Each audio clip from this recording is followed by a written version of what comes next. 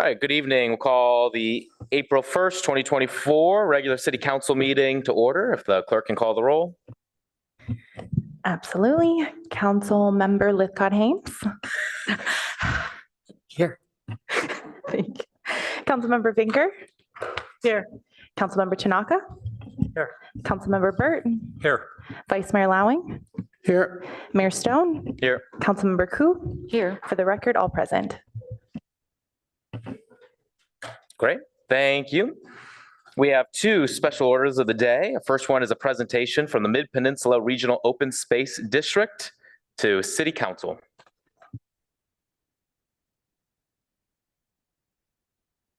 All right, former Mayor Karen Holman, welcome. Can I put 12 on here? Okay, all right. Okay, thanks. Well, good evening. And former Mayor Kishimoto and I are here just to demonstrate that there is life after council. So, thank you for having us here. It's been a little while since we've made this presentation. So new faces up here and some that are very familiar with, I know, the Open Space District. But for those who aren't and for those who are, here's maybe some more information that you might find of interest. So this is the 2024 update. Palo Alto has two different wards that are encompassed. Director Kishimoto has Ward 2 and I have Ward 5. And Palo Alto is divided essentially down Middlefield Road. So next. So unlike most organizations, MidPen actually has two missions. There's the original mission that governs the lands that were originally conceived of, but then MidPen actually purchased and is in charge of and control of a lot of acreage along the coast side too. So we actually have our original mission, and then we have a coast side mission, both of which have their own specific charge, their own specific purposes, and they're necessary because of the different uses, the different land uses, and the different contours of the land. Next. MidPen is one of the largest regional open space districts in the entire state of California. And if you look at the map in front of you, the yellow is, the broad yellow lines are the district boundaries. And if you look at the dark green on the map, those are MidPen lands. And if you look at the light green, those are other lands that are also protected, but by other entities. Perhaps it might be Peninsula Open Space Trust or Post, or it could be county parks. But we're very fortunate that the people who had the foresight to think that these lands need to be protected from development. Golf courses were a common threat to open space lands such as this. I'm a golfer, so no offense to that, but just we needed to protect the land from other kinds of development. So we're very blessed and fortunate to have this much land protected. It's about 70,000 acres. And some facts. Next slide. Some facts about MidPen, and I won't read through all of these. I'll just highlight some of them. MidPen, as you might well know, was founded by a group of primarily Palo Altans. Nonette Hanko is the central figure, a Palo Altan, who's a central figure in charge of motivating voters and putting together the interested people to create the MidPen Open Space District. And then it was created by voter initiative in 1972. Nonette said that she would gather people around her kitchen table, and she said what she owed the success of this effort to was her coffee cake.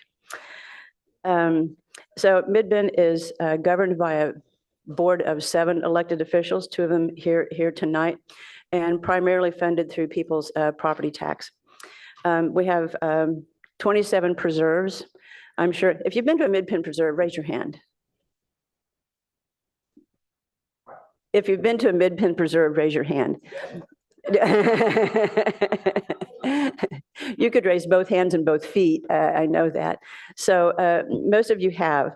And they vary in complexion, in amenities, in the views, whether they're good for bird watching or wildlife or wildflower visits and hikes. It's just remarkable lands. And also remarkable is the fact that our Mid-Penn preserves are open free to the public 365 days a year, free to the public. Our main office is in Los Altos. We have also really impressive of this organization is there's over 1,000 volunteers, over 1,000 volunteers. So next. Rancho San Antonio, which I'm sure most of you are familiar with, is the most popular preserve. About half of the visitorship that comes to our Mid-Penn preserves goes to Rancho San Antonio. Needless to say, when we're managing and operating these kinds of preserves, parking is always an issue, and access, whether that's trails or parking, need to be done sensitively. So we're still protecting our main mission, which is preservation and conservation of the lands. So don't get upset if there isn't a trail in some preserve or going someplace that you might want to go. There's probably a good reason for that. And it might be just more than, it takes a lot of time and money to get trails built, which of course it does. But also there's sensitive areas that just aren't appropriate to allow the public into for environmental reasons. We have about 4,000 acres at Rancho San Antonio, and 165 of the acres are operated by the county parks. There's the farm that is at Rancho San Antonio. I'm sure you've been there, but it's one of the most beautiful and certainly most popular. You'll be smart to go during the week to avoid the crowds and the parking. The next slide shows the preserve that is. Next slide. The next is just a quick mention of Ravenswood, which is the nearest by. It's just on the other side of the freeway. It abuts our nature preserve. That's the Baylands, Palo Alto Baylands. It's gorgeous. If you haven't been there, it's so accessible. Please go and hike it. It's truly amazing. Roshan Ridge, one of my personal favorites on the next slide, is, as you'll see by this slide, it's one of the best places to view raptors, but it's also one of the best places to go on wildflower hikes in the spring. One of my favorite things here also is if you go around behind the interpretive center, there is what used to be old Page Mill Road that goes behind the center and down cut through sandstone. And there's one of the biggest grinding stones I've seen in my whole life. It is about as long as this table here, with several areas where you could see Native Americans were grinding their grain. It's just an amazing, amazing, amazing place.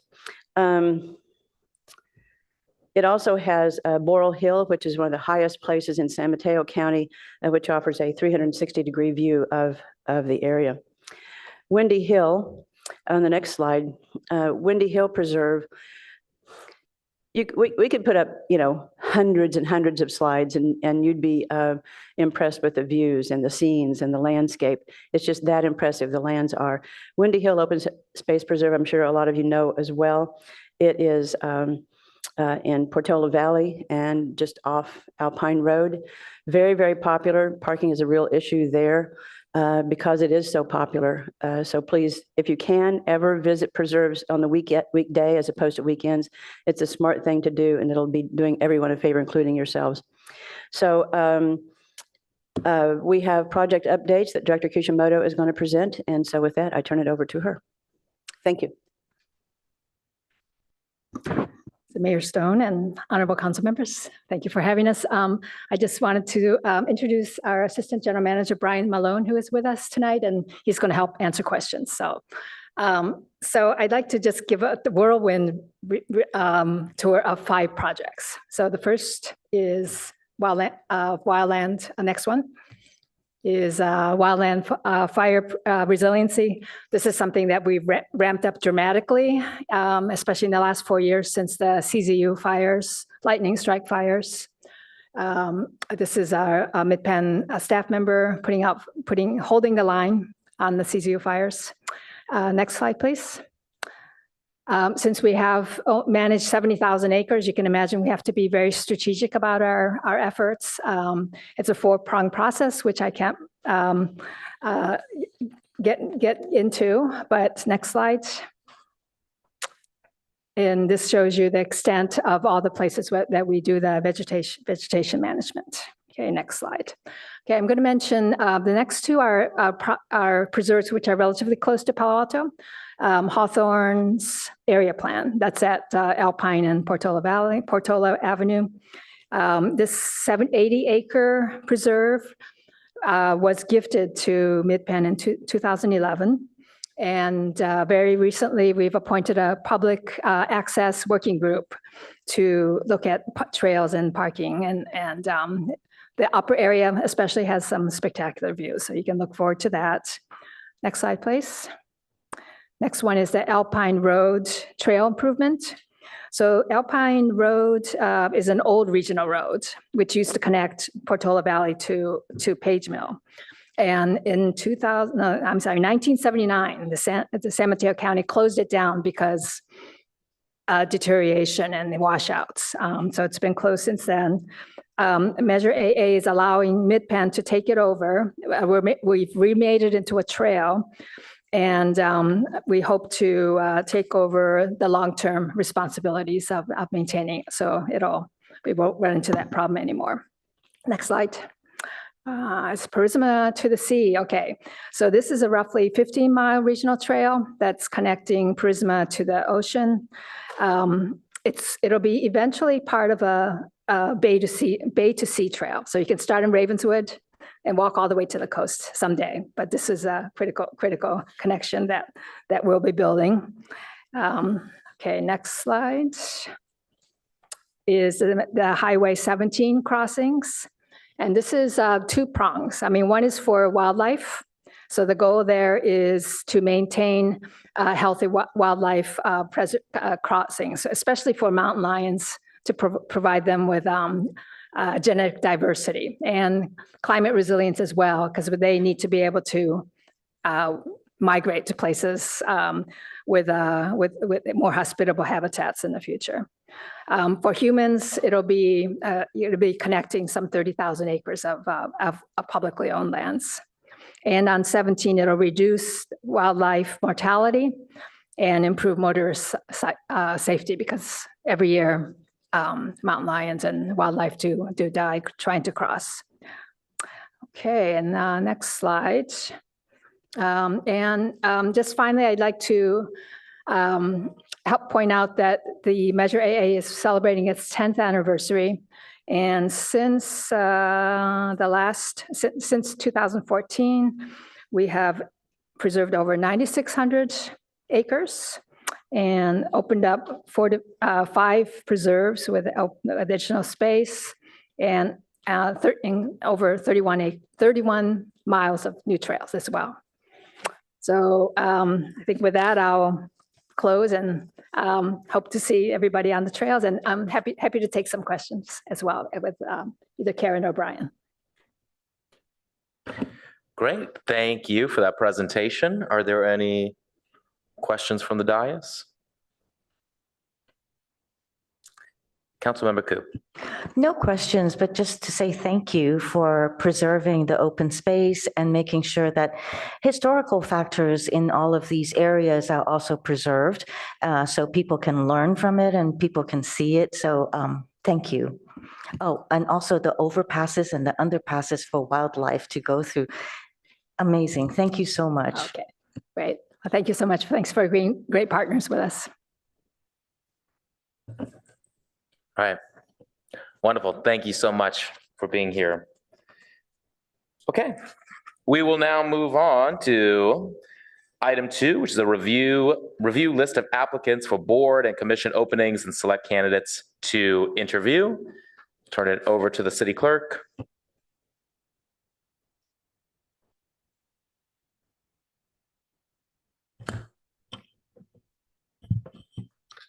Good evening, City Council. The 2024 Boards and Commissions recruitment closed 2 weeks ago. The applications were made available to council and to the public. Council members submitted to the clerk's office their selection of candidates to interview. And tonight we have a very brief presentation to summarize the vote results. For each commission, council members were allowed a number of votes equal to the number of vacancies plus 50%. So if the number of applicants were less than that, then all applicants will automatically be granted an interview. Just want to note that we received some of Councilmember Tanaka's selections shortly before the meeting, which is incorporated into this presentation. So some of these results will look slightly different than the supplemental report that we released earlier today. For the Architectural Review Board, we had 6 applications for 2 positions. And I want to apologize if I mispronounce any of the applicants' names. AJ Kumar Mishra received votes from Councilmember Burt and Tanaka. Geddes Ulinskas received votes from Vice Mayor Lowing and Councilmember Vinker. Kendra Rosenberg received votes from Councilmembers Burt, Koo, Lowing, Lifcott-Hames, Stone, Tanaka, and Vinker. Malsum Adcock received votes from Councilmember Burt, Koo, Lowing, Lifcott-Hames, Stone, Vinker. Valerie Disco did not receive any votes. And Zachary Posner received votes from Councilmembers Lifcott-Hames, Stone, and Tanaka. So based on these, the applicants that received at least 2 votes are bolded and underlined here. So based on current results, we have 5 ARB applicants who will move forward to the interview stage. For the Human Relations Commission, we have 7 applicants for 2 positions. Cara Silva received votes from Councilmembers Burt, Koo, Lowing, and Tanaka. Donald Barr received votes from Councilmembers Burt, Lowing, Tanaka, and Vinker. Mark Shonen received votes from Councilmembers from Mayor Stone and Councilmember Tanaka. Mark Weiss did not receive any votes. Mary Kate Stimler received votes from Councilmembers Burt, Koo, Lowing, Lifcott-Hames, Stone, Vinker. Miles Goodman received votes from Councilmember Lifcott-Hames, and Uzma Rashid Minhas received votes from Councilmembers Koo, Lifcott-Hames, Stone, and Vinker. So based on these results, we have 5 applicants who will be moving forward to the interview stage. For the Public Art Commission, we have 10 applicants for 4 positions. Allison Huynh received votes from Councilmembers Burt, Koo, Stone, and Tanaka. Amber J. Smith received votes from Councilmembers Koo, Lifcott-Hames, Stone, Vinker, and Tanaka. Claude Ezron received votes from Councilmembers Burt, Koo, Lowing, Lifcott-Hames, Stone, Vinker, and Tanaka. Harriet Stern received votes from Councilmembers Koo, Lowing, Lifcott-Hames, Stone, Vinker, and Tanaka. Xinye Chen received votes from Councilmembers Burt, Koo, Lowing, Lifcott-Hames, Stone, Tanaka, and Vinker. Ken Joy received a vote from Councilmember Burt. Sonia Padwarhan received votes from Councilmembers Lowing, Stone, and Vinker. Tara de la Garza received votes from Councilmembers Burt, Lowing, Lifcott-Hames, and Vinker.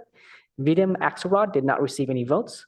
Yuri Chang received votes from Councilmembers Burt, Koo, Lowing, Lifcott-Hames, and Tanaka. So based on these results, we have 8 applicants who will be moving forward to the interview stage. For the Planning and Transportation Commission, all candidates will be interviewed because there were only 2 applicants for 1 position.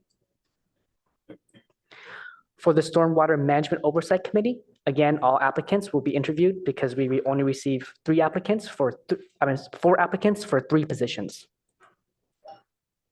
For the Utilities Advisory Commission, we received 6 applicants for 2 positions.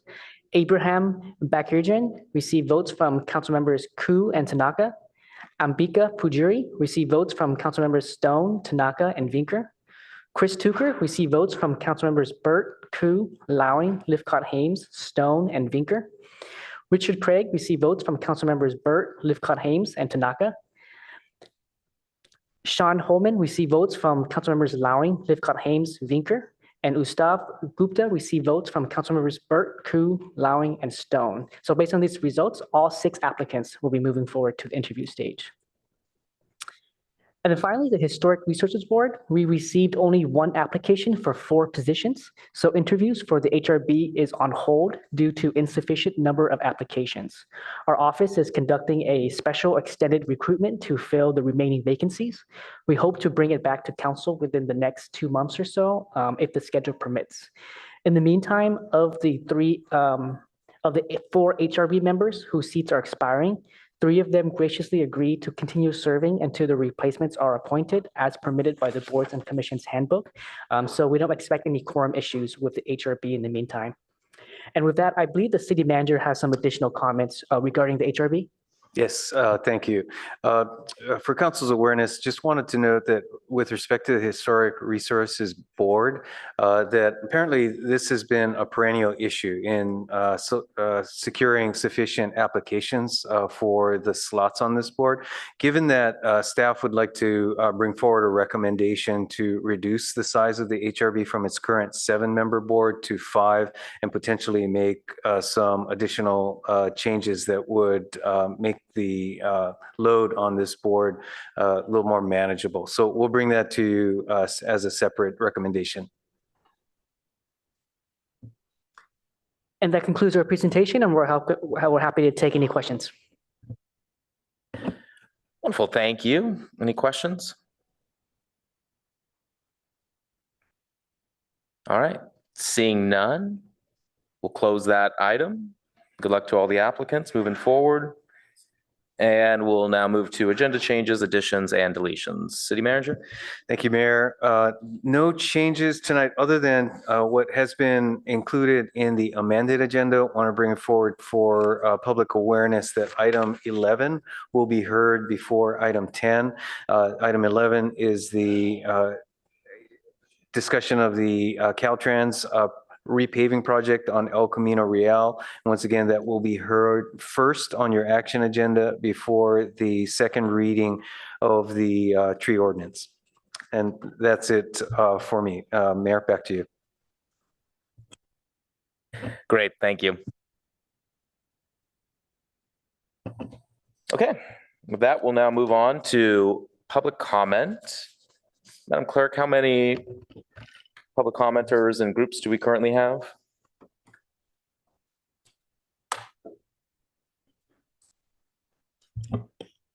We currently have 2 groups and 14 individual speaker, sorry, excuse me, 12 individual speakers.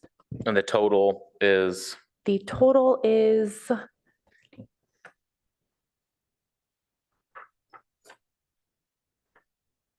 30 speakers. Okay. And since we have that many speakers, we'll be limiting the groups to 5 minutes, the individuals to 1 minute. I'm just going to go over some ground rules and a few comments. When I'm done, we will close the public comment. We'll close accepting new public comments. So if you desire to speak, please submit your comment card now or raise your hand on Zoom. So a few ground rules. First and most importantly, the city of Palo Alto values inclusion and tolerance. We strive to create a safe space for all to express their views. Any intimidation or harassment of anyone in this room will not be tolerated. Second, the First Amendment protects an individual's right to express their views in this public space. And while we can implement reasonable time, space, and manner restrictions, we cannot prevent a speaker from expressing their views, no matter how much we may disagree with it. If the speaker is saying something that you disagree with or you find troubling, you are welcome to excuse yourself from the room until after the person has finished their comments. We will not tolerate members of the public interrupting a speaker. Everyone is guaranteed their time to speak, but your time is limited to your 1 minute of public comment. Please withhold all your commentary both during and after someone is speaking. We ask that you do not clap or make any verbal remarks, as they may make people feel uncomfortable in expressing their views. And finally, we ask that you honor people's personal space and right to express themselves. Please respect each other and respect the forum that we have created here for people to share their perspectives. And then I understand that there is significant concern and public interest surrounding the recent rally that was held in front of Palo Alto City Hall on Saturday afternoon. As we've received numerous emails from concerned residents, I do want to ensure clarity on the matter before proceeding to public comment, allowing everyone to be able to provide informed feedback should they choose to speak on it. After discussing the event with the city manager this morning, I learned that a gathering permit was indeed issued for the rally, as requested by a Palo Alto resident. Gathering permits are commonplace and occur several dozen times a year in our city. However, it's crucial to note that while a gathering permit was granted, it did not authorize the use of the city's flagpoles. Additionally, there was a brief unpermitted march on the street surrounding City Hall. In response to these issues, the city manager has taken action by requesting that Public Works, excuse me, sir. What are you doing to protect? You are out of order. We are You have your moment to be able to do public comment. You are out of order. You may speak to us during public comment. You are out of order. You may speak during public comment. Thank you for issuing the public comment card. All right. The city manager has taken action by requesting that Public Works install locks on the flagpoles to prevent similar incidents in the future. These are the facts as they've been presented to me. However, before proceeding further, I do want to emphasize one key point. When permits are issued for legitimate First Amendment demonstrations, we expect permittees to respect city property and adhere to the rules outlined in the permit. The unauthorized use of the flagpoles was inappropriate and unacceptable. I extend my sincere apologies to any community member who was upset by this action. It's essential to recognize that our city's flagpoles are designated for displaying the American flag, California flag, and Palo Alto flag. Any deviation from the standard creates the illusion that the city is endorsing a particular cause, regardless of the cause or flag involved. Rules exist for a reason, and this incident represents a clear violation of those rules. I am deeply disappointed by this breach and offer my heartfelt apologies to those who feel affected by it. Moving forward, we must ensure that all demonstrations conducted in our city are conducted with the utmost respect for our community and our permitting rules. Thank you for your patience. And City Clerk, how many speakers now do we have? Okay, great, thank you. We'll have our first group, 5 minutes. Our first speaker is Annabelle.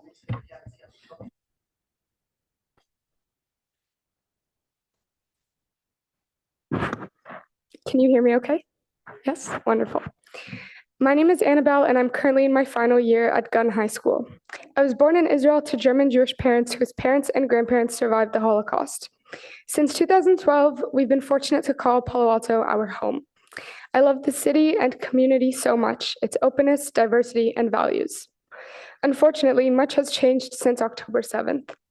Although anti-Semitism, like many other forms of hate and racism, have always been around, I never thought it could become as horrifying as what we're hearing and seeing today. Unfortunately, I'm not a stranger to hate and anti-Semitism. On a trip to Israel in April of 2022, while my family and I were having dinner, a terrorist opened fire on a bar adjacent to our restaurant, instantly killing 2 young adults and injuring many others. I remember calling my mother, who had stayed behind in Palo Alto, from a table I was hiding under as the chaos was unfolding. I thought I was going to die. With the terrorists still on the run, 30 people in the restaurant were able to seek safety in an apartment building nearby, where we remained in lockdown for 8 hours. If the terrorist had decided to start shooting 100 feet further down the street, I might not be standing here today. Ever since that day, I've been suffering from PTSD, and since October 7th, I've been reliving this trauma over and over again, especially with every new, deeply personal loss. Just recently, after 157 days, my father's friend, Ruby Chen, an Israeli and American citizen, received the inconceivable news that his 19-year-old son, Itai, who had been missing since October 7th, was killed by Hamas during the onslaught. His body's remains are still held by Hamas. Ruby can't bury his beloved son. There's so much suffering, so much pain, so much grief in this war. How can anyone, any normal human being, not be hurting when watching the terrible images from Israel and Gaza? More than ever, even after experiencing terrorism myself, after seeing with my own eyes how powerful and destructive hate can be, I have to believe that things will change, that there's a future free of violence and pain. I believe everybody here wants that too. Not just a temporary pause in fighting, but real, long-term peace, where Israelis and Palestinians live in safety, security, prosperity, and dignity, side by side in mutual recognition and respect. So rather than gathering here every week, why don't we support those who are actively trying to make that happen? Maybe that's naive of me to suggest, but actively causing more division, fear, and hate will surely only make matters worse. I see so much purposely distorted, factually incorrect, inciting messages all over social media. Just this week, as a number of survivors of the horrific October 7th attacks are speaking up for the first time about the unthinkable sexual violence they endured, the internet became swamped with immediate denial, false allegations, and a complete disregard for their pain and suffering. As an advocate for Title IX and women's rights, I've never felt more alone and cannot understand how rape of Jewish women is justifiable, and it breaks my heart. Too many Jewish kids are experiencing anti-Semitism at school, on social media, in our streets, here in these very chambers. One of my friends was verbally attacked by a fellow high school student, yelling "F the Jews" in her face in the middle of a school day. And too many Muslim kids are experiencing disheartening incidents of Islamophobia. How is any of this acceptable? There should be no place for hate against any group in Palo Alto or anywhere else.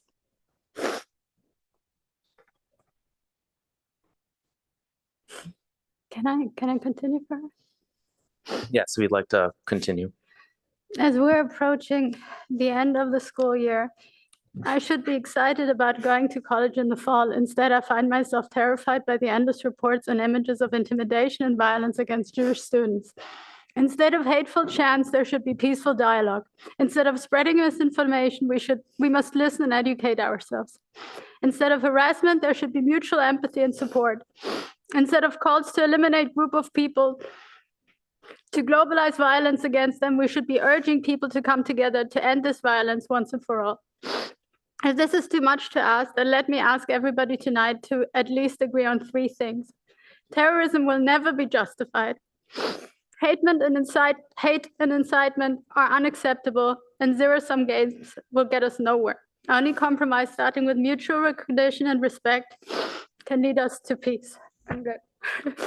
I want to urge this council to do everything possible to keep this wonderful place as safe, inclusive, open, and welcoming as it was when I first experienced it 12 years ago. Thank you. Thank you, Annabelle. Thanks for your courage for speaking tonight. Our next speaker is Sarit.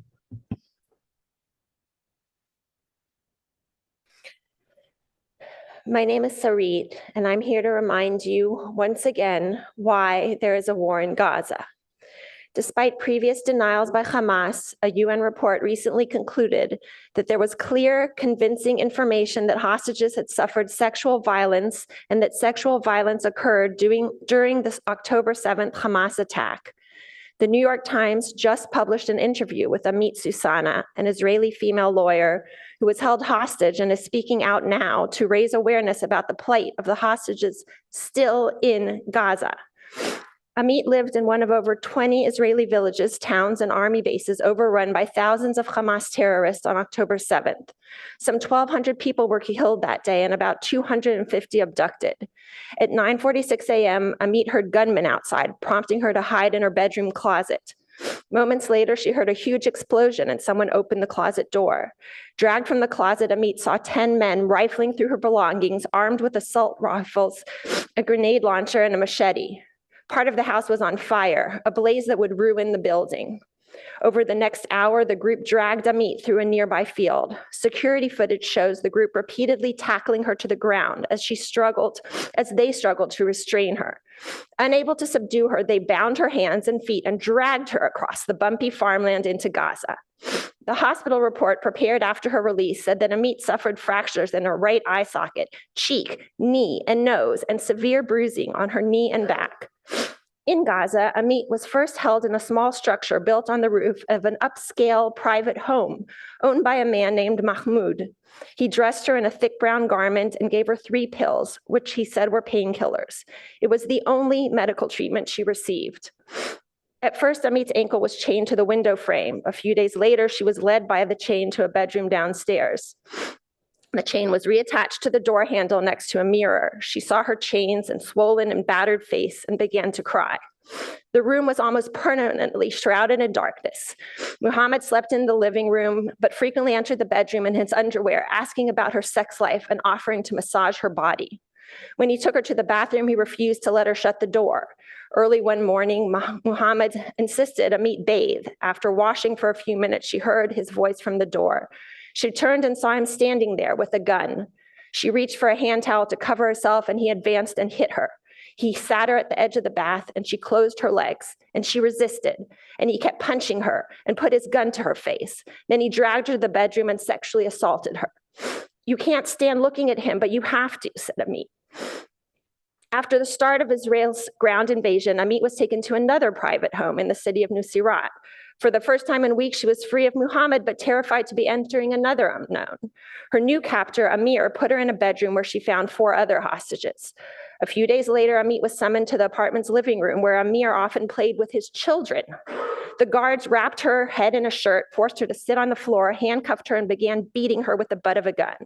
Then they duct taped her mouth and nose and tied her feet. She was suspended from the stick stretching between 2 couches, causing her such pain that she felt her hands would be dislocated. For 45 minutes, they beat and kicked her as the other hostages watched. In mid-November, Amit and 2 other hostages were driven to a house full of gunmen surrounded by farmland. There, a ladder, several stairs, and a series of narrow sloping passageways led the hostages 40 meters deep underground into part of Hamas's terror tunnel network. The ground shook every time a missile struck nearby. The tunnels were dark, damp, and too narrow for 2 people to pass each other. Their subterranean cell was so short of air that they were left dizzy and panting after taking a few steps. After several days, the hostages were taken to another private home. There they were when Israel and Hamas agreed to a hostage deal and a temporary truce. Amit was one of the fortunate hostages who were released, but there are still over 100 hostages in Hamas captivity, many of whom are presumed dead at this point. This war will end when they are released and Hamas surrenders. A ceasefire will be attained when those simple terms are met. Thank you.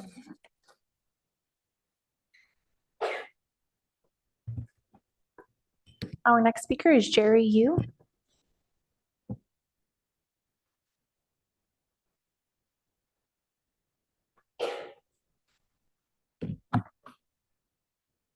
Good evening, Mayor Stone and council members. My name is Jerry Underdahl. I live in Barron Park, and I'd like to say just a few words about grade separation choices. First word is to thank the City Council for making the decision several months ago to permit the Rail Committee to speak about the viaduct, which had earlier on, prematurely to my mind, been excluded from the consideration. It was a good decision, thank you, and I think it is going to benefit discussion of this topic. Second is to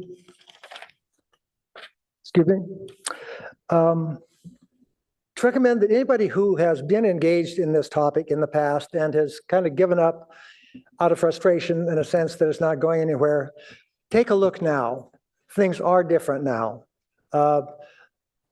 Questions that were there regarding the viability of a viaduct have been largely resolved. So please engage now. Thank you very much. Our next speaker is Alan C., followed by Lisa M. Hi, it's Alan Crystal. I've been a resident in Palo Alto since 1980. Mayor Stone, thank you for your remarks earlier. It really helps a lot. I know we're still learning exactly what took place, but that's what I came here to talk about. Saturday was a real shock. It was a shock to see 3 Palestinian flags on top of the flagpoles at City Hall flying above an anti-Israel protest. What's going on, I thought? I support free speech, but this looks like a violation of city rules. Making things worse, the protest was dominated by hateful anti-Semitic messages, falsely accusing Israel of genocide. I saw a menacing guard with a mask covering his entire face, carrying a billy club and handcuffs with the message, quote, "zero tolerance" on his uniform. Is this the tolerant, peaceful Palo Alto that I've known and loved? Or is it being taken over by extremists? I, like so many others in the Jewish community, want to know what happened. We believe there should be a strong condemnation by the city, and we're looking to city officials and police to make sure that our laws get enforced in the future. Thanks for listening to my concerns. Our next speaker is Lisa M., followed by Yazan.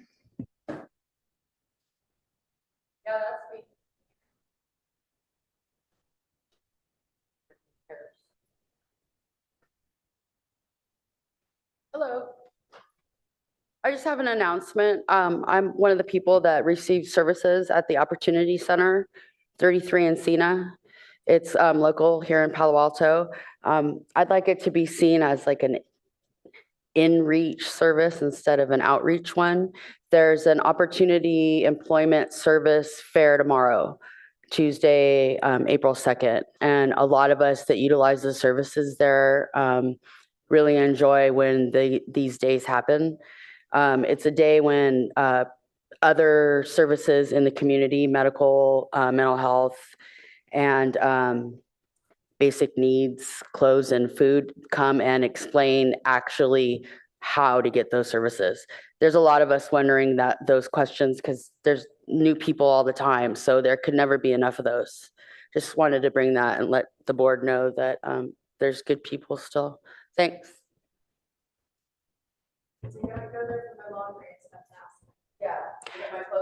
Our next speaker is Yazan, followed by Michael B.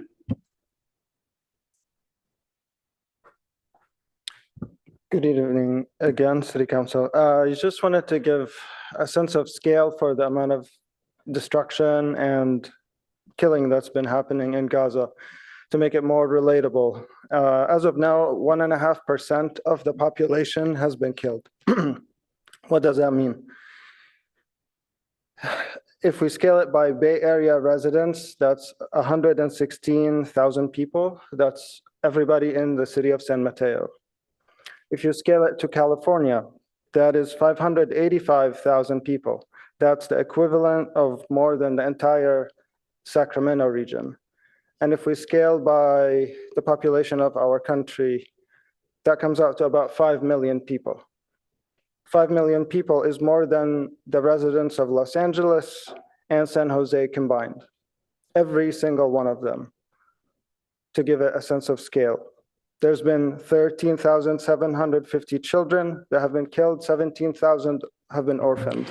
Your time is up. I hope that gives you a sense of Our next how bad this is. speaker is Michael B., followed by Deborah G.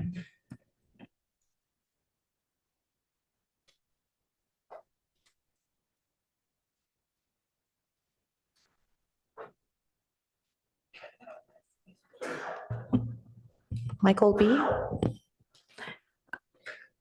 Okay, moving to our next speaker, Deborah G., followed by Elan L. Wow, well, I didn't know about Saturday's protest, and I am very disappointed in this council's reaction. I'm very disappointed that the police weren't there. Like, you didn't know that maybe there should be a little bit of law enforcement present. I'm astonished. I mean, I think I get the impression you guys aren't taking this seriously enough. My life is in danger from this. The platform you're giving these people to promote a one-sided agenda is being used to fuel hate. It puts my life at risk. And yes, you can do something about this. You know, you can say right in the beginning of the meeting, you can say, we are not doing a resolution. We are not taking sides. We're making that absolutely clear. You can say that at the beginning of every meeting. I'm sure there are other ideas you can do to kind of push back on this. You know, we need your back and we ain't got it. Our next speaker is Elan L., followed by Talha B.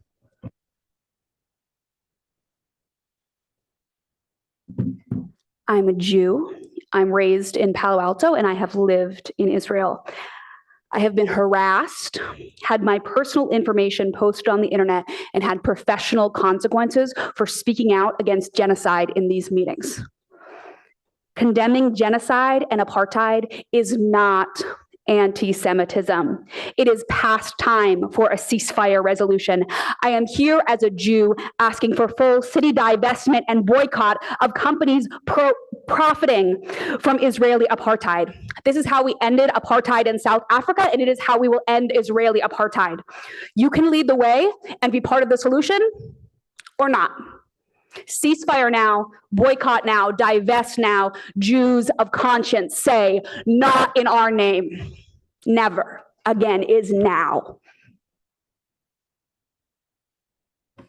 Our next speaker is Talha B., followed by Aram J.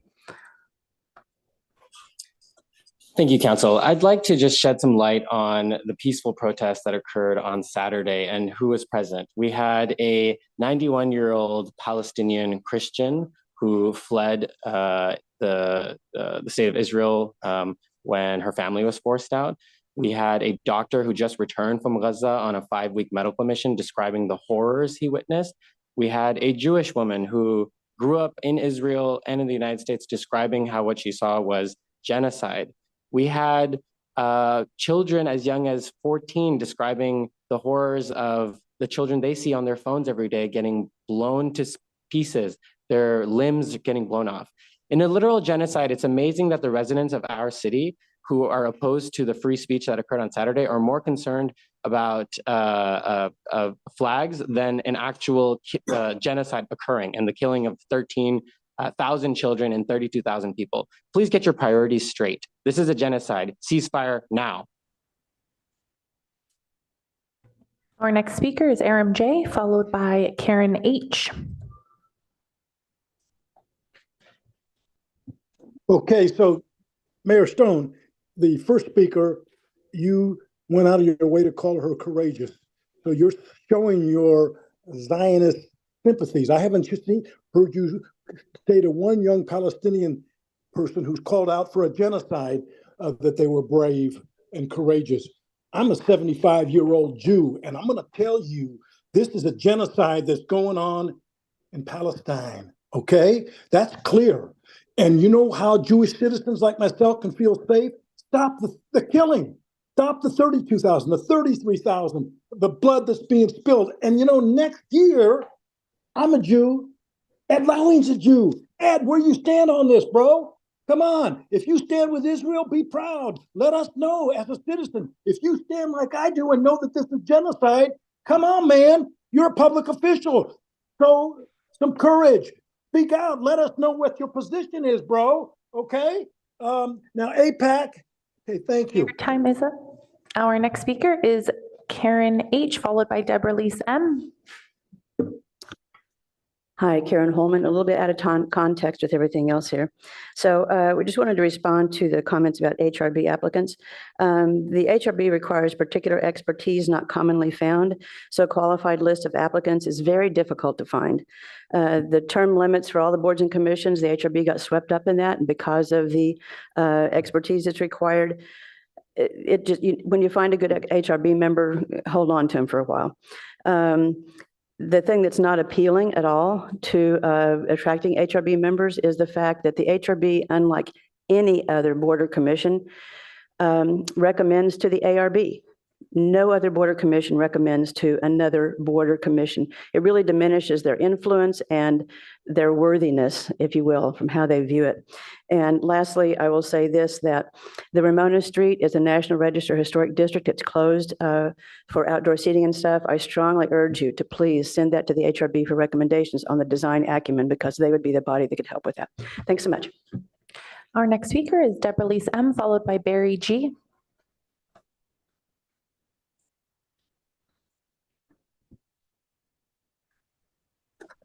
Hi, can you hear me? Yes. Okay. Remember back in November when Israel attacked Al-Shifa Hospital and then lied that they didn't do it, and then lied why they did it, and then figured out that they could get away with it and proceeded to attack every hospital? Well, for the last 14 days, IDF savagely attacked the Al-Shifa Hospital, committing next-level terrorism. They executed over 400 people, including women, children, and sick people. IDF kidnapped and tortured 900 people, including Al Jazeera Press and the medical staff. They executed Dr. Ahmed Kalerati and his mother, who are both surgeons, in front of their patients. 109 countries and the UN Security Council are demanding that Israel stop this genocidal terrorism. A recent Gallup poll posted that 80% of registered Democrats and 49% of Republicans and 60% of independents want a ceasefire. So my question is, who does the City Council represent? The only people who are fully aligned with this unhinged terrorism are MAGA and evangelical extremists. So please, Time is up. ceasefire now. Our next speaker is Barry G, followed by Amir R.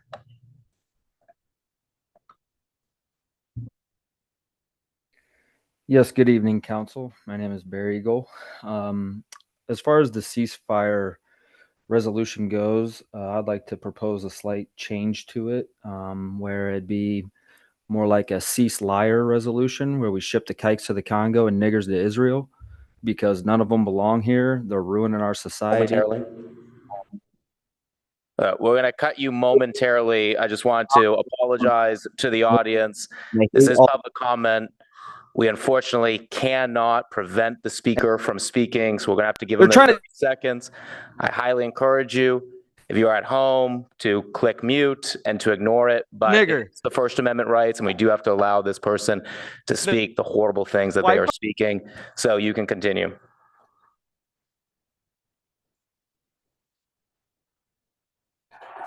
Yeah, Did they drop off? Take the niggers out of here because they're just ruining the place. They lie about everything. They just want all these handouts.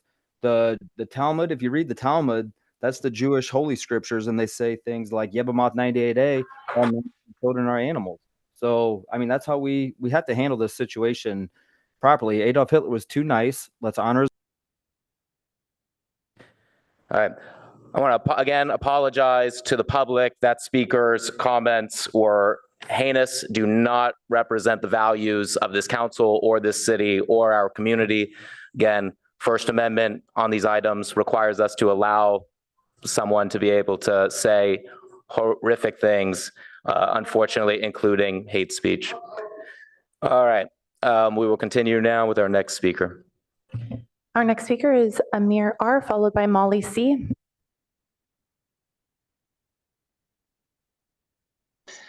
Hello, my name is Amir. I'm an Israeli American. I hold dual citizenship. I spent my youth in Israel, and I came to this country expecting a lot less anti-Semitism than I'm hearing tonight.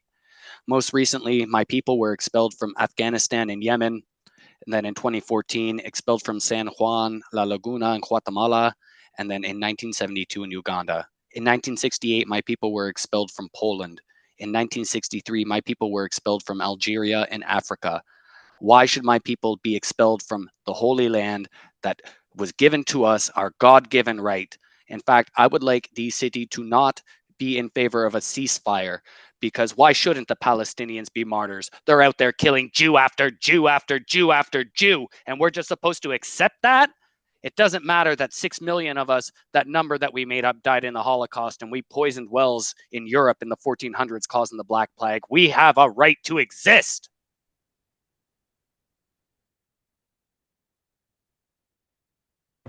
Our next speaker is Molly C., followed by Michelle H. Hi, my name is Molly Conger, and today I'd like to bring a little bit of awareness. I'm sure you guys are aware, but April is Sexual Assault Awareness Month. I find this to be interesting because when we have these specially put aside months, it's either awareness or it's prevention. And I think awareness, honestly, is not far enough. I think that we need to take steps to prevent sexual assault from happening. I think there's two major things that we could do that would really, take a huge chunk out of rape happening in our country. Number one, I think we should reinstate the Naturalization Act of 1790 and send these savage niggers back to Africa. Another thing we could do is remove the kikes, because without their demoralization of our people, I believe that we would have less molestation, we'd have less rape. I really think that if we could just remove the kikes and the niggers, we would be in a better place altogether. Thank you for letting me speak today. Our next speaker is Michelle H. Thank you, Michelle. Michelle, our last speaker, I know before you speak, if I can just once again admonish the prior speakers. They do not represent the values of this community, of this city. I apologize for the racist, anti-Semitic, anti-Islamophobic, and all the other just ignorant hate that we have heard tonight. Again, if it was our choice, we would not allow that horrific speech to continue. It is the First Amendment that requires us to have to hear them. So again, deepest apologies to anyone who had to hear that. It does not reflect our values as a community. Thank you. And Michelle, go ahead as our final speaker. So apologize to the anti-Palestinian hate speech. Let's just start there. Let's start there. Naomi Klein recently said in relation to the genocidal attack on Gaza, and Naomi Klein is Jewish. In your country, as well as mine, there is no moral leadership except the leadership that is springing up from the grassroots. All that we have is one another. We are that grassroots. And we cannot look at the images coming out of Gaza and not continue to become before you and call on you to move forward with a ceasefire resolution. In 2015, Mayor Karen Holman said in her State of the City address, "Act as if the world is watching because it is." Dr. Subay, a man better than anybody in this room, just returned from Gaza on a 5-week medical mission. He spoke at our peaceful rally on Saturday in downtown Palo Alto that was full of a diverse cross-section of our community. And he said, "I want to start off by sending peace from the people in Gaza who are asking about you and asking about what you're all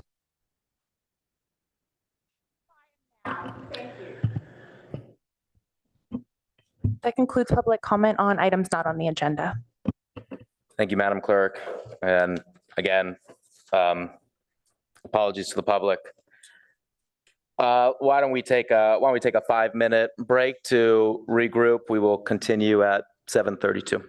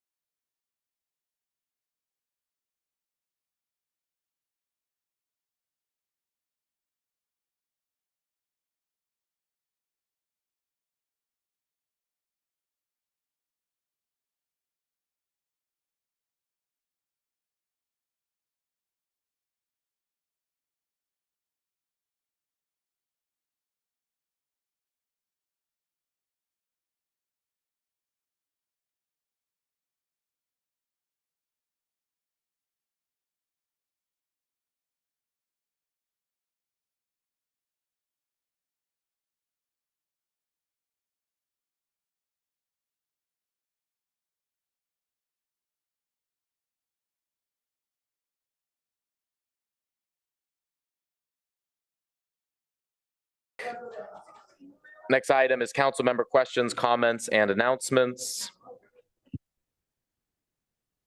Councilmember Koo.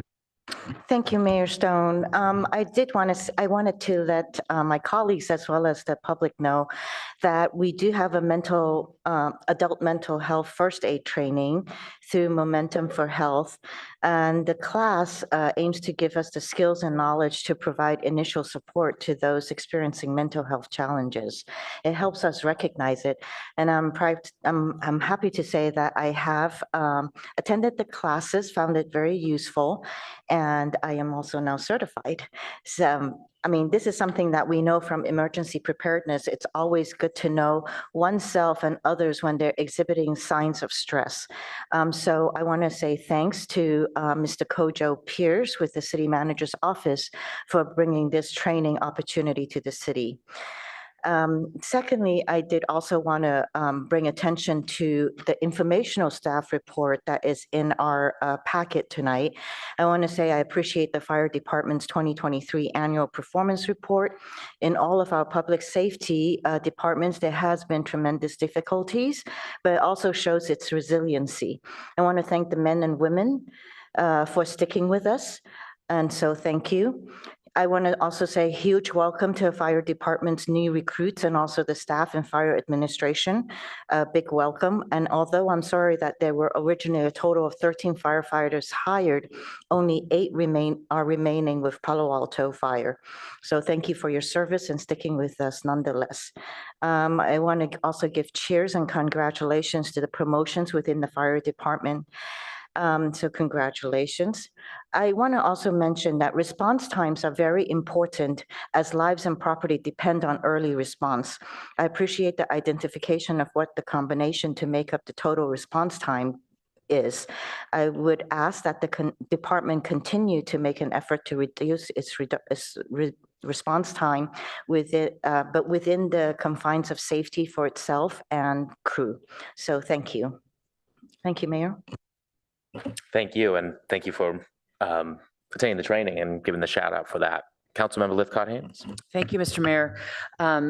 As chair of the Cubberley Ad Hoc Committee, I'd like to report that on Tuesday of last week, the city and the Palo Alto Unified School District reported they had made significant strides toward finalizing an agreement to enable the city to permanently secure a portion of Cubberley for the development of a community center. The city and Palo Alto Unified School District have met 7 times since December 2023 and are now in the late stages of negotiation. We have agreed to engage a mediator to bridge the remaining gap on the property terms and price and work toward an agreement expeditiously. This collaboration underscores our collective commitment to the community's welfare and the future of Cubberley as a key community asset. Thank you.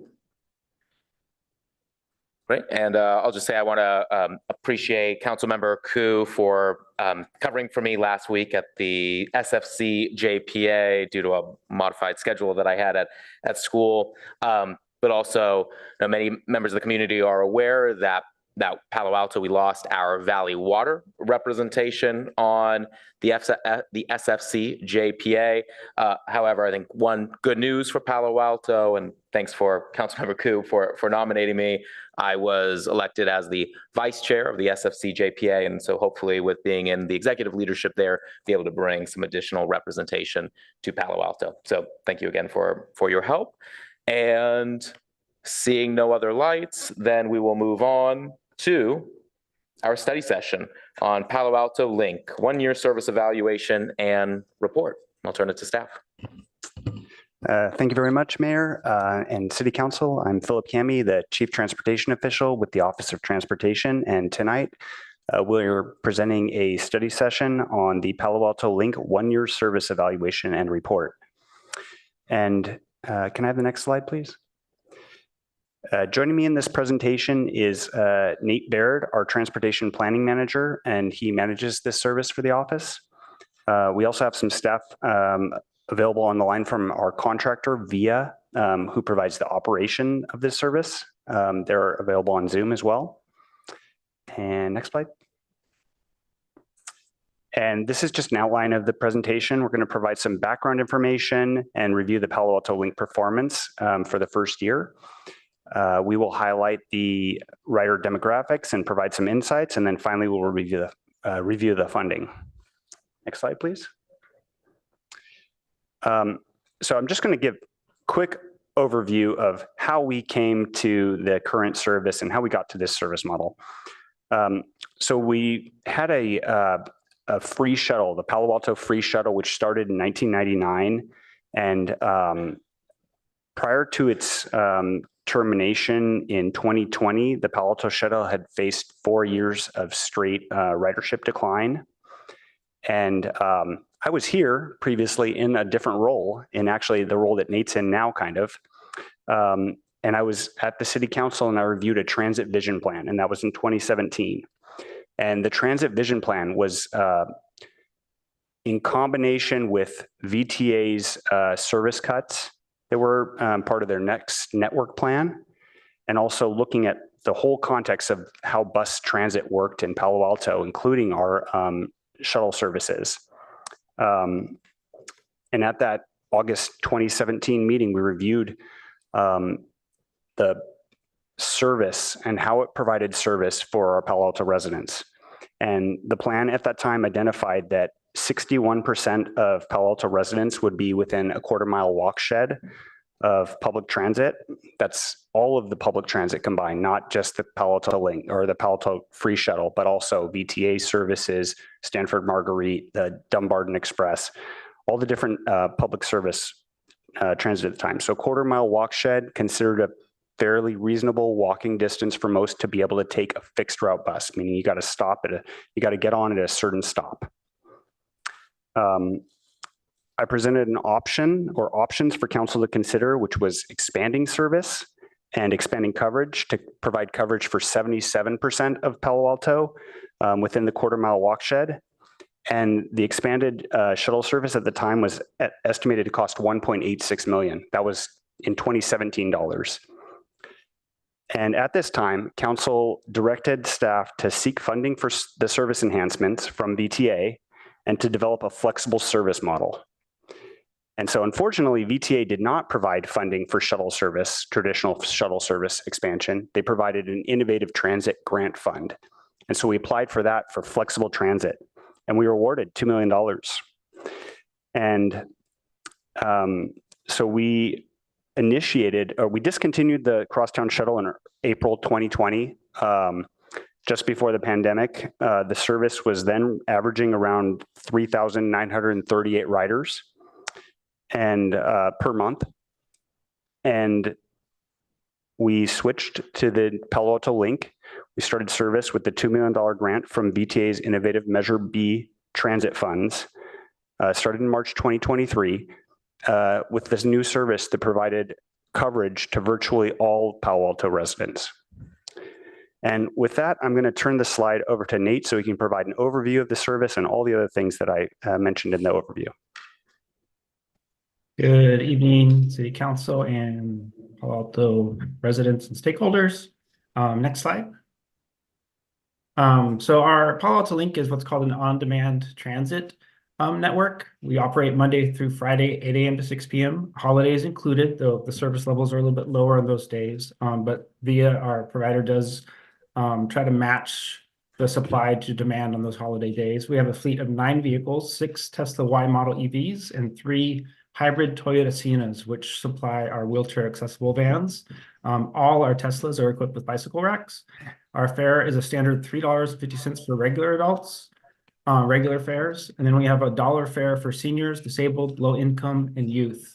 Our popular destinations we expected at the beginning of this service were the Caltrain in downtown, and then a number of senior and other community centers throughout town. Next slide.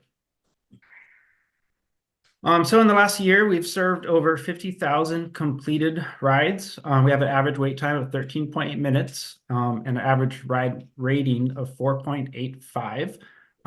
It's important to note that this is like Uber and Lyft, but unlike Uber and Lyft, these are shared rides generally. But for seniors and disabled, we do address to address pickup, but generally we do intersection to intersection pickup. So it's a little bit like Uber Lyft, but for most folks, you get directed to an intersection for your ride pickup and for your ride drop off. Next slide. Our ridership has trended up generally for the entire year that we've provided service. And we are, this is with the same fleet. So this all reflects an increased ridership and an increased efficiency with our network. Next slide. We've grown both our so this slide is just showing that we've got a number of active riders who keep coming back, but we also have a growing number of new riders. So over in there in March, all 840 riders were brand new. We continue to gain new riders throughout the last year, and we continue to support returning riders as well. Next slide. Our most common stop right now is in the Stanford Research Park, which has been a really great partner. Virtually right as we started, they came in as a funding partner and do really great marketing with their riders. The other common trips are to Palo Alto High School, Stanford Mall, Gunn High School, and to the train station in Stanford Hospital. Next slide. This slide is showing that, while we have some wait times over 30 minutes, over 80% of our ride times are well below the 20-minute wait time. We have an existing fleet of about 9 or 10 vehicles on most days. And our busiest times are at the very beginning, 8 a.m., and at the very last hour of the day, 4 to 5 p.m. Next slide. Our service provider VIA did a survey just to get a little bit of feedback on the service. Generally, folks would be very disappointed if our service discontinued. Next slide. We have a diverse range of riders by employment status and age. We have a number of seniors and a number of folks who use it for their regular commutes. So throughout the day, we're serving different trip types. So in the last and first hours of the service, we serve a number of commuters. And then throughout the day, we're serving a number of other daily trips for other demographics. Next slide. In particular, during the day, we provide a lot of independence for seniors and for those with other mobility limitations. Over 40% of our rides are in the fare discount range. And here we have just a number of quotes from our seniors who in the survey kind of appreciated the service. Next slide. It's important to note that Palo Alto Link is encouraging residents to choose shared transit over other private vehicle options. So a number of folks in our survey responded that they would have used a personal vehicle or Uber, Lyft, or taxi, and instead used shared transit. And over 15% of our users have used it to link to transit, other forms of transit in the city, which would be VTA, the Dunbarton Express, or the Caltrain. Next slide. So this slide is demonstrating our current funding and fare recovery approach. We received $2 million from VTA, and we're hoping that would stretch 2 years. But so far it's provided, and then once we got some revised costs, we were expecting 18 months. Stanford Research has stepped up and given us a regular contribution, and they are going to actually increase that a little bit to match the number of rides that they get. And then a small amount is recovered in fare. Next slide.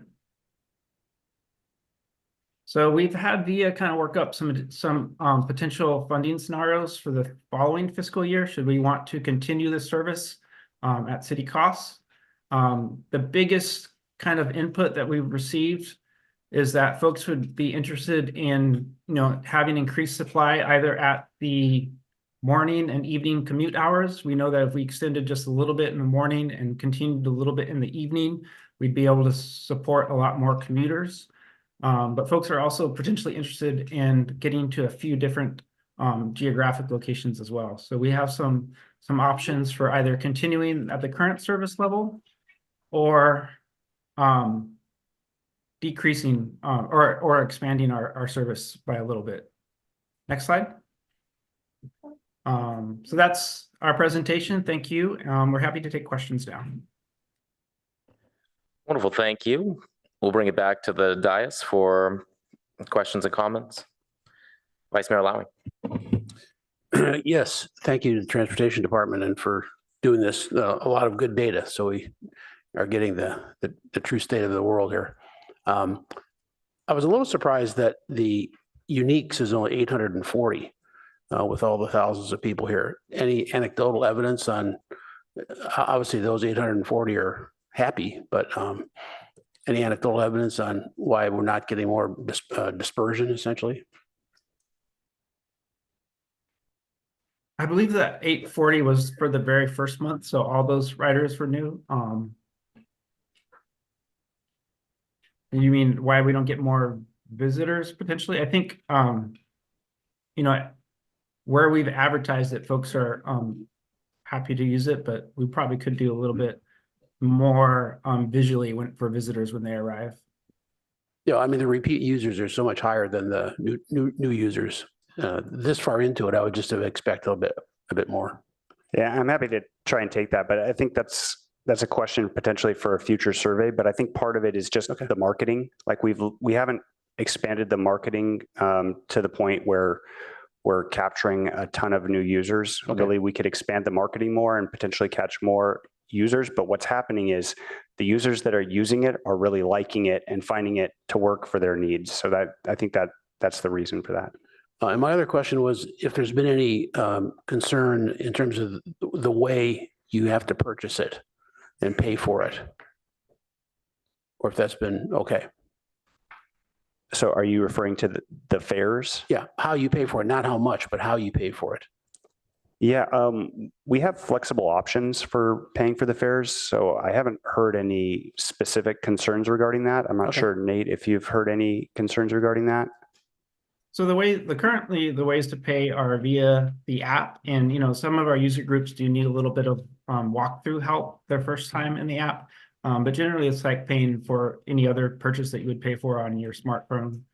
We also do accept cash fares, and so for folks who have difficulty with smartphones or those types of options, we also suggest you know booking over the phone and letting them know that you want to use cash or an exact fare. And so you can make a point of noting that either in app or with the booking agent over the phone. So I haven't actually, I've received most of the comments from first time users or people who've not been able to figure it out, but once folks get on it, they've been able to make use of it. Well, that's great because as the demographics appear to skew older, you would expect maybe some speed bumps there, but I'm glad you got through it. Thank you. If I can just really quickly on that, there's two reasons, two things that we did to try and help the demographic as it's skewing to the older age. One is to allow not just smartphone bookings, but to allow bookings by telephone. And the second one is cash. And we're an unusual deployment accepting cash fare. Councilmember Lithcott-Hames. Thank you, Mr. Mayor. Thank you, Mr. Kamhi and Mr. Byrd. Really appreciate this update. I want to congratulate the city on doing yet another pilot. It's a great way to learn what's what and what we ought to do differently. My mother has been a patron, was one of the first people, I think in week one. Mom was newly without a driver's license and we were newly in need of support as a family. And it was wonderful that the link was there. I think the fact that it is accessible by phone really is a significant, what am I trying to say? A benefit for those who are challenged by technology, as someone like my mom is. So I'm just really full of commendation and kudos. I recently learned and saw again in the report that there's an interest in really using the link to support our youth, and that's an overarching issue for so many of us. And I'm very excited about how the link can be used to help our youth get from point A to point B and, you know, make that transition from school to recreation or outright pleasure and fun, late night, kind of safe trips for youth begins to come to mind. Therefore, I'm surprised that the hours of operation as currently existing are not really sort of conducive of getting teens to various places. And I notice in scenario B, when we're talking about extending the hours by 3, we're talking about pulling it a little bit earlier in the morning, a couple more hours in the evening. And I'm just wondering if we've done any surveying of our youth, what kind of hours would they like to see? Where would they take it to and from? Would love to know what it would take to extend the hours even further. I also see that weekend service is not contemplated, and that feels like almost a fiction of a time when the weekends felt super different from the weekdays. But nowadays, so many of us are trying to get from here to there really on any given day of the week. So I'd love to hear more about that. And while I'm on the subject of increasing hours, I noticed in scenario A, when you were talking about we might increase supply by 5% to meet an anticipated increase in demand of 5 to 10% for an additional $1 million a year, which is a huge fraction of the existing operating budget. So I'm wondering why such a small increment requires such a vast outlay of dollars. So I'd love to get your thoughts on that. And my final question is, the average wait is 13.8 minutes, but I'm wondering, since it's a shared service, which is a little bit of a detriment, what the average trip duration is. How long are people kind of waiting while someone else gets dropped off? And that's it for me. Thank you. I think we have that average trip duration, but it might take us a few minutes to get it. And I'm not sure, but I believe that the specific hours was informed by information that we got from the survey. But I'm hoping that potentially we can get clarity on that from either Krista or Sophia that we have on the line. Yes, hi. Just wanted to wait to jump in case you wanted to take it. Hi, everyone. My name is Sophia Whitty. I'm representing VIA, the contractor that helps operate the service. So yes, so to quickly answer, I'm pulling up the average ride duration right now, so I'll get that to you shortly. But it's a great question. I think how we decided which hours to expand to and what exactly to do. So what was really amazing to see is similar to your response. The survey results showed that people wanted the service to expand in a ton of different ways, both in terms of hours, in terms of geographic expansion, in terms of weekend service, et cetera. And I think when the Palo Alto team and VIA work together, we think of a long-term plan of hopefully being able to execute on all of these things. But based on kind of the short-term highest priority for next year, what we heard the most from public comments, expanding to those 3 hours, specifically to hit that use case that of commuting and evening service, seemed to just be kind of the loudest voice in the room we heard. So I think the goal would be to do all of the above that you mentioned, but short term, the top priority expansion that we're hearing from the community is that kind of 3-hour expansion that is outlined in the report. Thank you. Could I ask, were youth surveyed or were existing riders surveyed? Who took the survey? That was of our existing users, but we do have right now a survey out to the youth because that program is so new. So we will have more specific information soon as those teens start making use of that new program. Are we working with the school district on getting that out to youth, or if not them, how?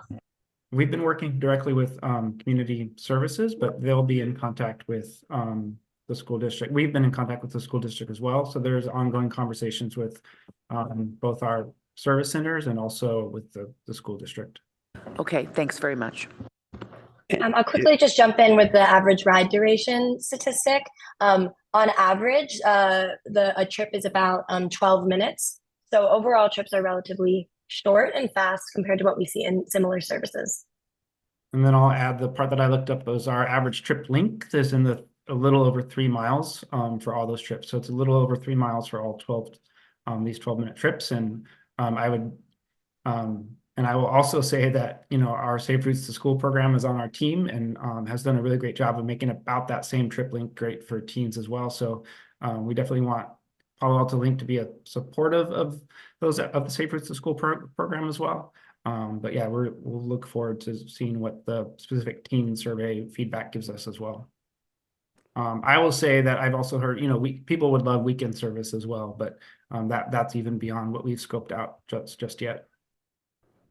And if I can, I think I'll just really quickly say some of the things that we considered and we heard feedback from is it'd be a lot easier to meet Caltrain if we, think about somebody commuting. They might need to be at their office by 8 something, or they might need to be at their office by 8, or they might leave their office in San Francisco or San Jose at 5 and then get here and the service is done. So we're thinking a lot about that connection to transit as well in the service expansion. The one thing I will note is this is a typical transit standard is that the later you get in the evening, the earlier you get in the morning, or the more weekend service you provide, the less likely you are to have consistent ridership. So that's just a typical transit standard, is to note that the ridership typically dips on weekends. It typically is less consistent on the evenings. It's typically less consistent in the early mornings. Councilmember Burt. Thank you. So first I'll start by saying that from hearing from the people who use the program, the response has been generally very favorable and they really have appreciated it. But what we're really looking at is how we transition from a grant program where it basically wasn't costing the city the funds to something that is sustainable. And there lies the question. We currently are getting a little less than 10% fare box recovery. So that's a real low figure for transit. And it's pretty easy to see that if you give something away that's of significant value and you give it away for virtually free, people will like that. That's not a hard deal to come up with ways that you can have people like what you give them, $27 bills every time they step on this. And that's basically what we have here. So first, a question is, when we look at being able to increase ridership, do we have significant incremental cost increase, and how much significant additional capacity do we have in the program? I'm sorry, I'm going to need you to repeat that question, but I just want to clarify one thing that you said earlier. You were talking about the fare box recovery, and I just want to say that our fare box recovery technically for this service is about 25%, because we have a direct contribution from Stanford, and so that the technical cost is what the grant is covering, which is the 75% of the cost. So we technically right now because we have a partner in this, along with our fares, we technically have a 25% fare box ratio. 25%. We're getting from VTA $22.60 per trip, correct? Yeah. So and we get in revenue how much per trip on average? So it's the $6.67 plus the $1 divided by the 30.27. No, we don't get. So we have a contribution from another agency. That's not fare box recovery. So fare technically, box recovery is what the riders pay in a transit system. We're getting subsidies from two different agencies. Yeah, so because that's an ongoing subsidy to the fare, which it is, technically it's a subsidy directly to the fare. When you have a partnership like this, it's considered a fare. It's considered a fare box. So that's how transit operates. I've had many partnerships. I just want to be clear. I've gone through this with the FTA before. I know how this works. The FTA would consider this a contribution directly to your fare box. Okay.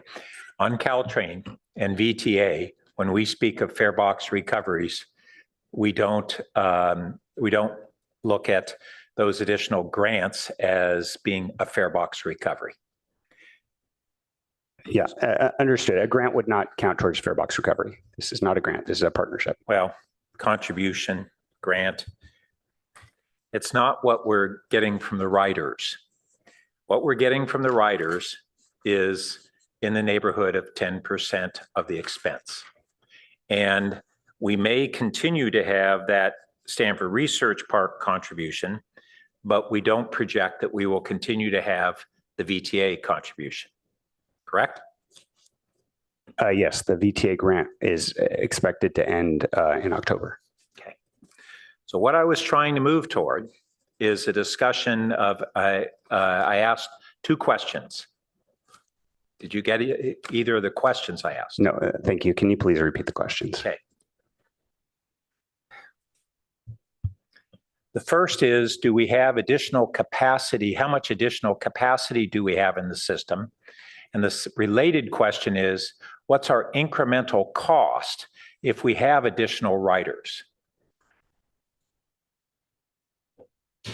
Yeah, so the answer is yes, we have additional capacity in our system.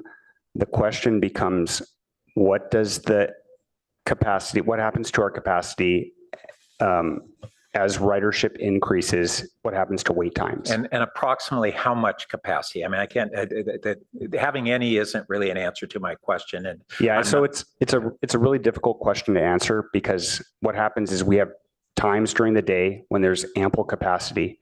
If the trips happen off hours, midday, at 4 o'clock to 5 o'clock, we don't have a lot of capacity right now. We're pretty much at a point where all the rides get booked from 4 to 5 p.m. So the issue is that, I mean, we have a lot of capacity on freeways in the middle of the night. That doesn't really help our traffic. So the question is, if we market it and have more riders, do we have more capacity to absorb the riders when they're going to want to ride?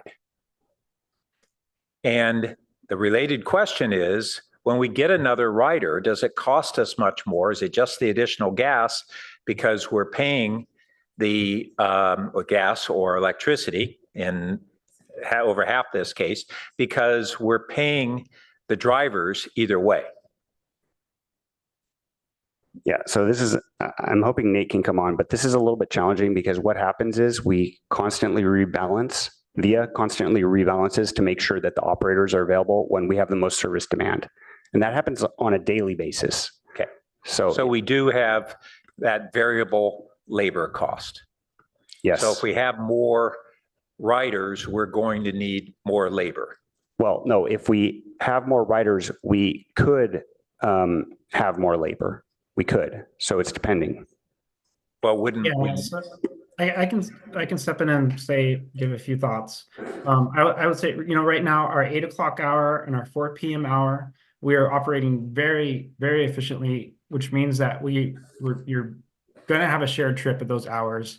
Your wait time is going to be a little bit quite high, and you're likely to not be able to get a ride. And so the service quality is poorest right now at our busiest hours at 8 a.m. and 4 p.m. And so that's why we've recommended going to 7 a.m.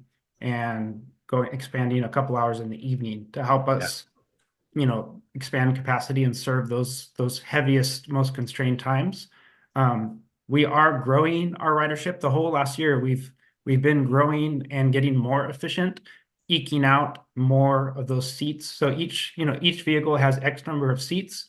We are trying to do as many shared trips as possible. So right now we had our busiest month last month. We hit over 3.1 rides per service hour, vehicle service hour, which is a really good metric in the on-demand transit world. When we started out, we were at like 2.7. So we've steadily been eking out that good efficiency, but then you do have the service decrease in service quality at the 8 a.m. and 4 p.m. hours. And so that's why, and the funding scenarios we were talking about, we really do need to increase a little bit of demand, or we need to increase a little bit of our supply. And VIA's already been doing this with their driver incentives and trying to get our fleet capacity highest at those busiest hours. But we still need to increase our deployment a little bit at those hours. So we do need additional drivers, and other vehicles who would really help with that. But if we want to expand our service, then yes, it would entail even further investment to expand and to really move beyond what we're doing now. And then speaking to the subsidies, we heavily subsidize as a society, driving alone, parking costs, and so to my point of view, transit has a real environmental benefit, and we're really helping people go from having X number of cars per household and decreasing that, going car lighter, car zeros. And we really see that with our demographics and our usage. Let me just interrupt there. Look, I'm on the VTA board and the Caltrain board, and I understand the merits of transit. And I'm over on my time, and I had other questions that I was hoping to answer. I would get answered, but I'll need to see if I can loop back. But I'm trying to get into some substantive questions that will help us focus on where we go from here, as opposed to getting the ABCs of transit. If I could help, this is in effect a teaser that the Finance Committee will have the opportunity to dive more deeply into as a part of the proposed budget deliberations.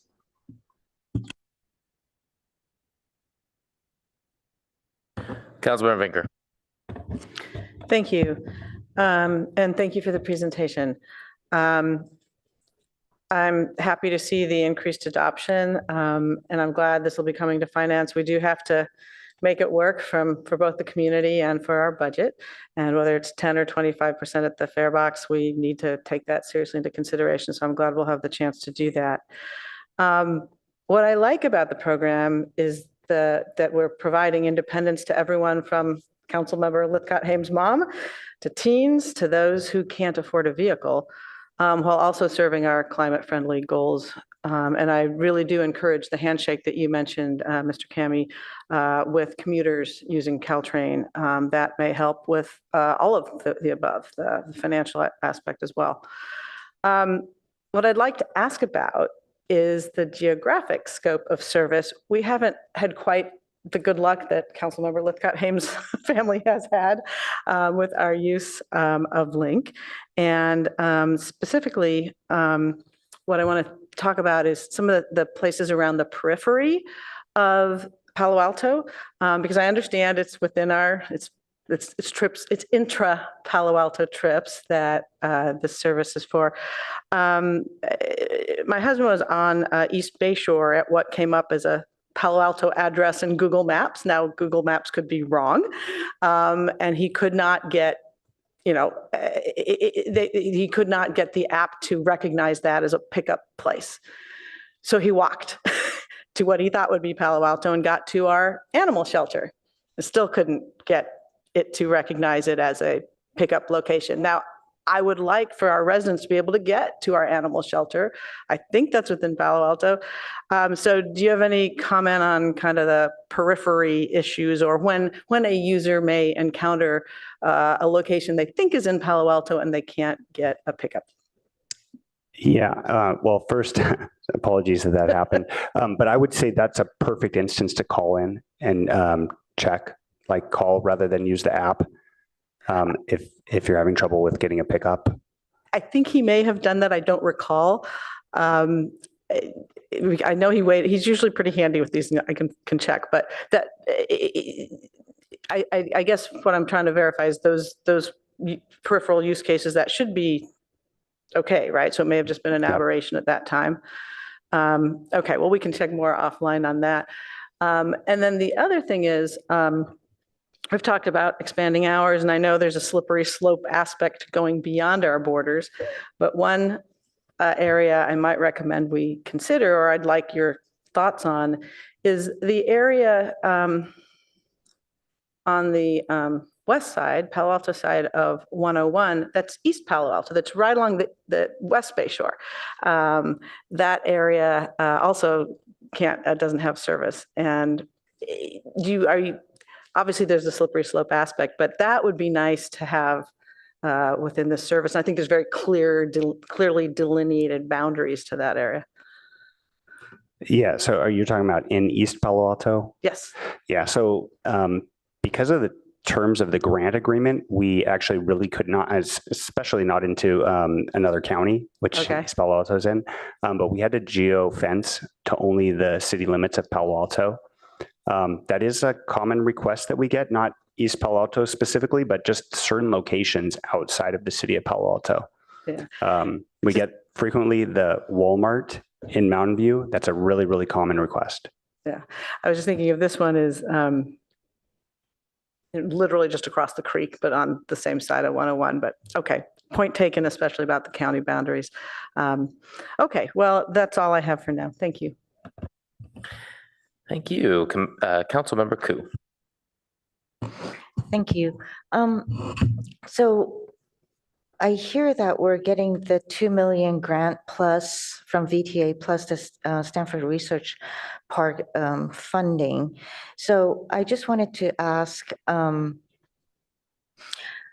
you know, in order to make it sustainable and to look forward, because obviously, you know, a lot of the residents now are depending on this service and like it.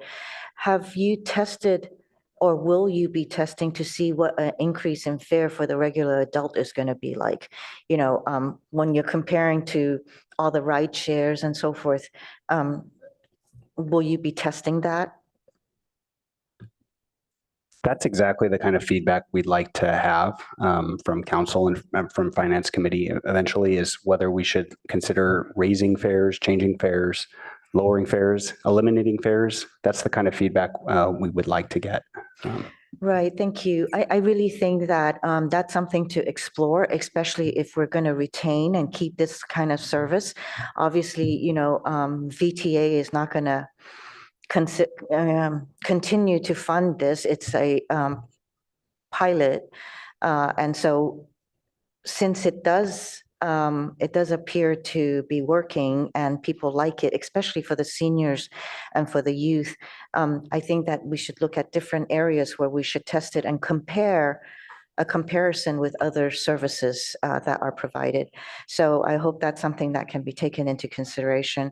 The other thing is I was wondering, you know, since we have a lot of seniors using Palo Alto Link, do you know if paratransit has decreased, or does it provide a higher level service? Can you kind of give me a little understanding how paratransit comes into play? Is it a lot less convenient to use paratransit, or is it just as convenient? Thank you, Mr. Kami. Yeah. So that's actually something I'm really interested to look into, is whether paratransit use has declined. I believe that our service is kind of complementary to paratransit. There's different types of uses where you might really want paratransit. One specific reason is that the paratransit trip, you can request the day before and schedule it, and they have to pick you up. They're required to pick you up at that the window that they give you. Now it's a window. It's a little, they call it a negotiation, the paratransit negotiation for that window. But they have to pick you up during that window, which means that if you have a medical appointment and you are not prepared to leave early, it's like maybe a dialysis appointment or something like that, then you can know that you're being picked up and know that you will be there. You're guaranteed. Our service is, like I mentioned, it's like any other rideshare. You book it at the time, and you might need to wait. Now, typically our wait times are not that bad, but it could be a challenge if you feel the ride's not guaranteed. It is really interesting, though, if you were to compare our service to the paratransit service, their cost per trip is around $112 for the VTA Access paratransit trip. So it's a very different level of service. Thank you. Last question. Also, I think, well, maybe just a suggestion and recommendation when you're going forward considering this, given that our residents are already expecting this and liking this service a lot, I think we have to prepare for, should we not have the funding for it? What are you going to do? What is in replacement? Lastly, also to take into consideration is also to see if you can get the data on age groups for the regular riders who are using this service. Also, it'd be interesting to see if, you know, what are the comparisons between the seniors and the youth, and then who the in-betweens. So again, thank you. Thank you. Councilmember Tanaka. Yeah, thank you for your work on this. So I think the big question here really is how to make this economically viable. So I did the math there, and if you put the subsidies aside or whatever you want to call it, um, it's costing, Stanford and BTA about almost $30 per ride. And I just opened my Uber app and I looked up how much it would cost during rush hour to go to my house, which is in the middle of the city, and we're on the edge of the city here, or to go to the other side of the city, let's say the JCC. So to my house, it's about $10. And to the other side of the city using JCC during rush hour, like right now, is about $17. So that's like, 1/3 to half the price. Dramatically less. And I think these are longer distances. When I look at the amount of time, I think you said 13.8 minutes wait time. And I compare that to Uber or Lyft, it's about 2 minutes, a 2 minutes wait time. So it is dramatically longer, like 6-7 times longer.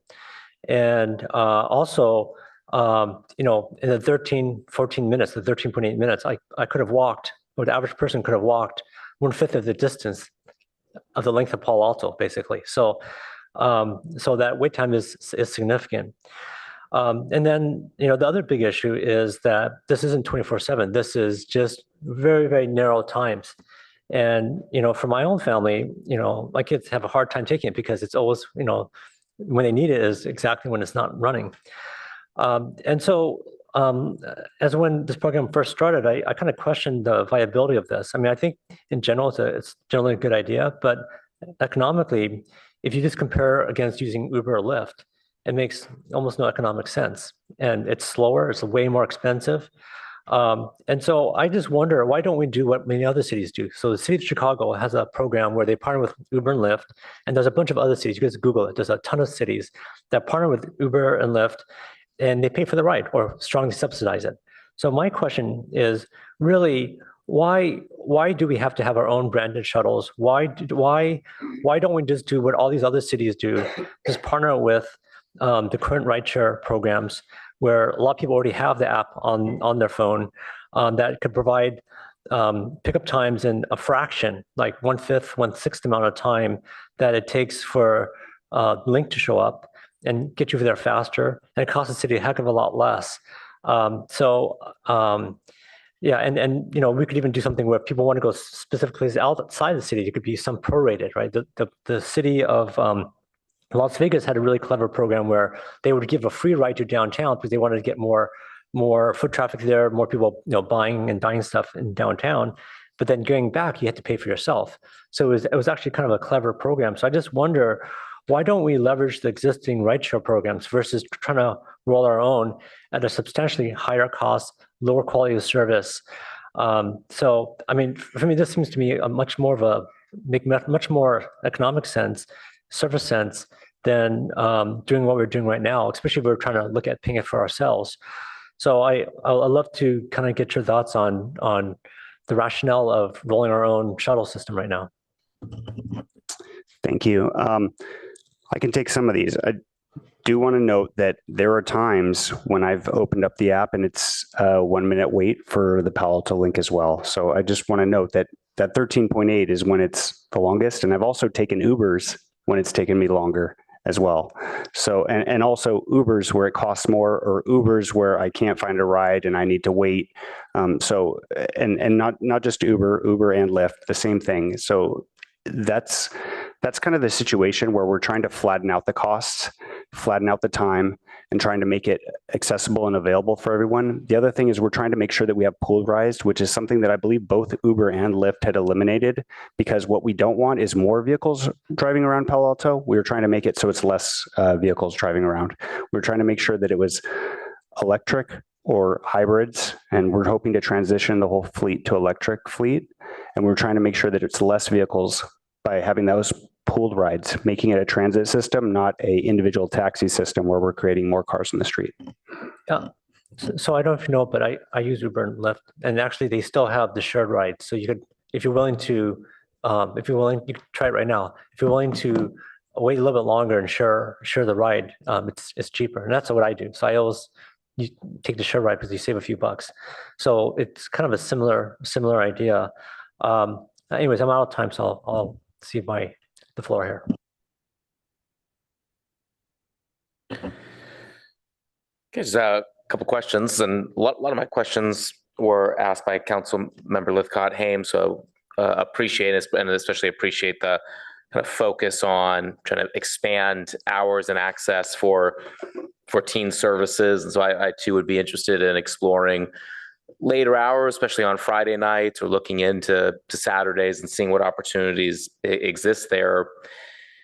Do we know how? I mean, we kind of got into kind of survey data, et cetera. But how are we now have free fares for youth seeking teen services, et cetera. How is that being marketed to the community? Yeah, I'm afraid to say that I would need CSD's help in responding to that. They're really managing that. They came to us actually for the partnership in this, but I know that communications has been involved as well as CSD. Okay. Yeah, I'd be interested in that, and kind of expanding ways to be able to make sure that, man, it's a great service. It's a wonderful program. When I'm out and talking to people about it, they're very excited about it. But I'm concerned that not many know that they have that free access. And so I'd be curious to learn more about that as we move forward. Really love the partnership, especially with Stanford Research Park working so well. That's wonderful, and interested in additional partnerships that might exist. Have we talked yet with PAUSD to see what opportunities exist there to be able to partner? I mean, now that we are offering free rides for students, a decent percentage going to Palo Alto High School and Gunn High School, and the data you presented seems like a natural partnership. I'm wondering if we've tried to have that conversation yet. Yeah, so something that we didn't mention is a few things. Number one, that we are researching additional partnerships, not just SRP, but we're talking to Stanford, PAUSD, the Town and Country, and we're also looking at, I'm sorry, Stanford Mall, not Town and Country, but Stanford Mall, looking at some of our larger destinations to see if they'd be interested in having a similar partnership to what we have with the Stanford Research Park.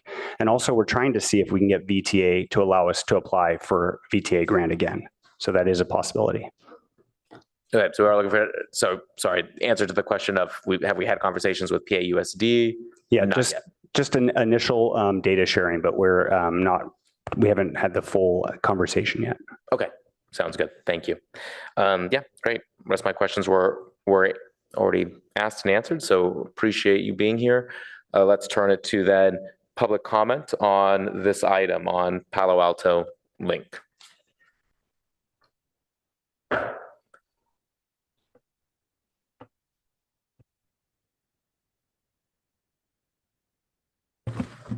No hands are raised and no request to speak for item number 3. Thank you. Then we will now move on to the consent calendar. Consent calendar items 4 through 9. We'll do public comment first.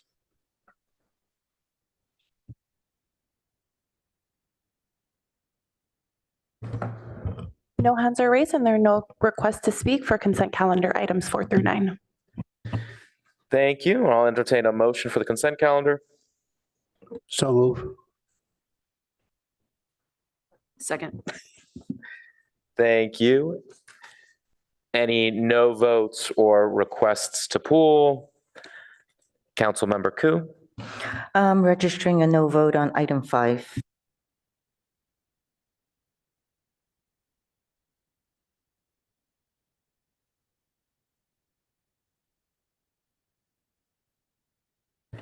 Councilmember Tanaka. No on 5 and 9.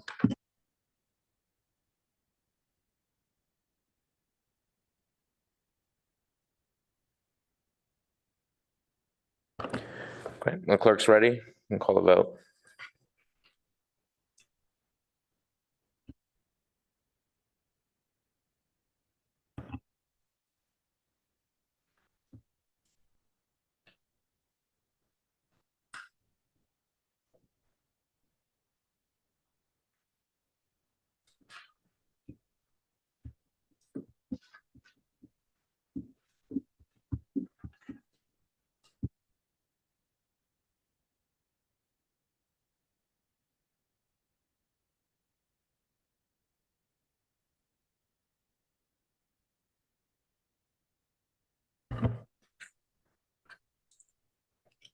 Vice Mayor Lowing, Yes. Councilmember Ku, Yes.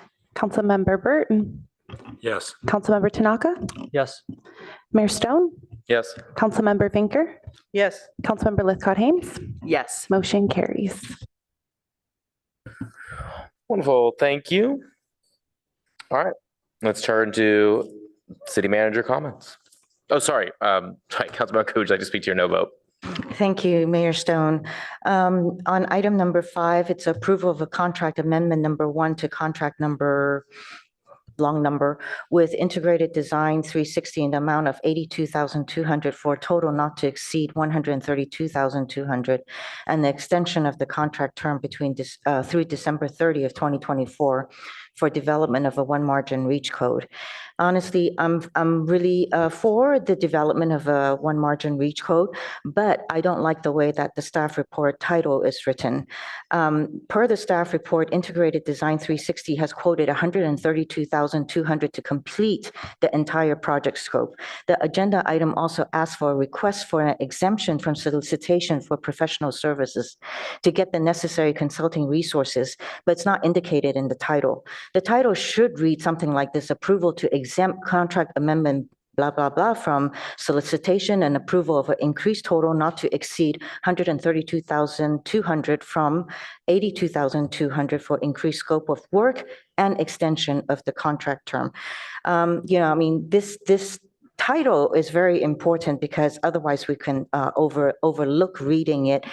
For example, with the overnight warming location in the past, the title was about affordable housing. There's no doubt there's nothing against affordable housing funding. So I do want to say that I have an issue with the title. Thank you. Thank you, Councilmember Tanaka. So I have an issue with the same one, item 5. And my main issue is that, this was originally a $50,000 contract to do the reach code, and I don't have an issue with that either. But now it's $82,000, and I get that there's been a Berkeley ruling and all that, but it just seems excessive. That is more than the original contract to finish the work, and this kind of boggles me by how much more it is. So I don't think it's justified. And then item 9, it's just consistent to my previous vote. A lot of people in tech are suffering layoffs, losing their jobs. Very few people getting pay raises, and yet we are voting here to give council members a 60% pay raise, which I don't think is good right now. Okay, moving on to city manager comments. Thank you, Mayor. Thank you very much, City Clerk. Next slide, please. Just a few items to note this evening, a couple of just real time sensitivity. Wanted to advise the council that we received notification late last week that the second item noted here, San Francisco Public Utilities Commission is doing immediate inspections on one of their water pipelines, which is located on El Camino Real near California Avenue. That will involve some lane closures. As such, we are getting the word out and want to advise the community more broadly. This is in addition to other ongoing work on or near El Camino Real, including our own Charleston Arrastradero corridor project that is finishing up some work at El Camino Real and Arrastradero currently this week. Next slide, please.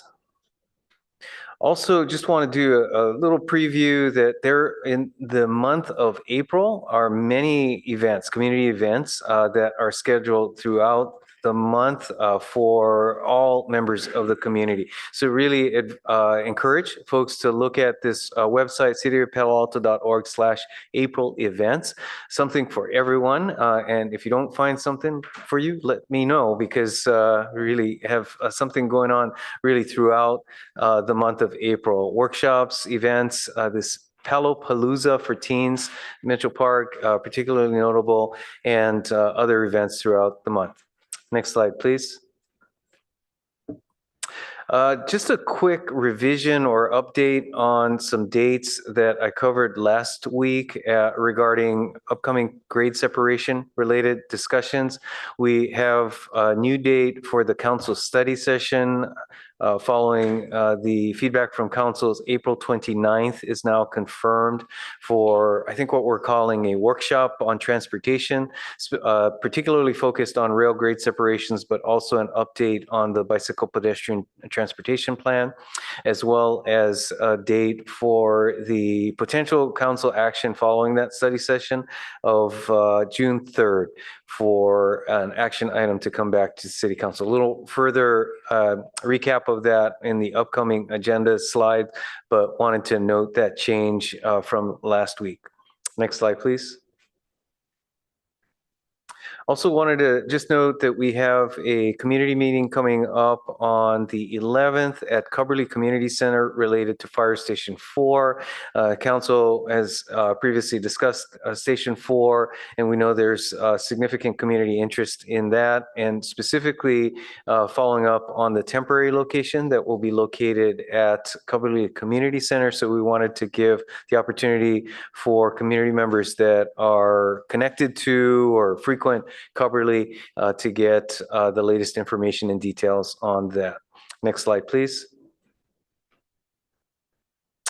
And excuse me, as was noted, just spent a lot of time on Palo Alto Link. To follow the mayor's comments, we are currently in the process of getting the word out on the new free link rides available to a number of community centers noted here, including both our city community centers as well as other notable destinations such as Alcove, Palo Alto, and the Ventura Community Center, where YCS is hosting a number of programs. Next slide, please. Then finally, covering upcoming city council agendas, do want to note starting off with next week. Next week will be an unusual agenda. While it's a normal date for council meetings, this meeting will focus specifically on closed sessions. We have one item of potential litigation as well as city auditor selection follow-up and board and commission interviews. That's for next week. And other than that, we'll not be having normal items. Then the following week is reserved really for the joint session of the City Council and the Planning and Transportation Commission relating to your housing element review and approval. Then moving to April 22nd. Now normally your council agenda or a council calendar calls for 3 meetings per month. In April, you have the treat. You actually have 5 meetings occurring in April. So the 22nd is an additional meeting where you'll hear a number of items noted here. Then on the 29th, as I mentioned, because we have significant information to share with the full council related to rail grade separations, that will be a transportation workshop and study sessions related to both the grade separations as well as your bicycle and pedestrian transportation plan update.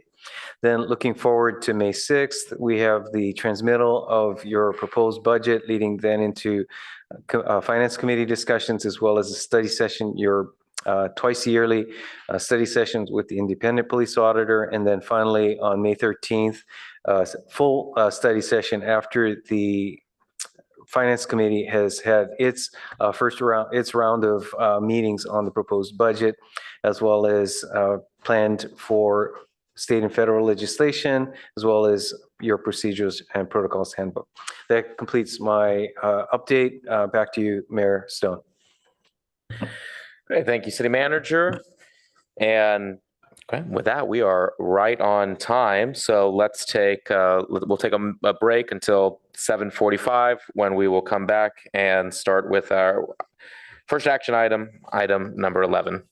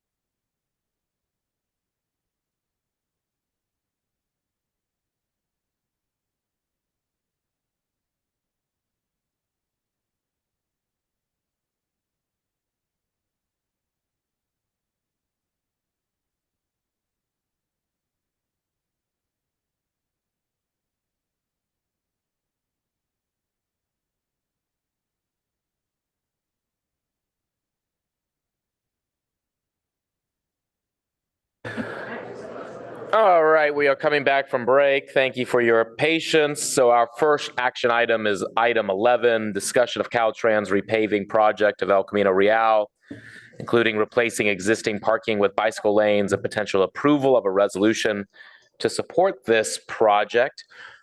We'll be doing a staff presentation first before we get to public comment, but just want to get a sense of how long each speaker is going to have. Madam Clerk, how many total speakers do we have? We currently have 27 I think we have a requests to couple speak. more that and were just added. Yes, a couple more that just added, as well as raised hands in Zoom. So seems like over 30. Okay. So apologies for that. With that many speakers, we'll be limiting public comment to 1 minute a piece. And so I wanted to just give that heads up early on so you can prepare to modify your comments as necessary during the staff presentation. All right, so I'll turn it over to staff. Thank you very much, Mayor. I'm Philip Cammy, Chief Transportation Official, and I'm just going to be introducing Nick Saleh, who's Caltrans District Division Chief, who'll be taking the first part of this presentation.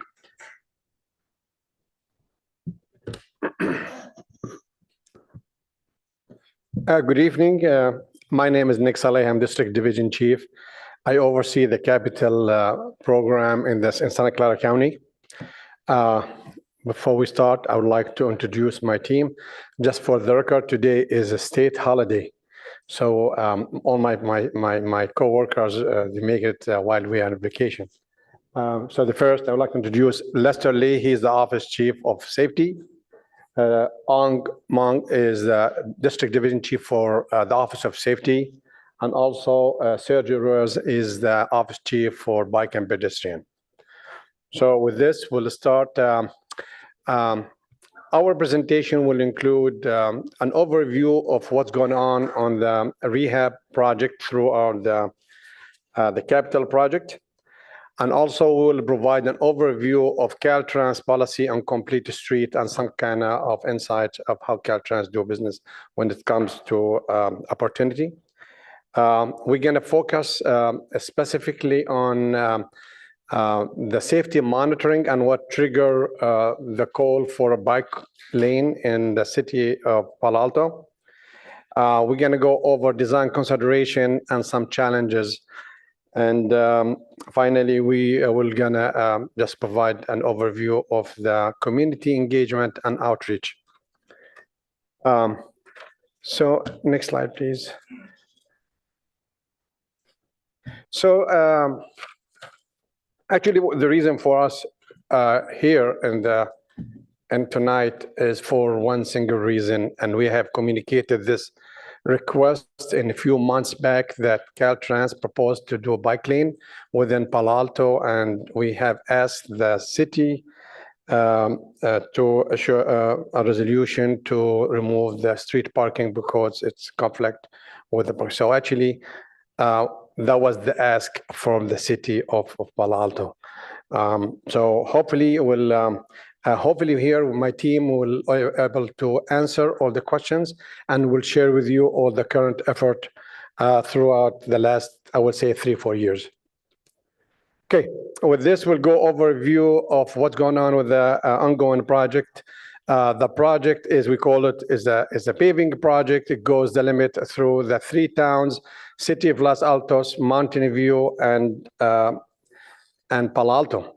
And also, so the scope of that project, as I said, it's a paving project. We will be paving all across the lanes through the El Camino. And that also includes all the upgrades with the sidewalk and curb ramps to bring it to ADA compliance, with American with the Disability Act standard. We are striping throughout the whole corridor with high visibility cross marking. We are gonna also do a few modification for electrical work, such as traffic loops and other related electrical, such as signals too. The project also already included to provide to install bike lane or bikeway through the city of Mountain View and Los Altos. And we are proposing to add the bike lane through the city of Mountain View at this time. Okay, next slide, please. It's worth mentioning that the project, total cost of the project almost $44.5 million. We're going to break it down. Construction capital, $30.1 million. This project has been funded through multiple sources of funds. The pavement project has been funded through state highway operation protection program, we call it SHOP, which is almost equal $40 million. Actually, the majority of the funding of the project came from a state highway account, which is the SHOP program. We have $3.7 million contribution from the city of Mountain View for the installation of the bike lane through their town. So they did actually pay for their facility at that time, and other modification to the bike lane. We also have the funding opportunity, which is 3.2 for the upcoming or the proposed bike lane with the in the city of Palo Alto, 3 point, and the source of the money is money. It was designated from the federal 3.2 million to enhance the safety or for any project will improve safety triggered by the as we're going to discuss the safety monitoring program. So that money actually specifically came to that purpose. The project schedule, we have as of November 14th, the project was awarded to the contractor, I believe O.C. Jones, and as we speak, it's in construction. The tentative completion of the construction will be next year, the fall of 2025. Okay, with this, I will move it to the next slide for Sergio to go over Caltrans complete street perspective and policy. Hello, City Council. I'm Sergio Ruiz. I'm the Complete Streets Coordinator for Caltrans District 4, which covers the 9-county Bay Area. I'm going to be talking about basically the policies, plans, and the Caltrans guidance that helps shape the scope of our projects, primarily with the SHOP, as Nick mentioned. It's our State Highway Operation and Protection Program. I want to bring up our 4 core principles at Caltrans at the state level of safety, equity, climate action, and prosperity. And I bring these up because they really do provide the framework for our Complete Streets policy, which is to prioritize multimodal travel, especially because there are more efficient modes of travel like transit, bicycling, walking, but also because we want to give everyone the means to walk and bike and recognize that state highways have historically caused barriers to communities. And so our Complete Streets policy was recently updated in 2021. It basically now requires Caltrans to include safe, comfortable, and connected walking and biking facilities in all of our projects. And that's kind of the default now, kind of flipped from the previous policy, which is that we would consider walking and biking. So it's really strengthened now, and it really helps shape the scopes of our projects that we develop on the state highway system, including paving projects. Next slide. So when we do develop projects, usually we work on paving projects because that's our bread and butter in terms of the amount of funding and program that we have direct control over. But we also work with cities and counties to develop locally sponsored projects. But when we do scope them, we often look at local and regional planning efforts to help identify what the needs are for biking. And for El Camino, a lot has happened within Santa Clara County on the planning front. With countywide plans, we have our District 4 bike plan from 2018. And we have some local studies and plans all pointing to the need to provide facilities for bicyclists on El Camino. Of course, the long term or the vision for the corridor is a low stress and connected network. But with our paving projects, we look at those as opportunities as well to at least provide safety enhancements and different measures to help at least accommodate bicyclists who are biking there today. Next slide, please. And so also just the context for El Camino, not just within Palo Alto, but it goes through many jurisdictions. It really provides the most direct, continuous, and least circuitous route for bicyclists. And so a lot of the studies and plans that I referenced really point to that corridor as kind of the ideal location for kind of a regional bikeway network connecting the peninsula. Also, there are a lot of destinations on El Camino, and we realize people want to and need to bike to those destinations as well. So having bikeways on there is a way to help accommodate that as well. And then we have FHWA, Federal Highway Administration, and Caltrans guidance, especially more recently over the last few years, there's been more of an emphasis on low stress bikeways. So having some kind of separation from traffic. And so that's kind of the direction we want to move to for El Camino. We'll talk a little bit about the constraints and challenges with incorporating those as part of paving projects, but we also look for other opportunities to help fund low stress, high quality bikeways. And not just for Palo Alto, but we're looking at that for the whole corridor. Next slide. So we have a lot of other paving projects in the works. Some have been programmed already, going through many jurisdictions, also in San Mateo County, all at various stages. And so this graphic really just shows all of our upcoming paving projects, as well as the identified bikeways that are planned within those limits. So our paving program really does provide an opportunity to provide not just bits and pieces of the network, but really larger stretches of it to provide some continuity along the corridor. It's not the only solution in terms of relying on our paving program. There's going to be other partnerships and city-led efforts in some of these communities as well. Next slide.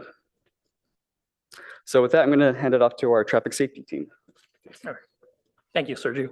Thank you, Sergio. Good evening, council members. My name is Lester Lee. I'm the office chief for traffic engineering and signing here in District 4 with Caltrans. Next slide. Let me start off with a brief introduction to our bicyclist safety improvement monitoring program. Its purpose is to identify and investigate areas with high concentration of bicyclists involved collisions or crashes. The date range of the report covers the monitoring program from January 1st, 2016 to December 31st, 2020. And that's a 5-year period. Next slide. This graphic shows the map of the high concentration areas of collisions in the corridor that did get flagged through the monitoring program. There is 5 areas. Just note that 4 of the areas are within the city of Palo Alto, with 1 in the city of Mountain View. Next slide. This table does go into more detail of those collision history. There were 33 collisions that was flagged through that monitoring program. And again, you see the 4 corridors that was depicted in the map earlier. And then unfortunately, we did have 1 fatality in that area 4 by California Avenue. Next slide. Here are some pie charts of the different crash types that we have with those the 33 collisions that we have that was depicted on that monitoring report. And so 79% of it was broadside, with 12% of it being others. With another 6% being sideswipe, and then 3% being head-on collision type. Next slide. This pie chart is mostly on the primary collision factors, with 52% of it being other violations, and so 30% of it is failure to yield.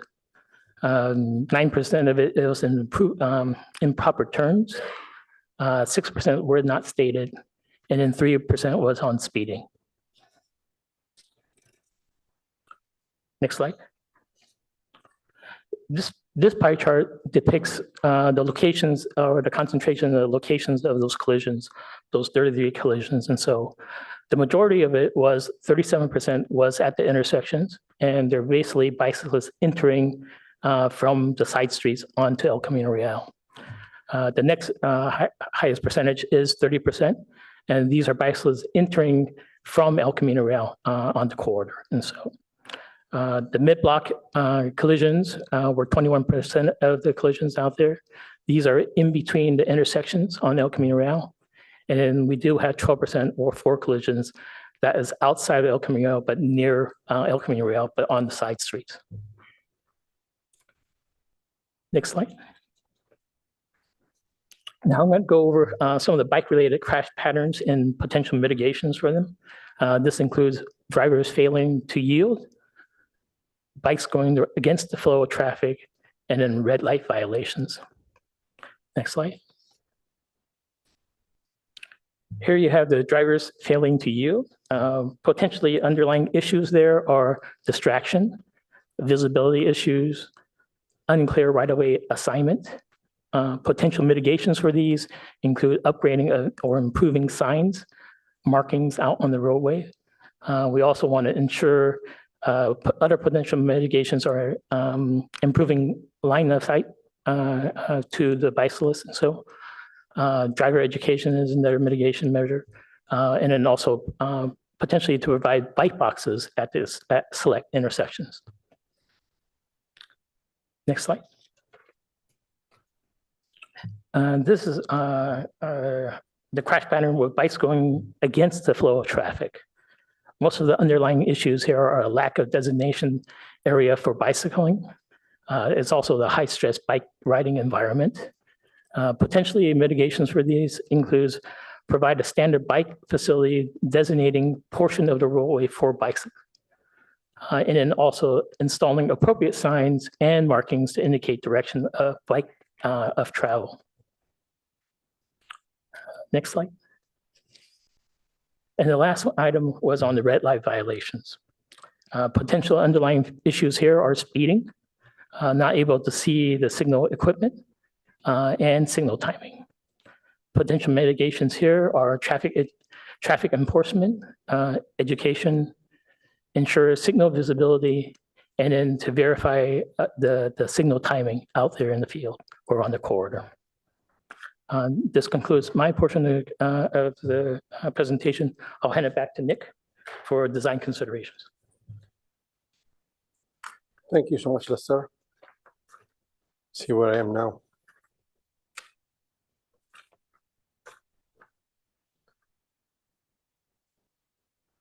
Can we go next slide, please? Okay. State Route 82 El Camino, it's a very unique and route with a lot of constraints. So I would like to go just cover some of those constraints and challenges. It's a right-of-way, which is a real estate part of the freeway, of the highway, on-street parking, and intersections and driveways and transit stops throughout the corridor. Next slide, please. So as I mentioned, State Route 82 is a unique in space because it's very limited. It's full, complete build-up throughout the corridor. The widest cross section is 130 feet when is state-owned from the back of the sidewalk to the opposite side of the walk. And when I say this, I cover those numbers, it's not only in particular to Palo Alto, this covers through the whole corridor, through Los Altos, Mountain View, and Palo Alto. So, and the narrowest right-of-way, it is when the state only owned from face of the curb, which is in front of the sidewalk, to the opposite side, which is 100 feet. As you could see, and this route, it has 3 through lanes in every direction, and also 1 or 2 left turns or right turns. And so an average 3+ in each direction. Next slide, please. We also mentioned one of the challenges is existing street parking. And as you could see from the graph, this is specific to city of Palo Alto, actually. This is not through the whole corridor. Through the whole corridor, Mountain View have similar situation. Palo Alto have the similar situation. Street parking, they went to the city and they got resolution to remove the street parking in their own. So it was completed, but that reflect only what you see now. It's the Palo Alto, and we estimated around 635 spots that we, and that includes the existing RV in the corridor. So that's a challenge, and we did a very, very high level sort of study or just observations, and we observed that almost 50% of this areas of those spots are occupied, and at midday, which is at the peak. Next slide, please. The third challenge is the frequency of the intersections, the driveways, and that required, that actually create a conflict zone in every aspect for both bike, pedestrian, and actually vehicles. And in addition to, this is a main corridor for VTA buses. It has present quite a few number of bus pullouts and in and out. Next slide, please. So it just simply what we are doing in this project, what we're proposing is the cross section above, as said before, this is, as I mentioned, the through three lane traffic with the presence of street parking and in each direction. The cross section below is the after, when is the bike lane could be phase 4 or 2 installed, and the street parking is removed. So that's from the geometric, as we mentioned. Of course, the real estate is the only way you could have both at this time, which is a bike lane and either, so bike lane, in order to be there, it has to be removed the parking. Next slide, please. So I didn't intend to read the slides, but I want to give a little illustration of the level of engagement between Caltrans and the city from day one, actually, when we started the project 2019 in engineering. There is a sort of two slides, if you don't mind the second slide. It's worth, it's all those dates that we have performed one way or other outreach to the city staff and to different, I would say, residents, or could be to the bike advisory committee. But I want to highlight a couple of things, which is the November, we did have the town hall meeting that to present the project and highlight what's going on, and that was called by I believe the senator and the assemblyman for the area. And we presented the project as we presented today, with what's the elements of the project and what the potential elements going on, and we try to provide the residents with the real time what's going on the project, both construction and in the planning perspective. I want to highlight another meeting took place on February 29. It was public meeting of this year, actually 2024, almost a month ago, and it was intended to outreach and hear from local residents. And we do appreciate more than 75 people showed up to the meeting, and it was a rainy night, I believe, as I recall. And we heard them. We understood what the concerns are as far as that tweak the bike lane, and we also heard a lot of support from that group that night, more than usual. So we left with that with a little homework to do. Next slide, please.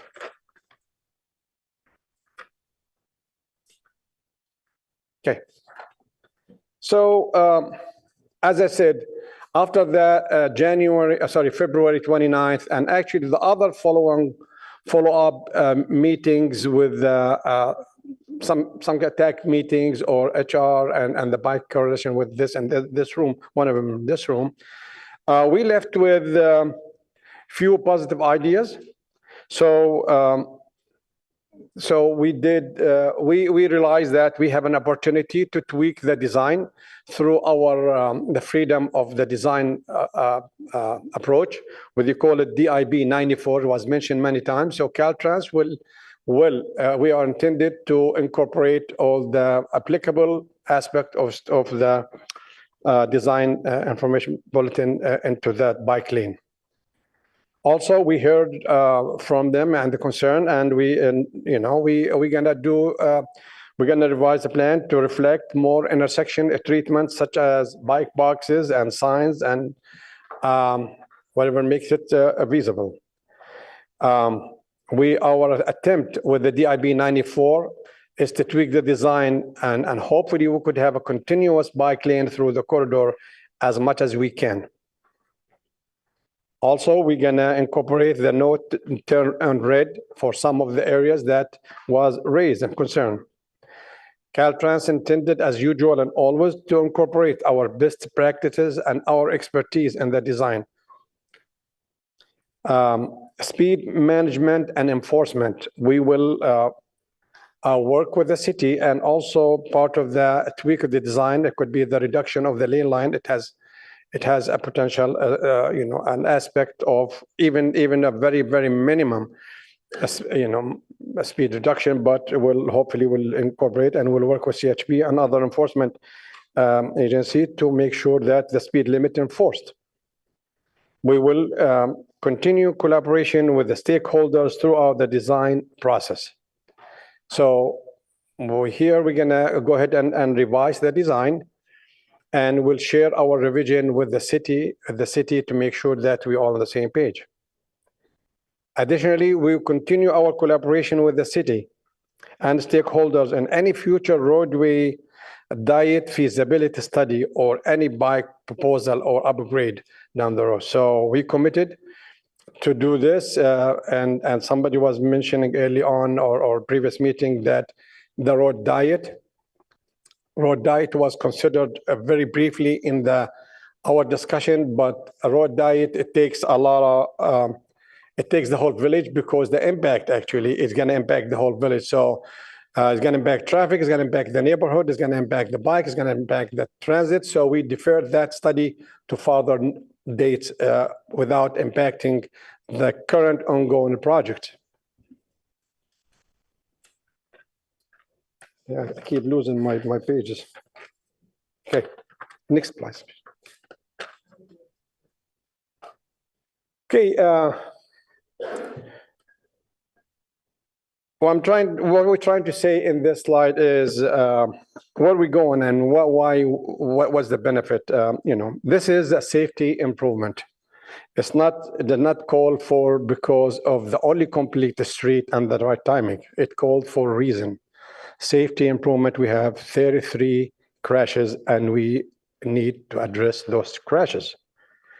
By implementing the bikeway, we will reduce the crashes and the incident of the bike riding against the flow, which is actually as was highlighted by Lester. There's quite of those. There's another by riding on the sidewalk. Hopefully will provide the facility that will eliminate such crashes. We lessen potential of conflicts between bike and vehicles by designating a bike lane through the whole corridor and the city. Overall, we will improve traffic safety on El Camino Real for all. It's not only for pedestrians, it's not for vehicle, for everyone. And as Sergio illustrated early on, indicated, our practice actually is fall under the Federal Highway Information and Safety Benefit. And those is for the bike lanes, and those are a lot of best practices and sort of to go to places to get reference to. Okay, other reason why it's important to implement the bike lane now with the ongoing construction project. We have the schedule, the project, the opportunity, which is we have a project that we could implement immediately. And we have the funding. So both is very important in the matter of a project delivery and funding of any project. Leaving El Camino without installing bike lane, it means we're gonna go ahead and maximize the throwaway of the project.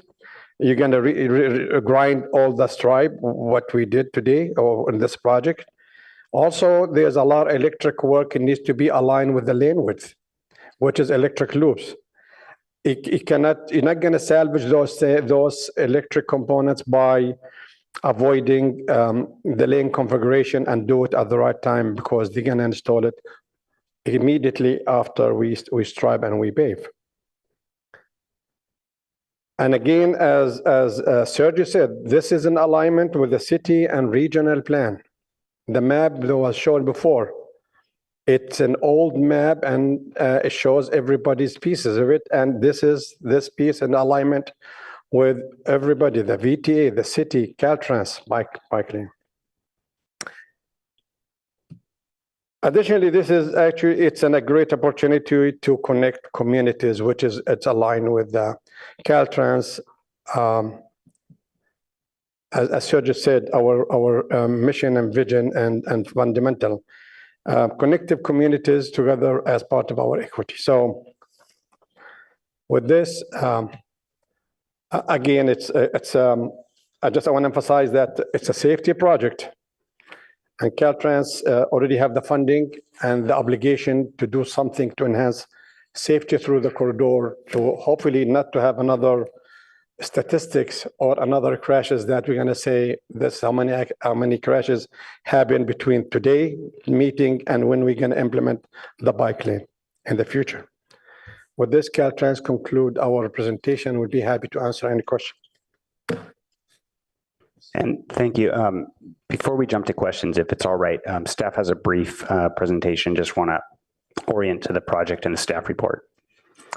So once again, I'm Philip Cami, the Chief Transportation Official. I'll just go ahead and talk while we're pulling up the slides if possible. But the discussion of bike lanes on El Camino Real has kind of a complex history. Going back to the 2012 Bike and Pedestrian Transportation Plan, we'd originally planned to look at bike facilities on part of El Camino Real, along with VTA's bus rapid transit project, their BRT project. But that project was discontinued due to lack of support. In 2018, I should say the Transportation Division at the time, before it was Office of Transportation, reviewed options for bike lanes on El Camino Real, on some parts of El Camino Real at the Planning and Transportation Commission. That also had insufficient support and did not move forward.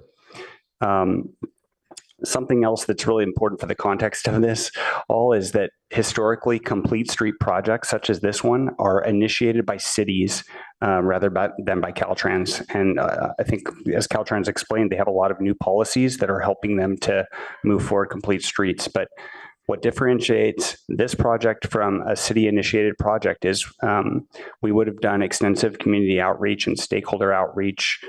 We would have done bicycle, pedestrian, vehicular counts, parking occupancy studies along the corridor, along with the side streets. We would have done potentially a road diet feasibility study. We would have developed concept plans.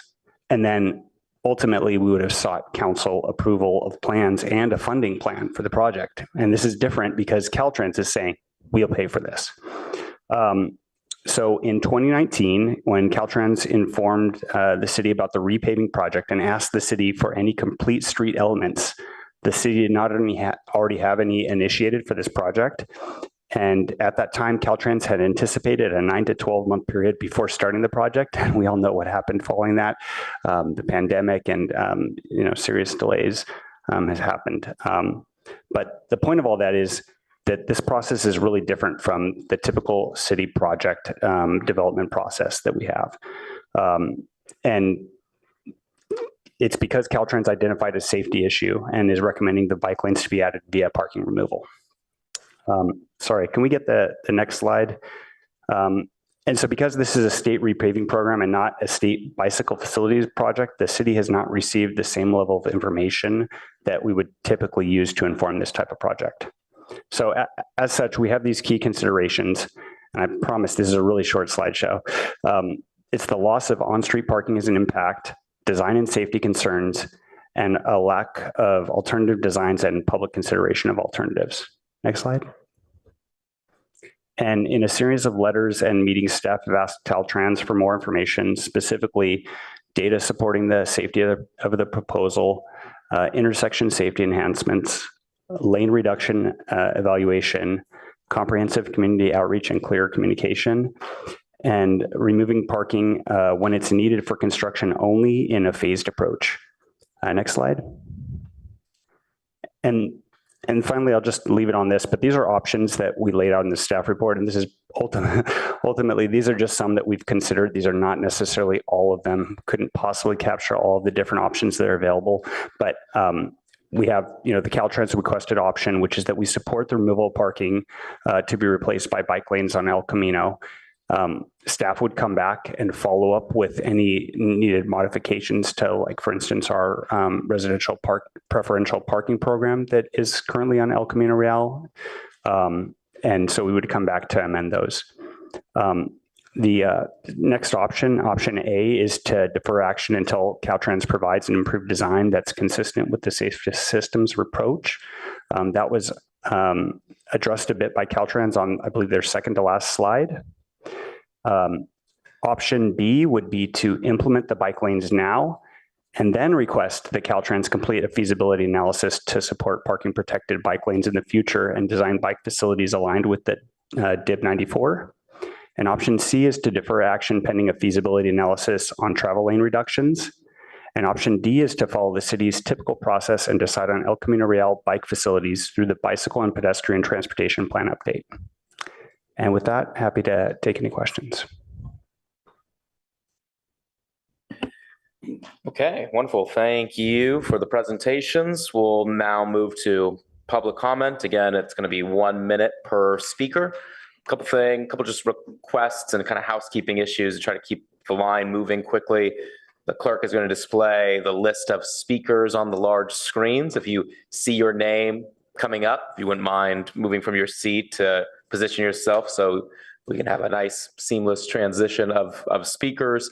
And also, it's always helpful if a prior commenter says something that you support, you can always just come up to the mic and say, I support what John just said, and move this process along. So, all right, then we will begin public comment. Madam Clerk.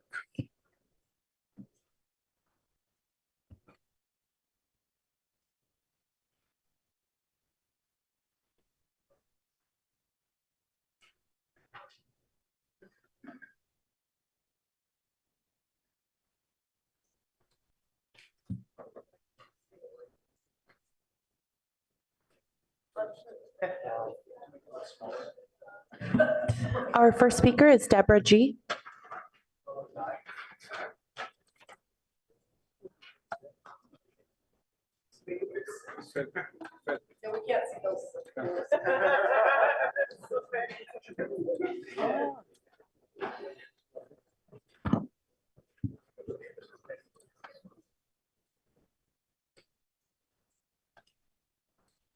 Okay, I think we're ready. I was unable to compose my thoughts into something that would stay within 60 seconds of limit. So instead, I'm resorting to poetry. I do not like parked cars and trucks. I do not like them under stars. I do not like them under sun. These parking lanes must be undone. Remove the cars and put in lanes where bikes can pass without the pain of dodging in and out a bit while hoping that they don't get hit. Plus cars pollute and bikes are clean. How much more data should we glean? Let's do this now. Let's make it right. Say bye to parking, hello to bikes. And I think if you guys don't go with B, then yeah, we're not going to have a chance on that. Bye.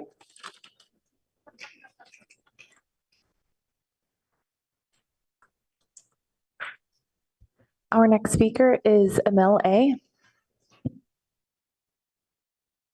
Hey, I'm Emil Abraham. I live in Mountain View and I'm fully in support of adding bike lanes and removing parking on El Camino. People are biking on El Camino today, right? The fatality and injury stats that Caltrans brought proves that.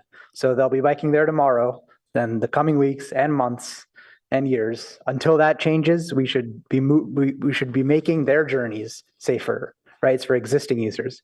So I would absolutely love for El Camino Real to have perfect bike lanes, perfect bus lanes, perfect sidewalks, but that takes time and planning, often decades, and that's in short supply for these existing users.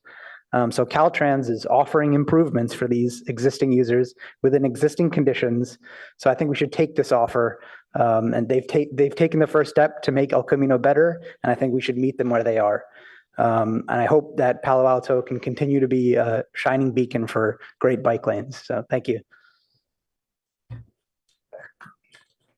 Our next speaker is Dylan F., followed by Giuliano C. Hello, Council. First, I just want to thank Caltrans. I love the changes to the design since the last meeting. I'm much more confident in the safety of these lanes now that they are looking at incorporating those new safety things into it. So yeah, my name is Dylan Finch. I'm here from Redwood City, and I just wanted to support the removal of parking on El Camino to make space for the bike lanes, the Caltrans option. I like cycling. I used to do it a lot in college, whether or not there were bike lanes, but now I'm a little bit older and I care a little bit more about my safety. So I'd love to bike, but unfortunately there just aren't that many safe places around here. And it's a real shame because the weather is great 95% of the year. I think these proposed bike lanes are a great first step towards making El Camino safe for all. And I think council can build on this great start in the future by adding more protection and more bike facilities to make it even safer. Thank you. Our next speaker is Giuliano C., followed by Robert N. Howdy, Council. I'm Giuliano Carlini, a member of the San Mateo County Transportation Authority Citizen Advisory Commission, speaking only for myself. Please pass a resolution to remove parking and add so we can add bike lanes. You might think, I'd never do this. Thing is, a lot of people already are. The collision data shows this. Hundreds of people are on it every day, and we need to keep them safe. I want to be safe. I ride it near 2 or 3 times a week. 30% of collisions that occur on El Camino in Santa Clara County occur in Palo Alto. Once a month, a pedestrian or cyclist is injured, usually a child or a teen. Over 700 kids have been involved in collisions in the last decade. March 2020, 11-year-old Paul Lafarge, a Green Middle School student, was killed after a crash on El Camino at California. Just lost my notebook. Your time is up. Pardon? Your time is up. Thank you. Our next speaker is Robert N., followed by Scott M. Hello, Council. I'm Robert Neff. I sent a copy of an extensive volunteer-done parking occupancy study to Council last Tuesday morning, and I don't see it in the packet. I hope you had a chance to see that. Anyway, I'm here in support of staff option B. It adopts a phased approach that implements the Caltrans proposed bike lanes for now and also acknowledges that this can be further improved in the future. For Palo Alto to make its sustainability goals, we must increase our active transportation mode share like bicycling. Getting more people on bikes, we need safer, more comfortable ways to get around. Right now, the El Camino Real is a real barrier to getting around, and that keeps us from making natural connections we'd like to make. For example, to get from the playing fields at Page Mill to a burrito in Barron Park or fast food at Cambridge Avenue, there's no good direct way. It's hard to do, but if we can add these bike lanes, then we can make that connection. We can make it a better city. Your time is up. Thank you. Thank you for your service. Our next speaker is Scott M., followed by Arthur L. My name is Scott Mace. I've been a friend of Palo Alto bicycling since I helped Ellen Fletcher increase Caltrain bike capacity. I am on the board of California Association of Bicycling Organizations, and although I don't speak for the board, I support replacing parking with bike lanes for El Camino. What's proposed isn't perfect. This is just the start of a process of discerning the ultimate configuration of El Camino's bikeways. Along the way, this facility may manage to attract and hurt some cyclists Your duty as a city will be to oversee and respond to conditions on the ground once the lanes are installed. When there's only room for a Class 2 lane and motorists choose to park in them, what will your response be? I stand ready to offer support, encouragement, and expertise as you take your next steps. Thank you. Our next speaker is Arthur L., followed by Mark S. Good evening. I want to thank the Caltrans people for installing the Hawk beacons, which have made crossing El Camino and Palo Alto safer for pedestrians. Now, the Caltrans bikeway proposal suits cyclists who are experienced with riding in traffic and can brave the fumes and the noise. Not me, though I'm a member of SVBC. I agree with the Fairs and Peers report that the Caltrans bikeway proposal will not provide an adequate level of safety for most cyclists. It needs some work. I welcome the Caltrans comment about a willingness to tweak their proposal. Now, Caltrans is proposing a Class 4 bikeway, and there is a DIB for that. It's called DIB 89. It's called the Class 4 Bikeway Guidance. I'm not sure that Caltrans has incorporated the suggestions in DIB for driveway and intersections and for the protection of cyclists on roadways like El Camino. So if this bikeway goes ahead, Caltrans must increase the visibility and the robustness of the protective markers, not use the flimsy. Your time is up. Include the bus stop loading islands that were shown in the figures and report. Thank you. Our next speaker is Mark S., followed by Patrick K. The El Camino Common Streets proposal is not perfect, mostly because, as the city's consultants note, it's underfunded. But we need an efficient intercity bike highway. This plan is funded, and we need to start somewhere. Mountain View, Los Altos already include bike lanes on the El Camino as part of their plans to redevelop this corridor for high-density housing and to reinvigorate retail. The Palo Alto portion of the corridor is also rapidly transforming to residential.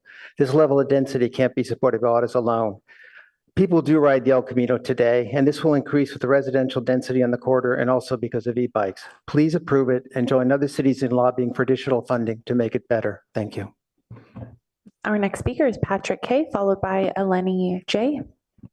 Good evening, Council. My name is Patrick, and I'm here tonight in support of allowing Caltrans to remove parking lanes from El Camino Real and add bike lanes. I have a feeling you're going to be hearing a lot more from my fellow community members about the safety benefits, the immense safety benefits of this proposal. I'm here to add the economic benefits to that chorus. So the study after study consistently shows that businesses along multimodal throughways and corridors outperform those in areas with car-dependent infrastructure. Not only do these businesses succeed at higher rates, but removing parking also reduces roadway maintenance expenditures. When comparing a Tesla Model 3 to a cargo bike fully loaded with goods, a Tesla is estimated to cause 29,000 times more roadway damage than the cargo bike. Preferring sensible infrastructure for bicyclists and pedestrians instead of subsidizing parking for personal vehicle storage is the best way to ensure our local businesses thrive.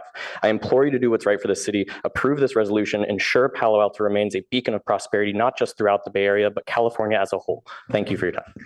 Our next speaker is Eleni J., followed by Paul B. Hello, thank you for hearing all of us. We can frame the adoption of option B not as a loss of space for cars or businesses, but a rebalancing of the use of space. Our roadways are unfairly dominated by automobiles. We've paved everything for cars, but it never seems to be enough. Curbside space doesn't have to be used for storing empty and idle private property. It can be reimagined and leveraged for the quiet, clean, and organized movement of people.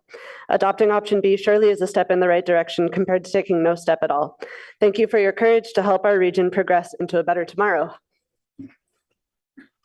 Our next speaker is Paul B., followed by Eric N.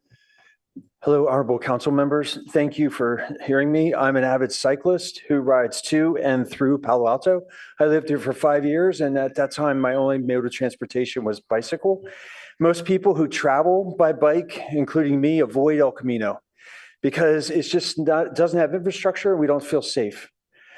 I choose to use side streets, and I would like to access businesses on El Camino by bike, but I cannot due to my lack of feeling comfortable and safe. I believe street parking that exists on El Camino is dangerous situation for us because parked cars, we have to navigate around, and cars have to enter and exit the road looking past the cars that are parked there. If I implore you to pass this resolution supporting Caltrain to remove the parking and put bikes during the upcoming repaving project. This is a strong action that you could show, and please repurpose this space to use it to move people on bikes.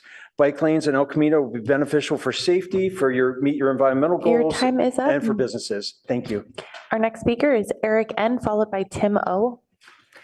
My name is Eric Nordman, and I have been a member of the Palo Alto Pedestrian and Bicycle Advisory Committee since 2012. I looked at research into safety. One large study involving 17,000 fatalities and 77,000 severe injuries showed that it was not only bicycle safety that was improved. They concluded, our results suggest that improving bicycle infrastructure with more protected, separated bike facilities is significantly associated with fewer fatalities and better road safety outcomes for all road users.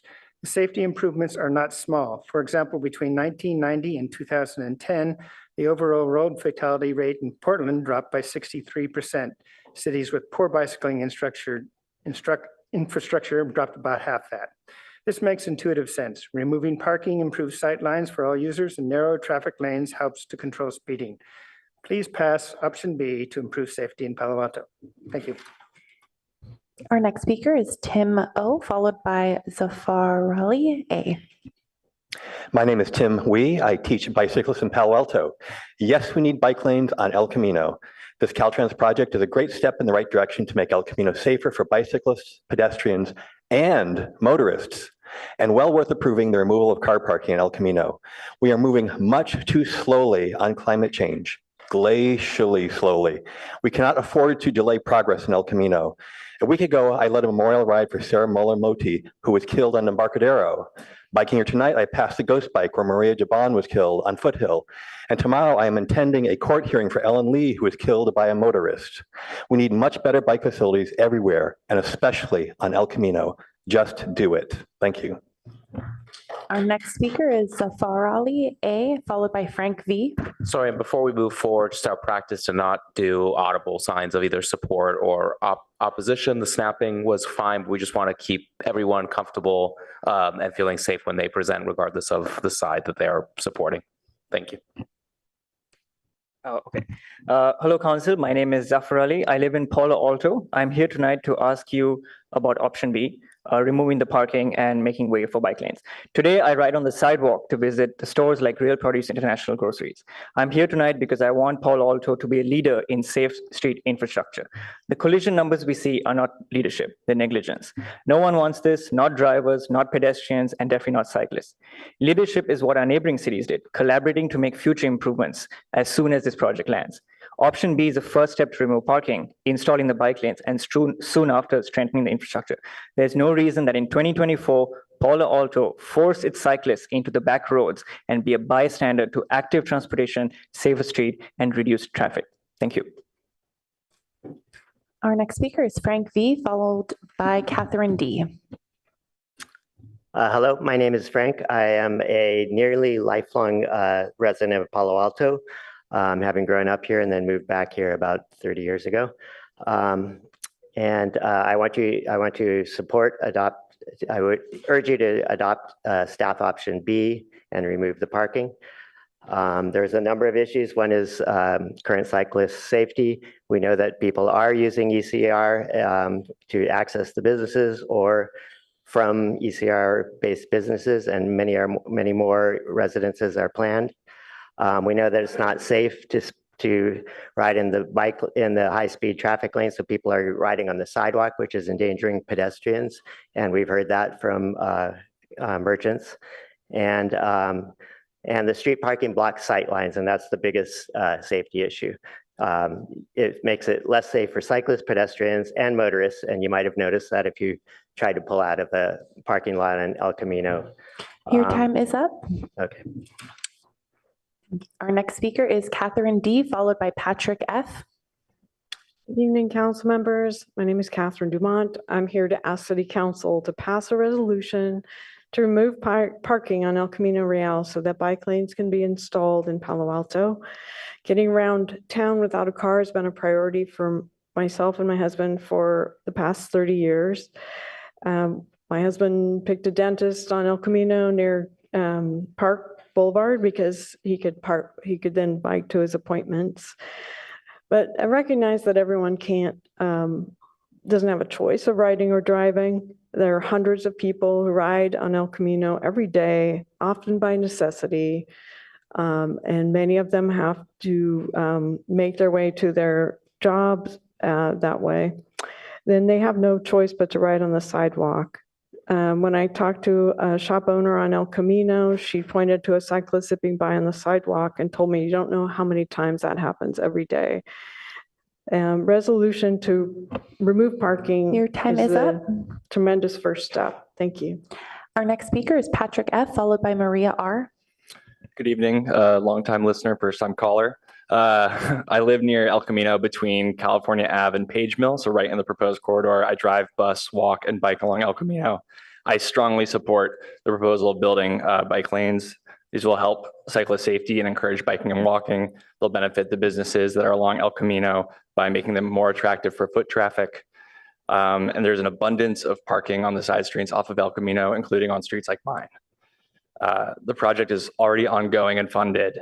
I asked the city to please adopt the current Caltrains bike lane proposal so I can bike home safely. Thank you. Our next speaker is Maria R., followed by Carolyn H. Good evening, council. My name is Maria Rimmel. I live here in downtown Palo Alto with my fiance. In 11 days, we're getting married on Homer Avenue. My fiance and I do not own a car. It is way too expensive, so we exclusively bike or walk or take transit. Very supportive of removing parking, adding bike lanes. If a business is not safely accessible by bike, we're probably not going to go. I really love and care for my community and my neighbors, and I want to support them. But again, if there's no way to get there without a car, we're not going. So I very much am in favor of adding bike lanes and removing parking on El Camino. Thank you. Our next speaker is Carolyn H., followed by Jake C. Thank you very much for being here tonight. I would like to express my support for Caltrans bike lanes on El Camino. I'm Caroline Horn. I'm a resident of Los Altos, where El Camino is also in terrible shape. I have biked both through and to Palo Alto for the past 30 plus years. And I know many bike routes. I have an informal PhD in bike routes. But there have been times when I've had to get to daycare or get someplace in a hurry, and I have taken El Camino because it is the most direct route. And I've seen many other people doing this. On a rainy Monday morning, we do not feel like entitled cyclists at all. And it may be hard to believe in this area, but there are people who can't afford a driver's license, let alone a car with insurance and all those things. Many of those people are probably not here tonight and cannot be tonight, and I ask for your help for them. I'm also part of a parents group. We're trying to encourage our high school students to use active transportation, and I really don't Your want to have time is blood in up. my hands. Thank you. Our next speaker is Jake C., followed by Deanna A. Hello. Hi, my name is Jake. I support bike lanes on El Camino and removing the parking, and that's all I got. Thank you. Our next speaker is Deanna A., followed by Carol M. Hello. I'm a Mountain View resident. I'm transplant from Los Angeles. Biking is not fun there. I learned to ride a bike last year, and I want to bike everywhere and for many years to come in this amazing weather. It's good for me, my wallet, and the environment. So yes, to bike lanes. Okay, no. Cheers. Our next speaker is Carol M., followed by Albert H. I'm Carol Muller, a longtime resident of Palo Alto, a driver, a cyclist, a former bike commuter. And I think it's great that bike lanes may finally be coming to El Camino along with repaving, which is way overdue. There's a lot to be said on this subject. I'm just going to tell you this little bit. Adding more bike lanes to this high visibility thoroughfare is aligned with Palo Alto's interests and goals in sustainability and climate action, as well as with safety. It will accelerate the normalization of cycling as a regular form of transportation with all its attendant benefits of reduced traffic, lower use of fossil fuels, reduced pollution, enhanced health, physical and mental, greater awareness on the part of those driving vehicles of the cyclists' rights on on the road, and so forth. Palo Alto is not a leader in normalizing cycling as a regular form of transportation, but could be. And I hope that through your leadership, it will make it more effort to be in the future. I would also Your add time that. is up. Okay. I will. Thank you. Our next speaker is Albert H., followed by Natalie G.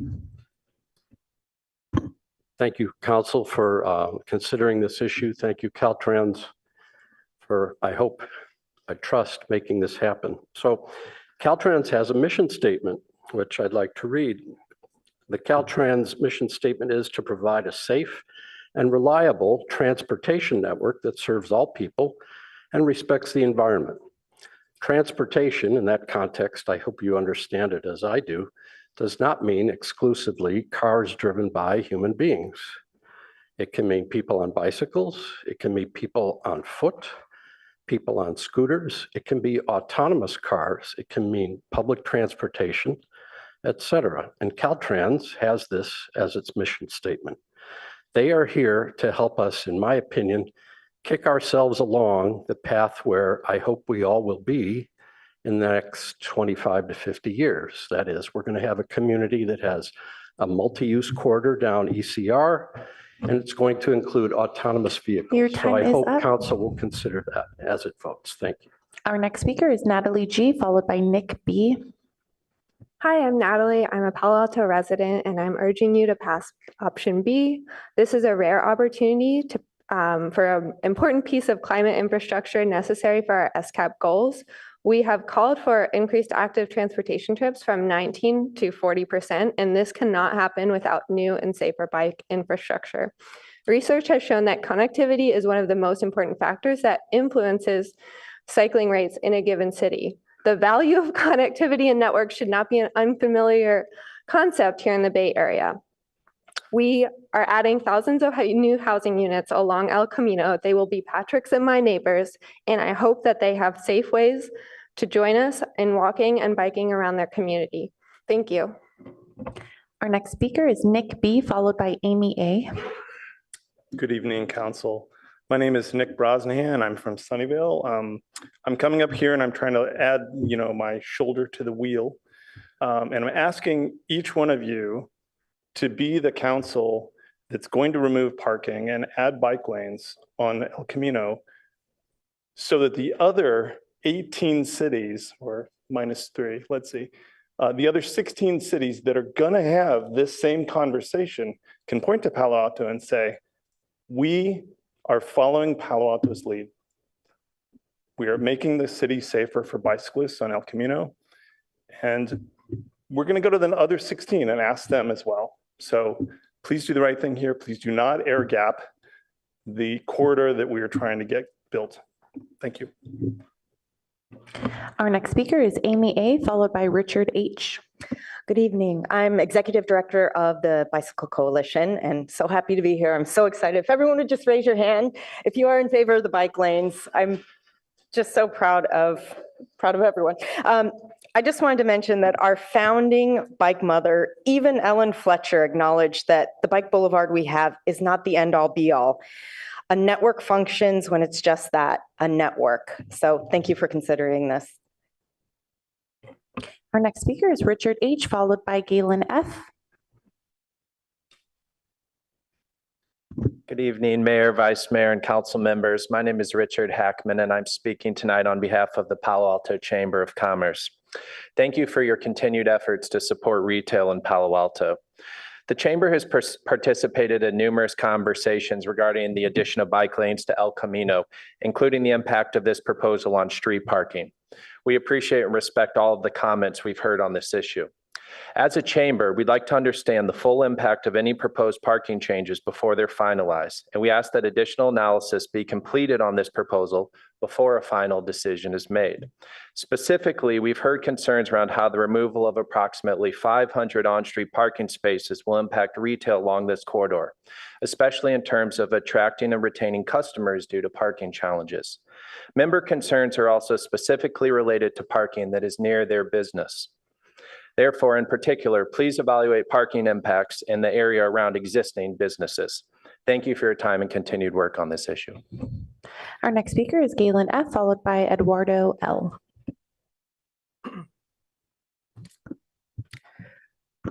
Good evening, council members. My name is Galen Fletcher, owner of Sundance's Steakhouse on the El Camino. I'm here to express my concerns regarding this proposal of removing the parking on El Camino.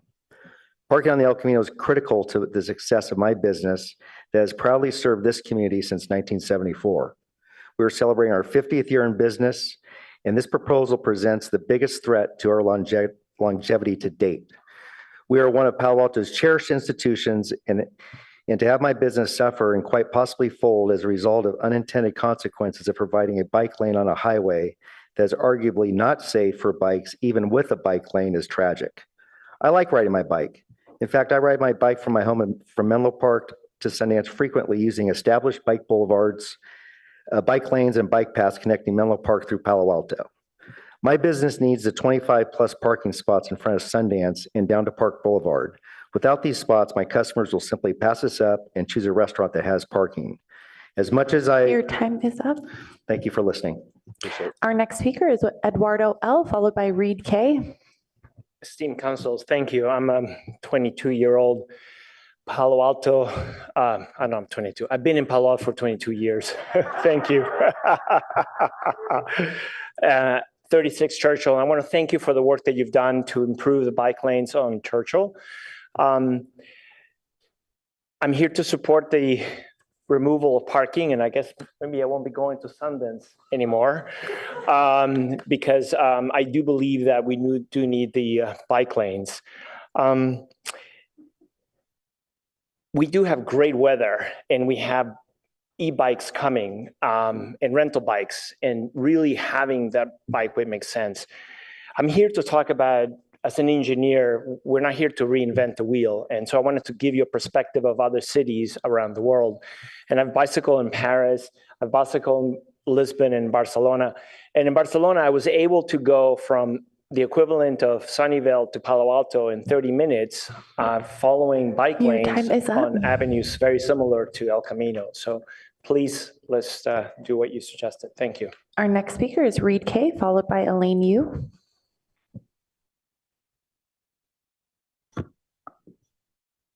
All right. Hi, I'm Reed Kleckner. I'm a cyclist and a father of 2 children who I hope will be future cyclists. Honorable council members, Caltrans has not offered everything I'd like to see on El Camino, but our response should be yes and.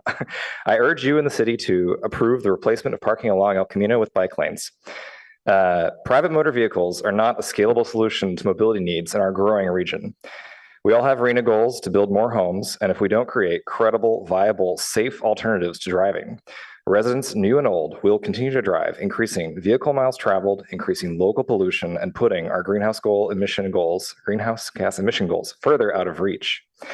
The new residents moving into our El Camino housing focus area deserve to have safe routes to their homes so they have the option to bike. So let's add the bike lanes.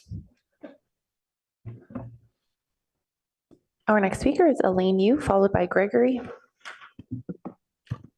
Hi, I'm Elaine. I'm here to support option B by removing parking on El Camino and to install bike lanes.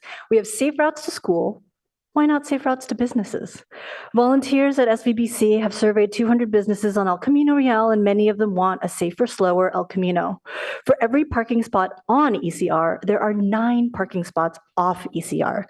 Yes, it's true that some businesses will require assistance with the transition, but let's work with them and the Palo Alto TMA program to find solutions. Many studies have shown that bikes are good for business, and to get safe bike routes to businesses, we need to remove parking on ECR. This will provide better sight lines and access for employees and customers by removing the visual obstacles that can obscure pedestrians, bikes, and cars. Bikes need their own path of travel. Protected or designated bike lanes will help reduce bike-car conflicts and pedestrian conflicts on sidewalks. Tonight, you have an amazing opportunity. By removing parking on ECR, you create safe routes and bike lanes to businesses on El Camino. And to that, I say, yes, please. Our next speaker is Gregory, followed by April W.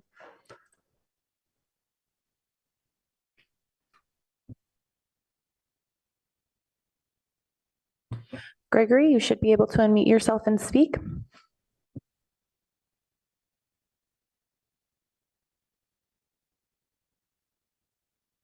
Moving to our next speaker, April W., followed by Alan W.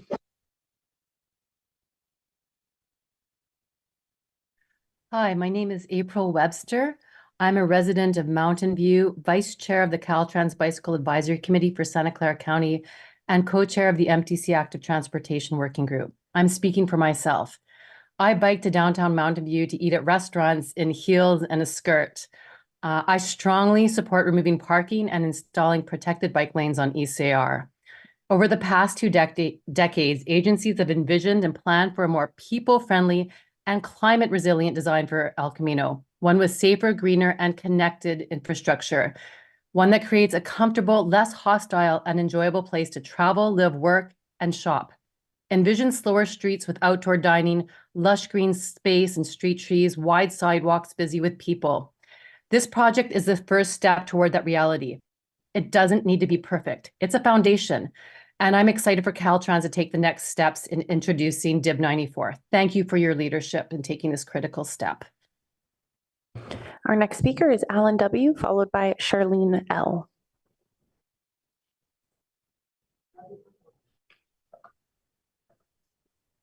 I'm Alan Wachtel, member of the Pedestrian and Bicycle Advisory Committee. I've submitted comments to the council in writing, which I hope you'll look at because I can't summarize them in 1 minute. You've heard a lot of references tonight to DIB 94, which holds out the promise of bikeways that are completely separated, some people say protected, from automobile traffic. But that simply isn't possible because bikes and cars have to interact at every driveway, minor intersection, and major intersection. There is a high volume of closely spaced, high density of closely spaced, high volume commercial driveways on El Camino, and I urge you to look at other equally applicable design guidance such as DIB 89, which stresses the importance of not allowing cars to make sharp right turns across overtaking bicyclists on their right.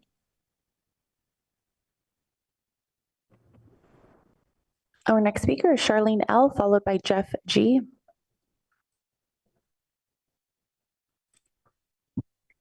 Hello, I'm Charlene Liu. I'm on the Bicycle and Pedestrian Advisory Commission of Sunnyvale, and I am a resident of Sunnyvale. I'm speaking for myself. I support removing parking on El Camino Real and installing bike lanes. Specifically, I support option B, which calls for a phased approach. I will be a frequent user of El Camino Real bike lanes when they are built. 99% of my trips are by bike.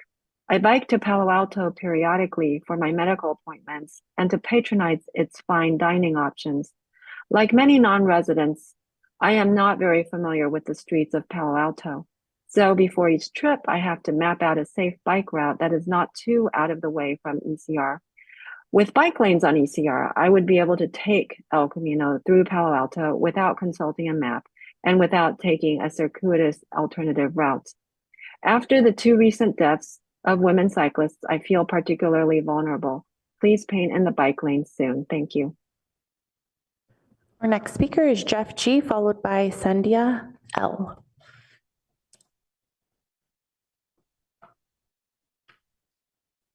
Good evening, Jeff Greenfield, Parks and Rec Commissioner, speaking for myself this evening. Bicycling is my preferred mode of transportation. The Caltrans plan has potential to be a transformative change for our community. However, I agree with Arthur L. Important process questions and significant safety concerns have been articulated by staff, planning and transportation, and fairer and peers. Park Boulevard is an existing viable, safe biking alternative. It's not perfect, but neither is the Caltrans proposal. I'm less concerned about removing parking than the process of ramroding a project plan through without appropriate opportunity for deliberate consideration and local outreach. I'm also concerned about safety issues like bus stops sharing bike lanes. It's unfortunate that the plan is coming to us without the opportunity for proper review, but it's too. We need to move forward cautiously. Thank you. Our next speaker is Sandhya L., followed by Neil S. Hello, everyone. My name is Sandhya Ladha, and I'm the Deputy Director at Silicon Valley Bicycle Coalition, and I'm speaking today on behalf of several members across San Mateo and Santa Clara County. I'm also a resident of El Camino Real, where I ride daily with my toddler on this corridor. And yes, I have to use the sidewalk because I don't find it safe to ride on this dangerous corridor with fast-moving vehicles. Palo Alto has been a leader in making their communities safe for people walking and biking. And when it comes to bike infrastructure, where there are 10% trips by bike compared to an average of 1.5% across the county. This project is another opportunity for Palo Alto to shine as the pioneer of bike infrastructure. It has always been. As Nick mentioned, eyes of cities up and down the peninsula are on you, and many future votes will depend on how the decision goes tonight.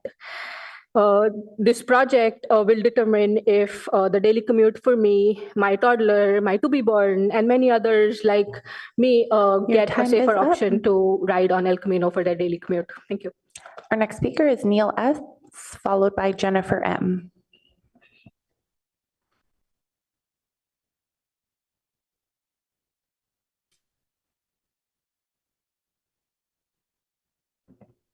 Neil S. Moving to our next speaker, Jennifer M., followed by Cedric B.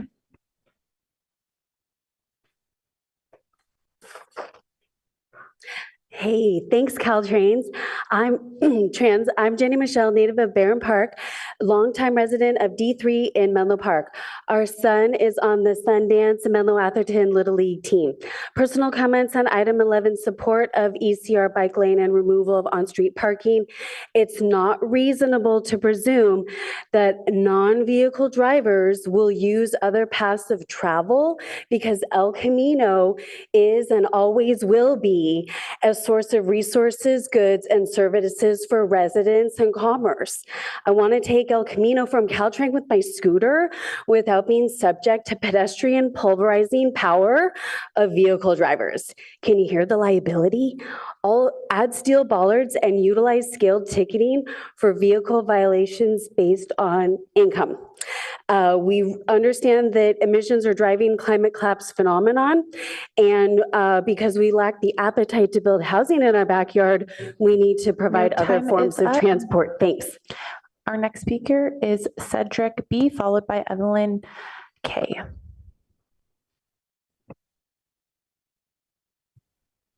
Good evening. I support bike lanes, but let's use the time we have between now and restriping to make modifications to decrease conflict points and risks. We should try to keep right-turning traffic to the right of bike lanes. So I suggest we explore putting the bike lanes to the left of the rightmost lane. Then stripe the rightmost lane as a slow street with buses and right turns only in and out of driveways and streets, with limited and controlled opportunities for cars to get in and out of the remaining highway, quote, fast lanes of El Camino Real. Caltrain said a new project would take at least 5 years. So let's make the lanes that they are proposing as safe as possible and work with them as they said they were willing to do. Let's work with them to make them even safer and follow up later with an optimized solution. And finally, in terms of the bollards and separating of traffic, let's make sure we use bollards that are beefy enough to intimidate cars, soft enough for a bike to hit. Thank you. Our next speaker is Evelyn K., followed by Ren F.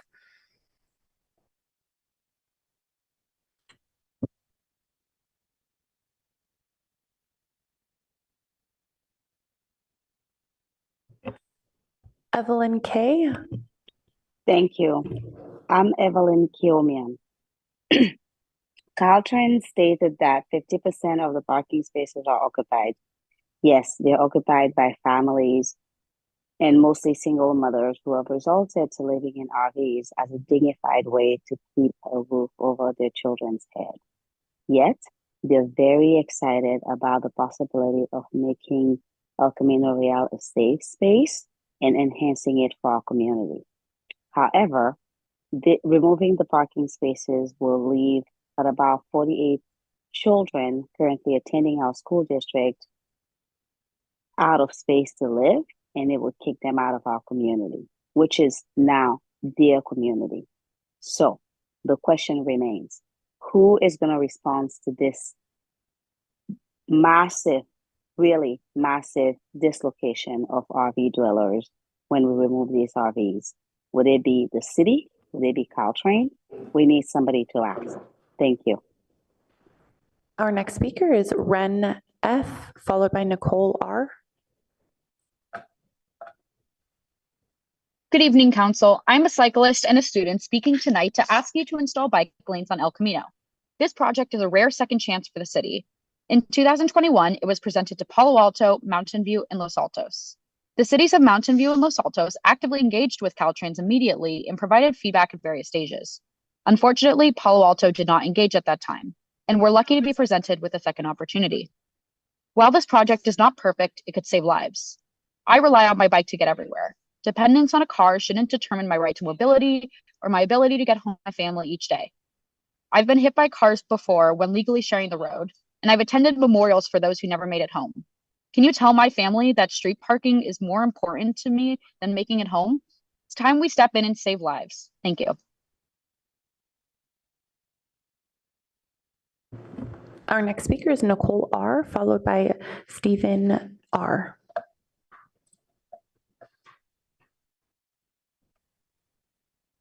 Hello, my name is Nicole Rodia. I'm a resident of Palo Alto and a member of Palo Alto's Pedestrian and Bicycle Advisory Committee, and I'm speaking for myself.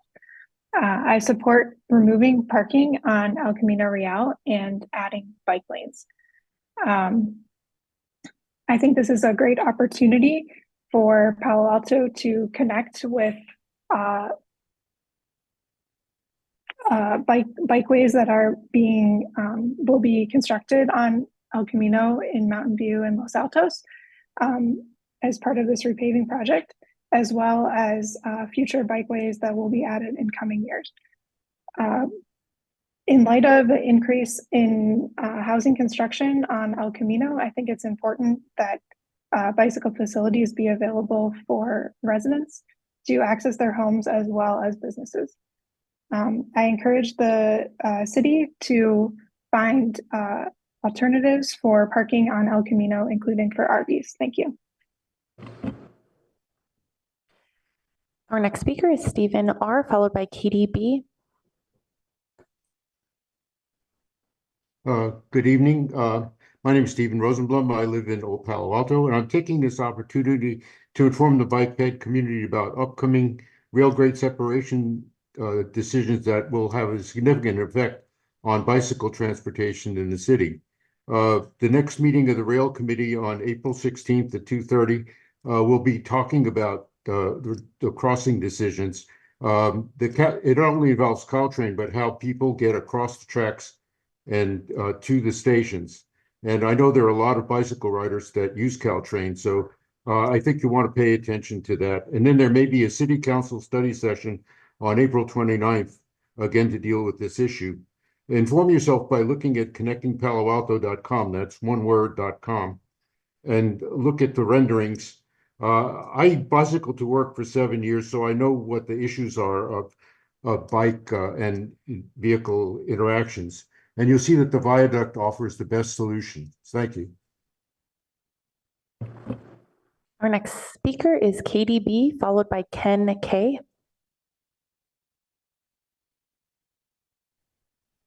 Hi, folks. My name is Katie Baruzzi. I am a member of the Complete Streets Commission in Menlo Park, and I'm calling in support of bike lanes on El Camino. I was thrilled when I saw the D4 Caltrans plan and saw that there would finally be safer places for all the kinds of people who are already using El Camino to get to and from their homes and places of work and places of recreation. And yes, all of the cities are looking at each other and hoping somebody else will go first. But at some point, we need to hold hands and jump together. So Menlo Park had some parking removal a year and a half ago that was controversial, but we seem to have survived on El Camino in anticipation of making it safer for cyclists. And I note that as we add more and more housing, which is desperately needed, considering all the RVs, we're going to have even more people who want to get to and from places on El Camino, not just parallel to El Camino. So I encourage you to work with Caltrans and make this as good as it can be. Thank you. Our next speaker is Ken Kay. My name is Ken Kirshner. I support the safest possible bike lanes on El Camino Real and ask you to pass a resolution to continue close collaboration with Caltrans, and when an updated and improved complete streets corridor plan is available, to remove parking on El Camino Real to install bike lanes.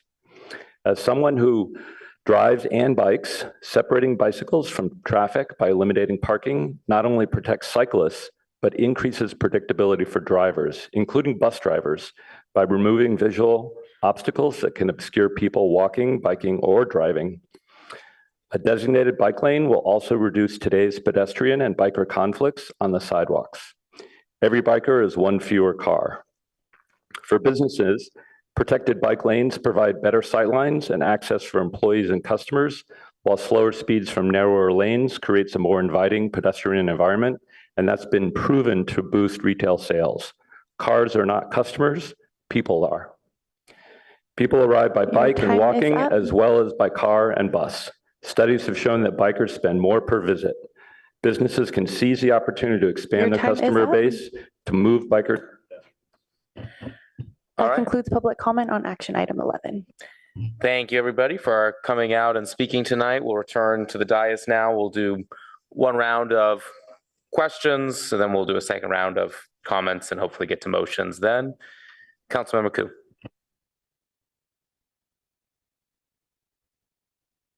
Thank you. Yes, it's that knee again, but thank you so much. I was going to speak on it. Okay, let me get to that. Yeah, my knee keeps on turning on my light to speak. Let me see here. So I just wanted to ask, it says that it's CEQA exempt, but can I ask, is it because today is a discussion only and it's not a project? Will CEQA analysis or looking at environmental impacts ever come into play or come into for them to analyze? Yeah, so I'd be happy to try and take a stab at this, but noting this is probably Caltrans, this is their project to answer, but I believe that they determined that this project has CEQA exemption and NEPA exclusion. So that's what they've determined for this project. Although, yes, this is not a determination of the project, although we're determining how it progresses, but I'd be happy to let Caltrans respond to that on their project. Mayor? If needed. Sure, that's fine. Yeah, actually, because of the nature of the project is paving a project, we stick within the right of way. So far the project calls for CEQA, CEC. This is what Phil indicated. It's this is the first level of environmental clearance. But if it proceeds forward, there is no need for CEQA on it's exempted from CEQA and NEPA analysis. I believe so. So thank you. I think I might go ahead. Just to clarify, proceed forward, meaning removing the parking and installing the bike lane? Yes, because we're not changing any lane configuration. We're just removing the parking. So yeah, it still applies. Thank you. Thank you.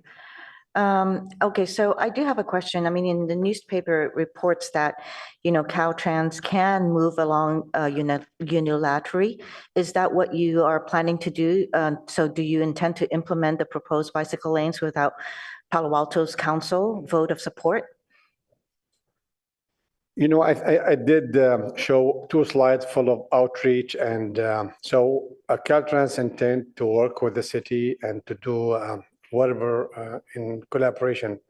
So, but the obligation that we need to do something because of the 33 crashes, it rely in Caltrans that we need to do something.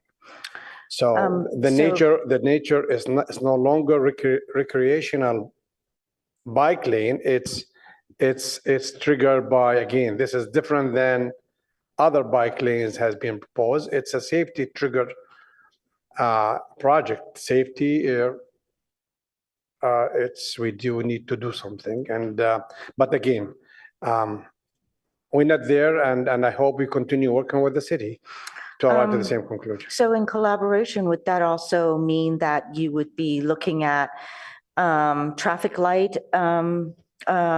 changes where there will be more pedestrian safe, so that, and including bicycle safety in crossing over from east to west?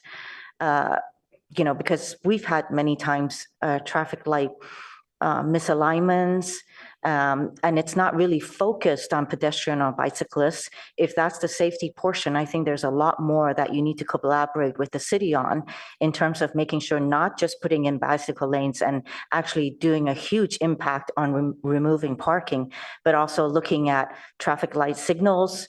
How is it going to affect crossing over east and west, as I said earlier? If you have a response. Yes, we do actually. We've been working with the city. It's not only on the bike lane issue or the rehab. I think through my professional career actually in the region, every time that there's an issue traffic related to adjusting the timing of the signal or add another feature, we all work between Caltrans, traffic engineers, and the city traffic engineers. We like to coordinate this work. So we're committed. We have been doing it, and the project will include aspect of that adjustment too. Thank you very much. Before my 5 seconds is over, I just want to say it is absolutely not cool at all to retaliate against a business who is here to speak their voice. So not cool at all. Councilmember Vinker. Thank you. And I will follow the mayor's instructions and hold all my comments. I'll just ask a couple questions, except one comment, which is, I love having bicyclists here because it's a very colorful group of commenters in all of your visible clothing. So that is fun and appreciated. My first question, first of all, Mr. Lee, I appreciated your presentation on safety with respect to Caltrans considerations, and particularly the pie charts in the slides where it shows that with respect to location of collisions, not surprisingly, the intersections are the most significant factor. And when we look at the primary collision factor, it is failure to yield of the three that you highlighted, which probably happens most frequently at intersections. So in thinking about safety, which I think is top of many people's minds about this, when I think of intersections, I think of children crossing. And children are probably the most precious asset we have in this city. And I'm wondering, do we know, this may be more for staff, I might come back to you in a moment. Do we know, or maybe Caltrans would know, how many crossings by school children are made on an average weekday across ECR?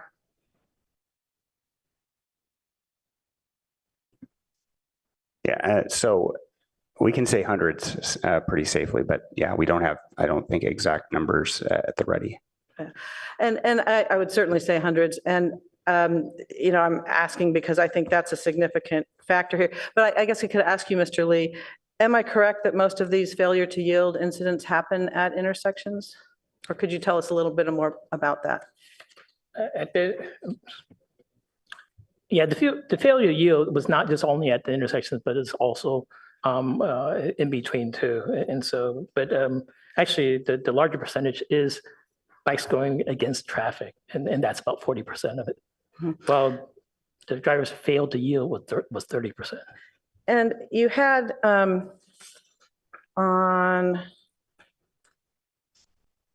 a later slide that the drivers failed to yield, because I know you also have the bikes going against flow of traffic and such. The potential mitigations to upgrade signs and markings, ensure clear line of sight, driver education, provide bike boxes. How effective have you seen those be in other settings? Do you have any metrics? Or? Having the dedicated right of way for the bicycles, it helped make a lot more visible and drivers more comply on yielding the bicycle within the right of way. So yeah, it's been proving effective. Well, certainly qualitatively, I'm just wondering if you had any statistics. We have to provide that information to you on the later date. That'd be terrific. Okay, thank you. And then just in the time I have left, I wanted to ask a slightly different question. So we've heard during public comment a variety of things about the impact of losing parking. I think we heard from the chamber representative there'd be about 500 parking spots lost. But I'm wondering, do we have a sense, and this again may be more, I don't know to whom to direct this question. Do we have a sense of how many of those are regularly used for business? Because some of the ones perhaps where the RV dwellers aren't typically, others are. Do we have a sense of roughly how many of those would impact businesses?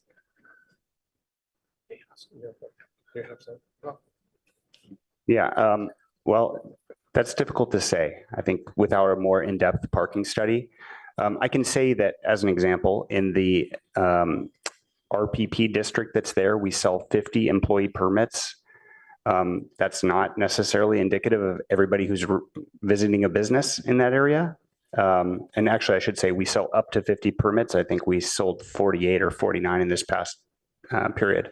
But yeah, that's just employees. That's not necessarily people that are visiting the business, but people that are visiting the business can park on other streets. They don't need to park on El Camino Real. And also, as noted in the staff report, some of those businesses, many of the businesses do have their own individual lots. Right, and I also heard the public comment that there was some survey that showed that many businesses didn't feel that this would be a significant impact. So trying to kind of hold both things. And then just one last sort of technical question. I believe the Sundance owner mentioned losing parking on El Camino and down Park Boulevard. Is that something we would expect would happen with this? As opposed, I mean, I was surprised to hear that. Is that No, or maybe I misheard it. I'm sorry. I think I missed that, but I don't believe that there's a direct link between that. Potentially just the bicycles would be on Park. Yeah, I'm not sure. Okay, fine. Thank you.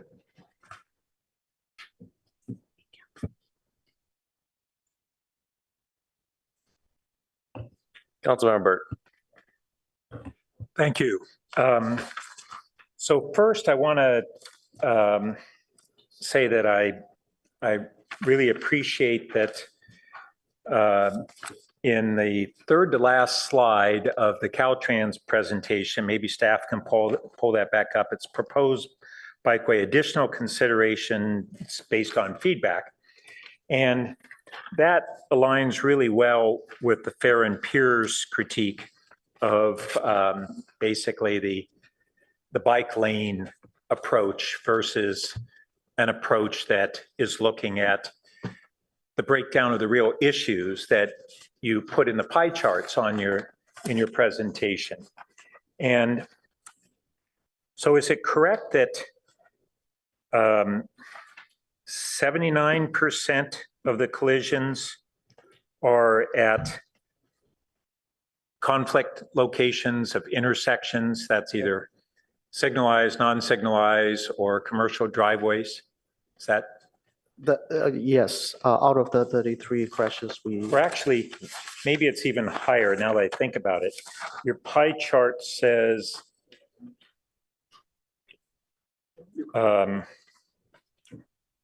yeah, there's 79% excluding mid-block on El Camino. And do the mid-block include or exclude conflict locations where we have commercial driveways and cars are going in or going out? Those mid-block, are they part of the mid-block? Yes. And one of the reasons is that right now, what we observe is bicyclists, they are driving on the sidewalk and having the Sorry, next slide. Having the a limited line of sight for the driver. That's one of the challenges. Yeah, and I appreciate removal of parking and the sight line improvement is one of the most valuable aspects of the proposal. So it actually looks like from this graph that somewhere between over 79% of the collisions are occurring at where we have conflict locations. So it's 79% at intersections plus the ones that are occurring at the commercial driveways. There lies our problem. That's our primary safety problem. Now, what portion of the collisions, I think, oh, I see here in the orange, the intersection from side streets entering El Camino, it's a real high percentage. And this is what we've known in our community, is that we, especially when we talk about the safe routes to school and the collisions with kids, they're about people crossing El Camino, not people riding on El Camino, but they're captured and they've been described in this report and really throughout the whole plan is if the problem of the crashes is predominantly people who are riding on El Camino today. Now, some are, and some are on sidewalks and others, but for me, it's really important that we zero in on what are the real safety risks and how does the plan address the safety risks that actually exist in the collisions that we're having. So I want to then ask the clerk to go back to your, I think it's third to last slide, additional considerations based on feedback. And so I was really pleased to see this summary because really for months, this is what we've been talking or trying to really engage with you on. And this seems to be a really great step in the right direction. So as we look at this, and I've heard Nick say we need, and others say we need to do something, anything. Well, the studies that I have read nationally do not indicate that doing anything is the right thing, and that bike lanes are not necessarily improvements. They can in fact increase risks, particularly when we have high numbers of conflict locations times high numbers of bikes and high numbers of cars. So do we have a projection of the increase in number of bikes that would take El Camino as a result of these measures? How many we have today, how many bikers there are today, and how many there would be after we create bike lanes? It's a mic on. We don't have a current projection. We did recently collected the bike counts on El Camino Real.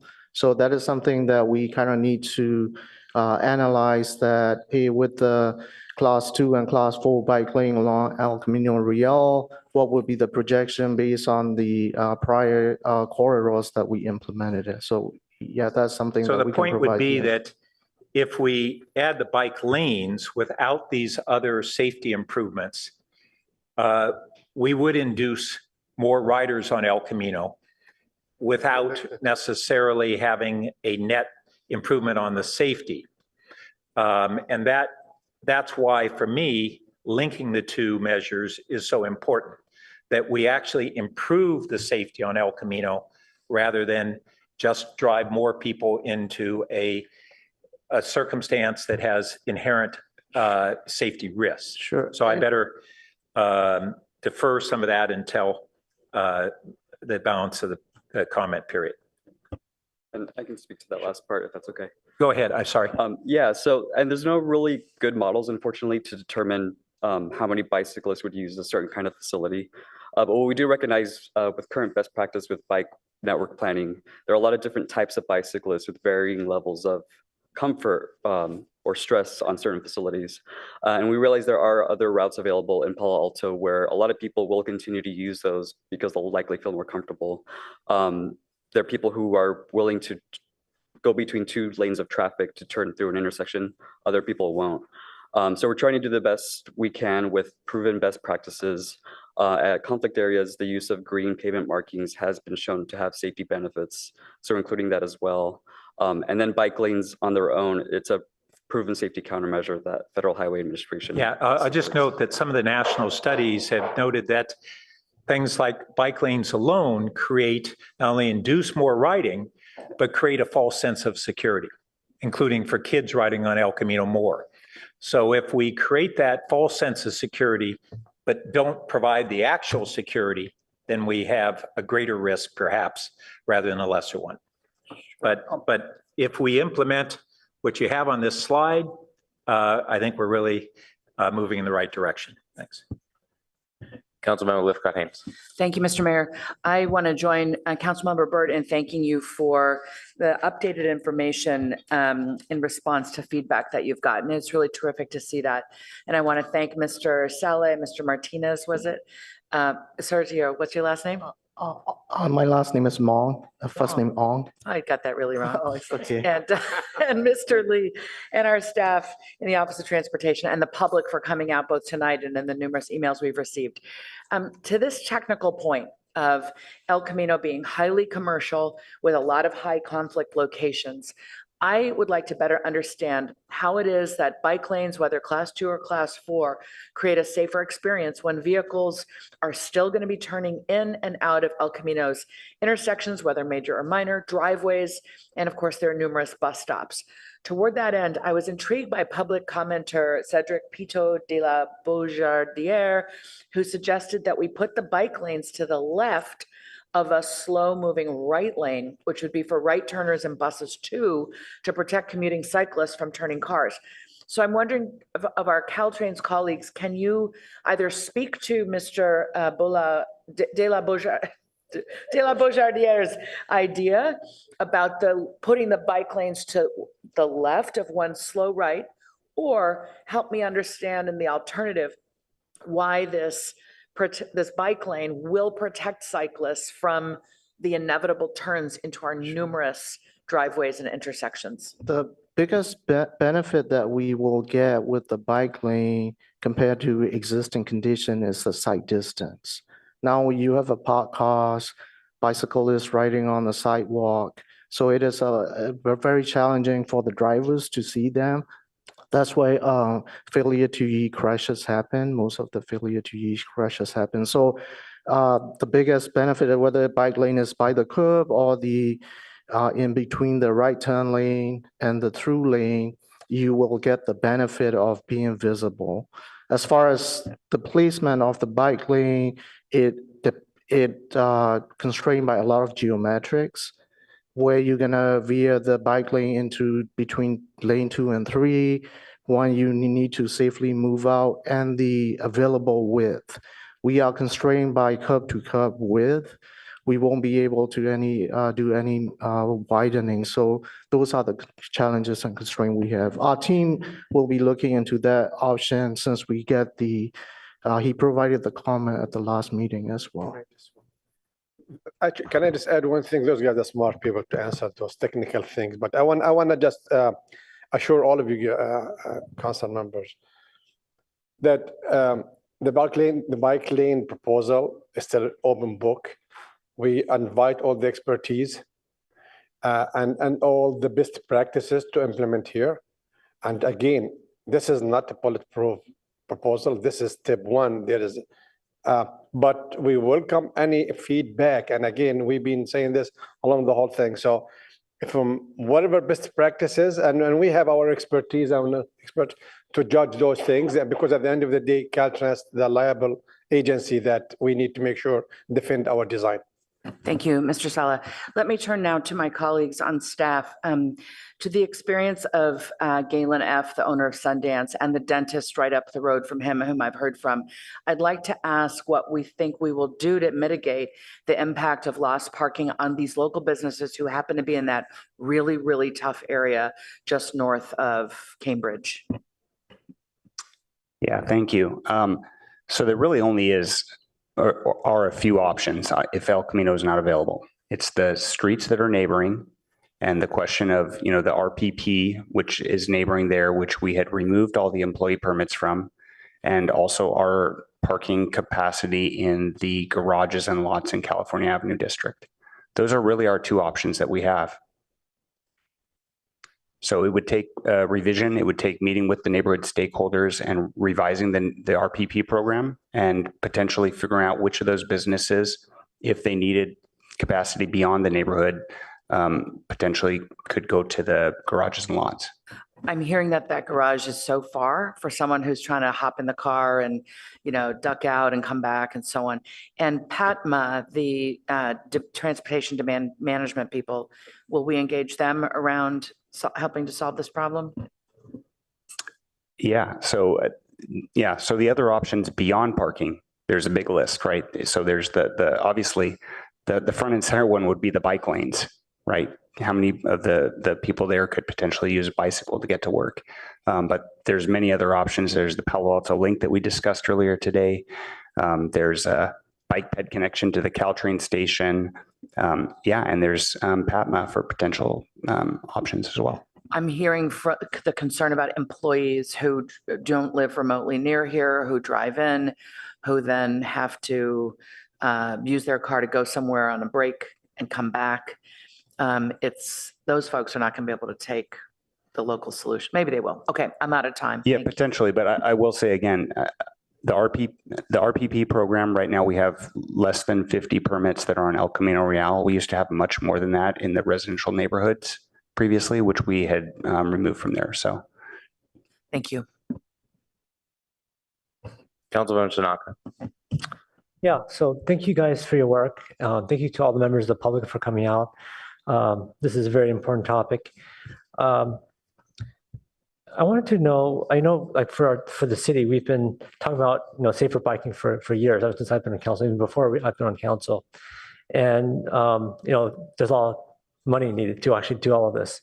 So for what is being proposed, how much of that money comes from the city versus they just pay for it themselves?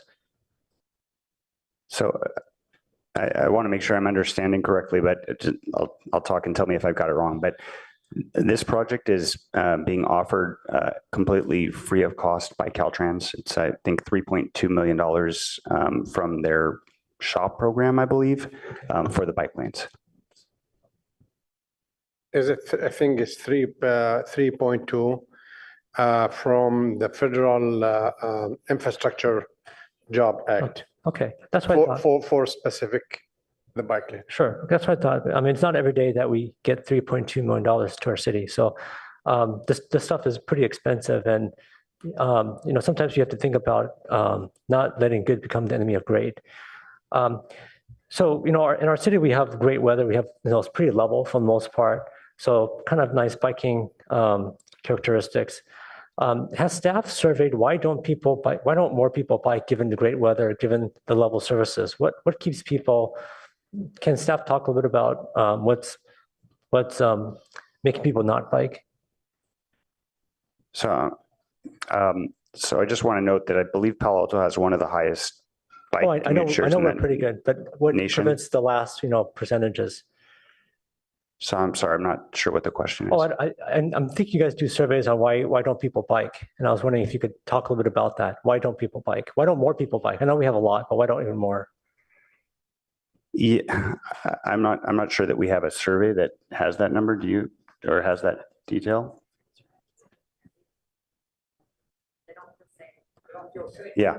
So if you're asking for that, but we don't have a specific data that measures that. But just to note that we have both some of the highest commute mode share in the country and some of the highest school commute mode shares in the country. But I think what you're asking is what would make people feel safer, and I think you could say that additional bicycle facilities would make people feel safer. Sure. I mean, I think that's pretty well known. My office, we've done a survey, and that's exactly what we found, that more people don't bike because they don't feel safe. I think some of my colleagues here probably don't bike because they don't feel safe. I'm some of you guys know I'm a pretty avid biker. But not everyone's willing to ride on the street, especially on El Camino, because it's pretty crazy scary, even for myself. In my survey, I also found that one of the other reasons why people don't bike is because sometimes there's no direct route, so it takes a lot longer to get a place to versus other places. Anyways, I want to keep it to questions for now. Have you guys actually surveyed the business owners to get their opinion on loss of potential parking on El Camino? And if so, what were the results? So are you asking staff or Caltrans? Either one. So I believe that there was a survey that was done by SVBC, and sorry, there were a few different community driven surveys that surveyed businesses that I believe was provided in the packet. But no, staff did not. This is not actually a city project, and so we're trying to use existing resources to move this project forward. Sure. Can I ask someone from, or do you guys know what the results were of that survey? Well, no, we don't have any survey, but I want to point out one thing with the city of Mountain View and Los Altos. They've done their own study to arrive to this one, since that street parking is delegated to the city because of the local zoning.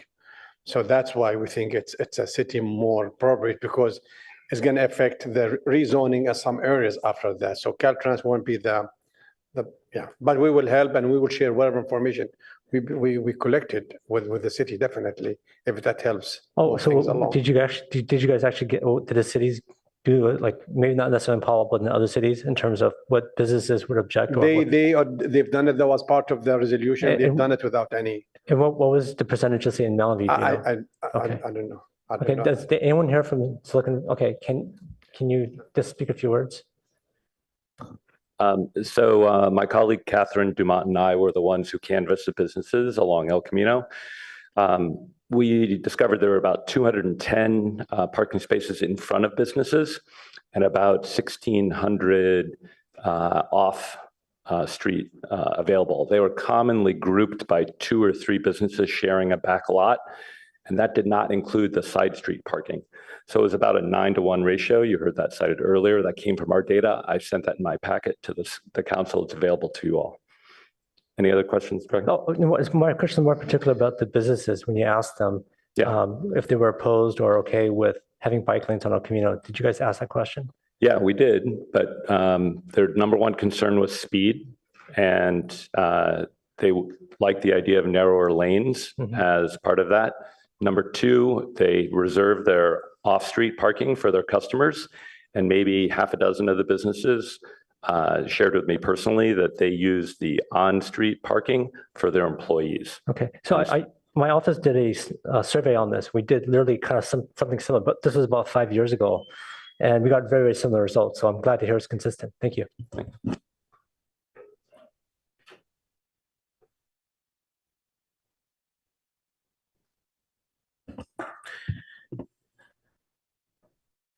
Let's see, I have a few questions now. We reached the end of the first round. Has staff identified yet what will happen to the many RV dwellers that are located along El Camino Real? So we are currently evaluating options, but I believe we have Melissa McDonough from the city manager's office who has more details than I do on this. Yes, we are looking at options, but some of the context that we're facing is that within our county right now, there is a waiting list for locations for RVs in safe parking. The other thing that we're trying to work through that you may have seen in your inbox today is we're hoping that Caltrans can notify people of when to anticipate the parking removal, so that people can adequately prepare, so that organizations that may be willing to help can. We do not have a direct relationship with the organizations that have successfully reached folks on El Camino. This is a very vulnerable community. Anecdotally, a lot of the people living in these RVs may not be native English speakers and may not be comfortable answering when you knock the door.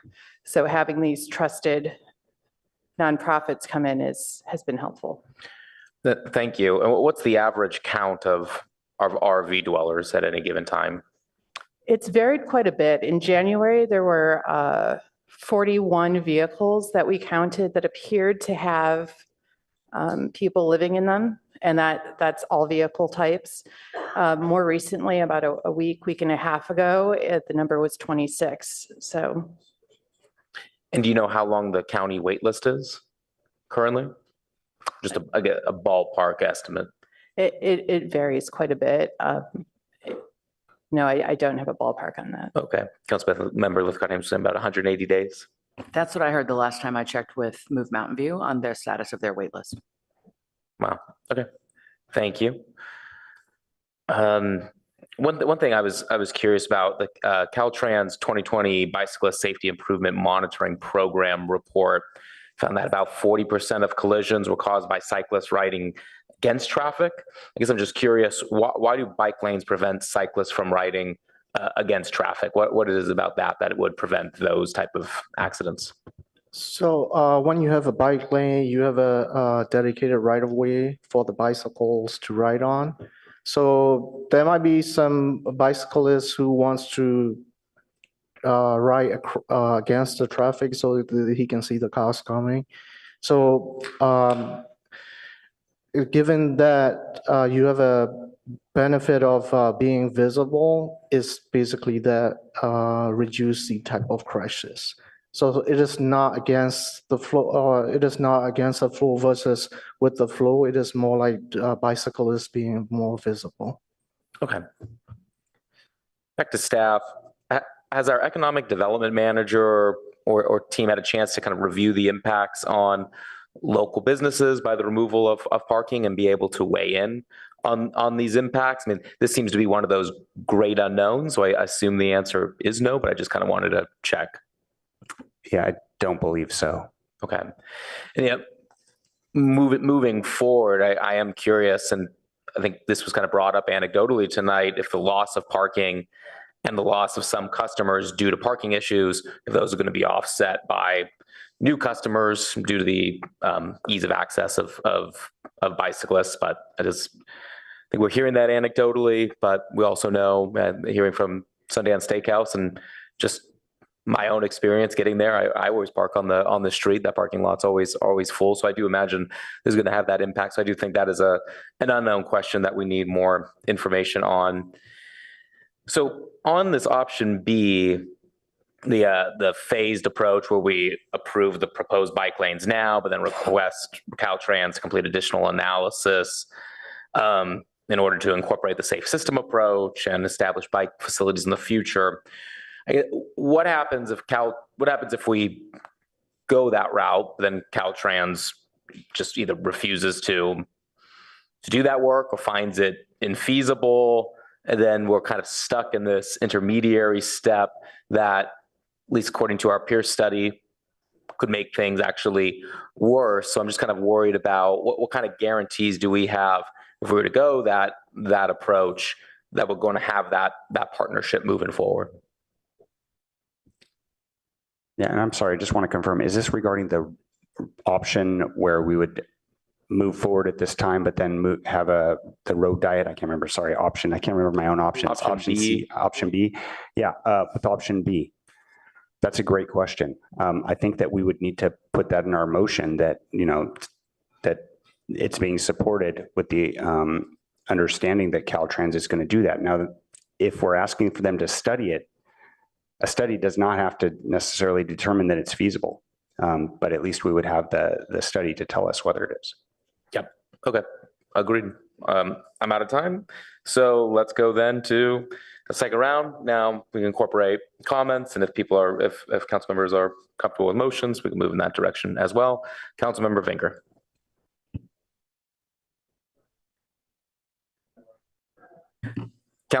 Vice Mayor Lowing.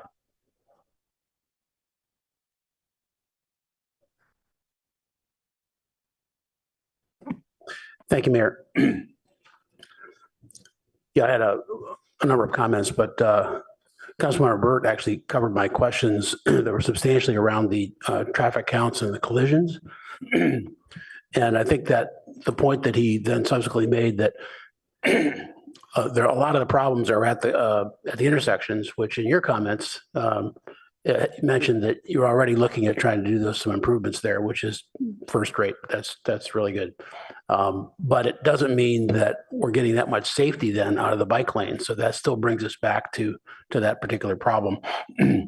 So obviously the discussion tonight is around your project. As they said, it's not a city project, so it's coming to us, I don't want to say unexpected, but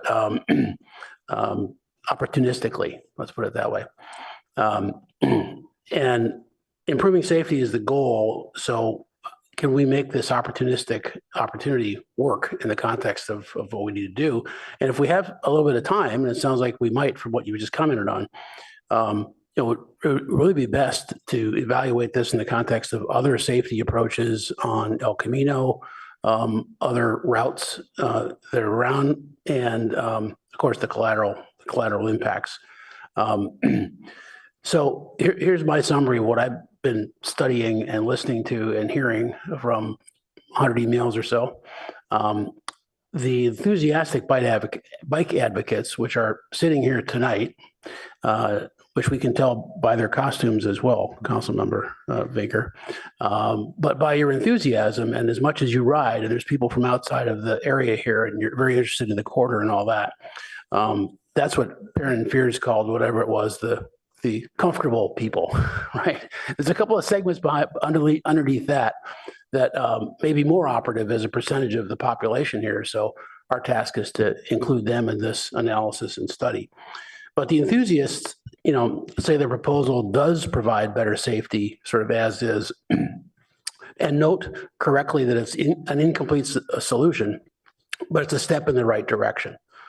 Fair and Peers, the consultant said, at this point, and you've already addressed this, the proposal doesn't really fully apply the safe system and so on, and therefore it doesn't address high-speed conditions which contribute to severe injury and fatality risk. So as it's currently drawn, as I read that, we're not ruling out injury and fatality risk just by putting these lines in here, and staff agrees with that. PTC spent a lot of time on this, asked very good questions. They, of course, like all of us, want safer bike paths on El Camino and everywhere else. But they had many remaining concerns and questions about whether this proposal is right now any safer than the current situation, and asked why we can't do some improvements, which we're all asking. So that's the big question that's coming up here. And as Councilmember Burt said, that slide was encouraging that you put up about that. And they came to these conclusions and angst, I'll put it that way, without ever even seeing the Fear and Peers report because it wasn't ready by the time they did their meeting. So that expert group and Fear and Peers have some issues with this. And of course, you've heard a number of people refer to Park Avenue, and that helps people move along the corridor in a pretty coordinated way, not just around town. So that is really quite effective right now. And we got some mail that endorsed even the Bryant Bike Boulevard as being equally helpful in that regard. So I'm concerned that we are, with the project as presented, bringing more bikes to a high traffic, high speed thoroughfare, and just putting some green paint on the ground isn't really moving the needle on bike safety. Of course, it's going to give it a bit more visibility, but there's no bollards, there's no protection there, and we know what happens in that regard. I was driving down Middlefield the other day, 35 miles an hour. A kid to my right, good news, he had his helmet on, but he also had no hands, and he had his phone out in front of him like this. So all he had to do was hit a rock or a stick, and he would fall right in front of me. The same thing would happen in the situation if that irresponsible young man was doing that on El Camino. So I'd like to see more than that, which is, I think, what we're all trying for, to really make sure we're getting safety, whether that's bollards or bike class 4s or whatever. And then just briefly to these collateral items, staff did some preliminary work on looking at the retailers there, reporting that some have literally no space for customers. We heard that tonight from a renowned institution here that we certainly don't want to lose. I think that if we're going to do this bike lane, we need a mitigation program that varies almost by block, meaning we got to walk the street and see exactly what we can do, slight detours or mitigated parking or whatever. We just have to be very detail oriented, boots on the ground to figure that out. That's not trivial, and it's not been fully analyzed. So relative to this project, we have to have time to do that before we can even get to the thing of, let's gradually move parking out. Oh, I just got your email today, where we are, about that you did some polling of businesses. So I hadn't seen that before. And that's an early indicator. It's only hours old, and I'm sure we'd want to expand that and take a look at it. And so I think that's really critical. There were 93% of the comments tonight in this room and online were in favor of the proposal, as is. That's not the mail we got. So there are other segments that we want to address. So we'd like to have time to work with you on some of those changes. And, the paving is going to move forward and last for a long time. So I don't see why we have to rush right into this. And I am not talking about, let's take 5 years to figure this out. I'm saying, let's work with you in the context of the fact that, it's another project that's coming to us. And so it will immediately be a question of staff resources to get this thing done. So I appreciate your movement most recently. Thank you, Mayor. Councilmember Koo. Thank you. So thank you for your comments, Vice Mayor Lowing. I did want to say that I too did walk El Camino from Charleston all the way down to Churchill and then back again because I parked my car at the original spot. And I did speak to a lot of many of the store owners and businesses. And I will have to say that it does concern me because a lot of the business owners did say that they did talk to somebody representing the Bicycle Coalition and they felt intimidated and they were worried. They're very worried about retaliation for their business. So I do have a huge concern about this, as I mentioned. And we witnessed it tonight also. So I do want to say that, I feel like I want to work with this, see how we can also incorporate DIB 89 into this, but also, in terms of speed management and enforcement, I was asking before you mentioned it, I asked by whom, and you say CHP, right? So is that what you're saying, that Yes. they're going to So, come and manage this? Our plan is for the whole corridor, we're going to be working with CHP and the local PD to see what kind of effort and the additional enhancement that we could do for the speed management. So that's our plan going forward, is we really want to make sure we manage the speed appropriately for our El Camino Real corridor. So in that case, it means that it's not fully developed yet, and it needs to be more developed. In terms of a lot of these points that you have put here, it's speed management. The strategy is we have CHP and Caltrans. We do have plan what we need to do for the speed management. It is just a matter of working with PD and the CHP where we're going to get the resources, right? More CHP present, more law enforcement present will reduce speed. That's what the main factor that we observe for pretty much all the corridors. May I just add a few things? I think you indicated that the plan is not developed. It's a matter of just get the local police and the CHP together, understand the urgency to monitor and enforce that speed. So it's not really a plan or a document we need to prepare. It is just a meeting, get their attention to it, right? I mean, that's, and maybe also the city to be present and share the same concern. But I just want to make sure it's not a document that we are preparing that is going to be back and forth for review, because somebody else document is one thing, but then it's a commitment in ensuring that the speed limits and the management and all of that is collaborated upon, and then the both agencies are in agreement of doing this. So it's rather simplistic when you just say it's yes, it's a matter.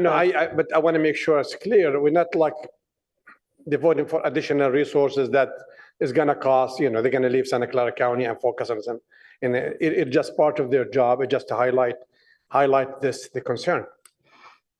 Yeah, I still have concerns about the answer there, but thank you for your response. I do want to also say, that this means of removal of parking spaces from El Camino, when we have had many years of discussion about the Evergreen Mayfield RPP district program, as well as the College Terrace. This is undoing all of the work that we've put into and the peace of mind that we've given those neighbors. And so essentially, this is again causing heartburn for a lot of people. And, we've put in place parking for employees, customers. You're going to have to talk about deliveries, the app-based ride drop-offs and pickoffs. And will that be back in the residential neighborhoods? And how about all those people who can't find parking at their work and they're going to be circling? My other point before my time ends is that at this point, El Camino is in awful shape with all the potholes and everything. So I would like to know is that should we know that we're being held hostage until we know whether this bike lane is going to go forward and removing parking, or are we going to actually get this road repaired and repaved? So I would really like to know that, because I have constituents who are just livid about this road and nothing is happening in order to repair it. So paving work gonna proceed, otherwise we're gonna lose the funding for the entire project. Can I expect when? Because I'm sure our constituents would like to know. I did share the schedule of the project. We are committed. We already paid the contractor. It's not an option if Caltrans will proceed. We have to proceed with that project. There is $40 million or $30 million to the capital improvement. So we are proceeding with the project. The only thing. Repaving. With the whole thing, the scope I listed, the repaving and the sidewalk repair and the AD upgrades and all the component of that we are proceeding with. We're proceeding with the bike lane also on the southern side of Mountain View. It is just the reason we not being going, first of all, the contractor was awarded recently. We went through winterization, rain season, but they're working on other miscellaneous work.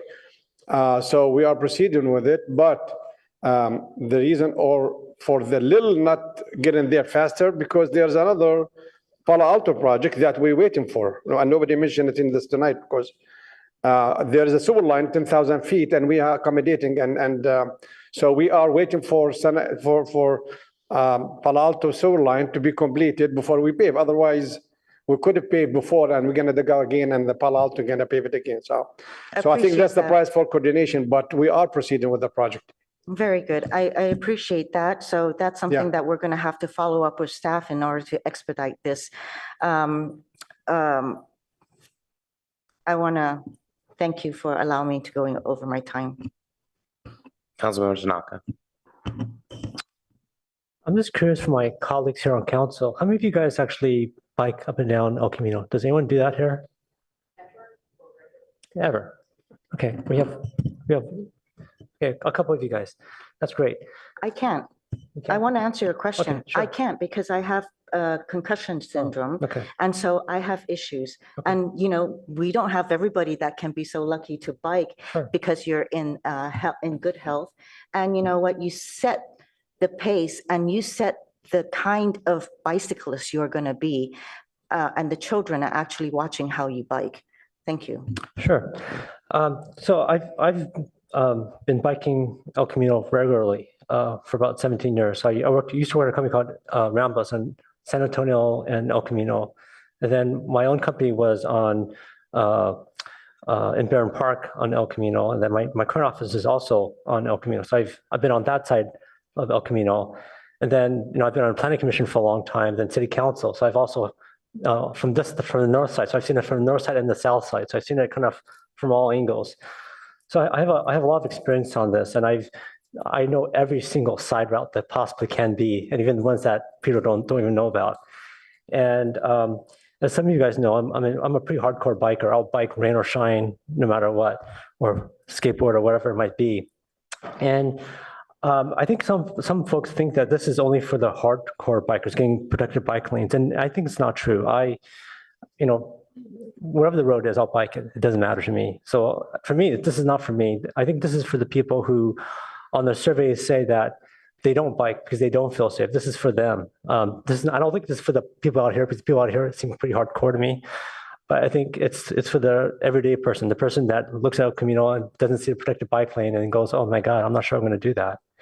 And when I have time, I take the side routes. I take Park, right? I take the bowl bike path, even though it's way out of my way, but I'll do it just because I want to be safer.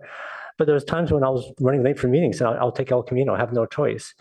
And in my mind, the importance of this is not necessarily for the people in this room, not for the hardcore bikers, but it's about the mission of our city, right? We spend an incredible amount of resources trying to be a very green city because we all care about the climate, right? I think everyone here on council really does care about the climate.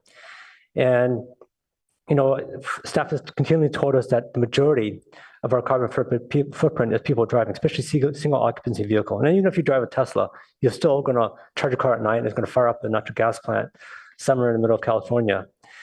And so by getting the people, not like myself, because I bike anyways, I skateboard anyways, it doesn't matter to me, whether we have protected bike lanes or not, but to get the people that, are maybe a little bit more fearful, right? Maybe aren't as in good shape. People that maybe, need, other types of, tricycles or whatever it might be to feel safer.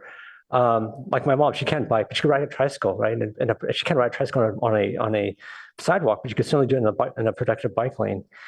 So I think it's for them. It's for the people that would like to, but don't feel safe. And so I think we should think about this very carefully. I'm incredibly supportive of option B.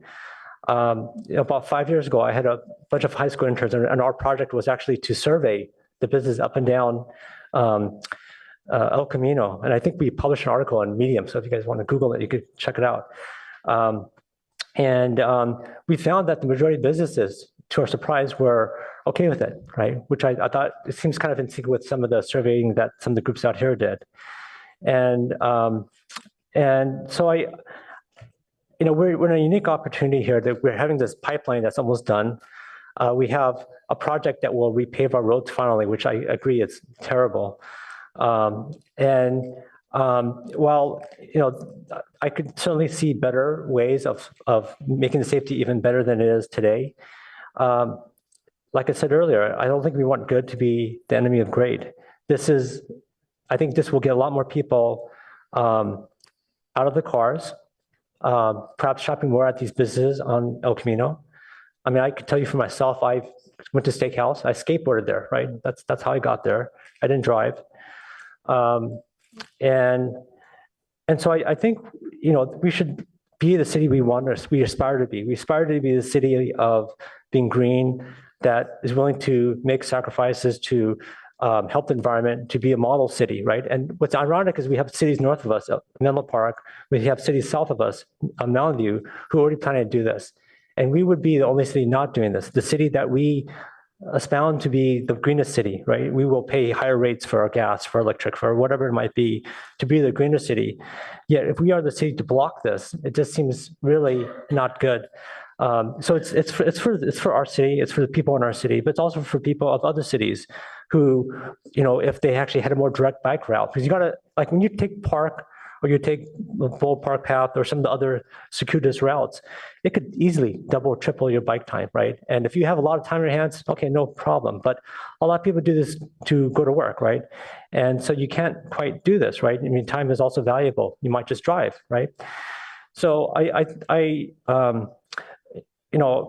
a heavy user of El Camino and heavy, some of that bikes all the time, I encourage my colleagues to have a bit of an open mind. I know, from the looking at it, like in terms of, is this going to be safer or not safer? I think that's one aspect of it. But I think the bigger aspect of it is how do we accomplish our mission of trying to be a more green city? And I think we accomplish that by getting more people, not the people in this room, because I think people in this room are going to bike high over hell water, like myself. I'll bike no matter what.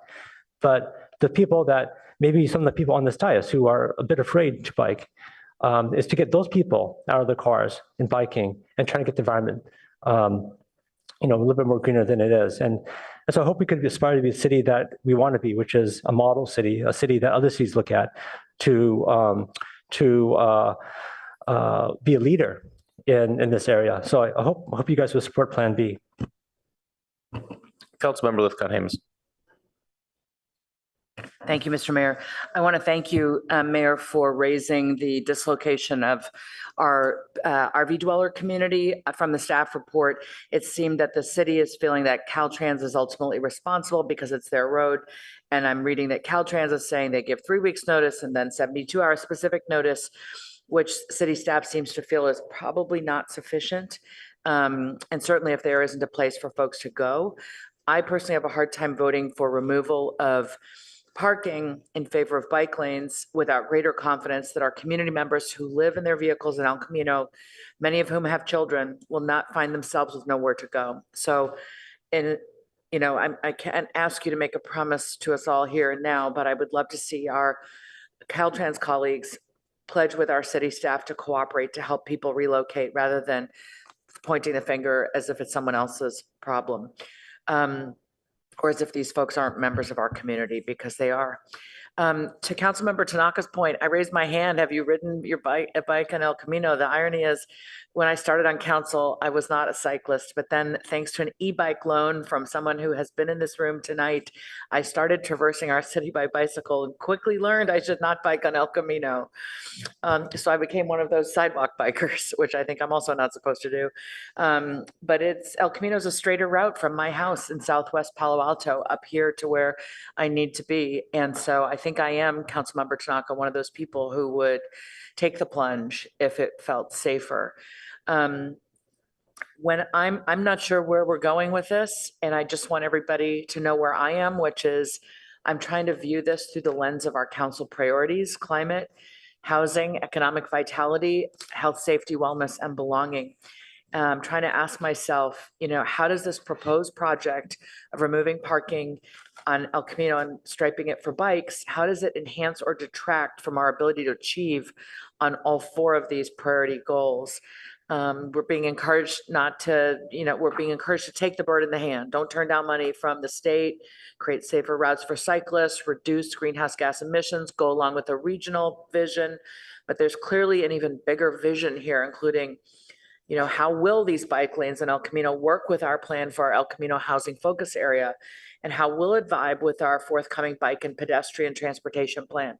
So we're in this moment that is imperfect.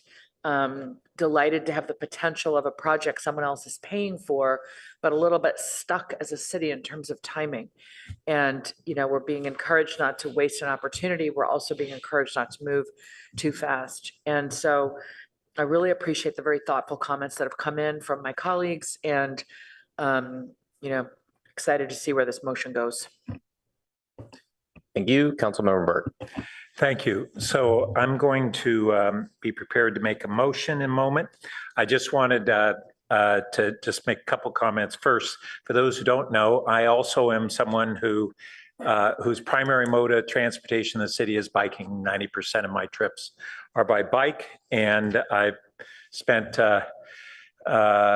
25 plus years involved with city biking policy, and have been a very strong advocate of us investing more in safer and more efficient bike systems. By more efficient, getting from one place to another easily by biking and swiftly, and most of all, safely. So I want to make the following motion. I'll say it's aligned with option A, but we'll say request that Caltrans return with additional safety measures for biking on El Camino Real based on the safe systems approach and DIB 94, as well as a complete streets network approach. Second, that we request that they create an ad hoc task force with city staff, BTA staff, biking advocate stakeholders, including our Safe Routes to School, the Chamber of Commerce, and mayor-appointed two-person council representatives.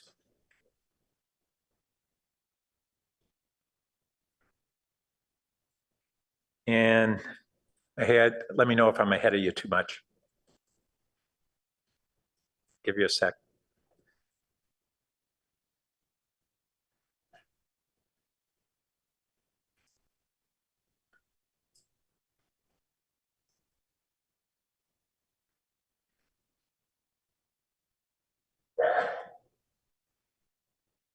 Okay. Okay, the plan and next bullet, the plan shall prioritize safety improvements at intersections and conflict areas.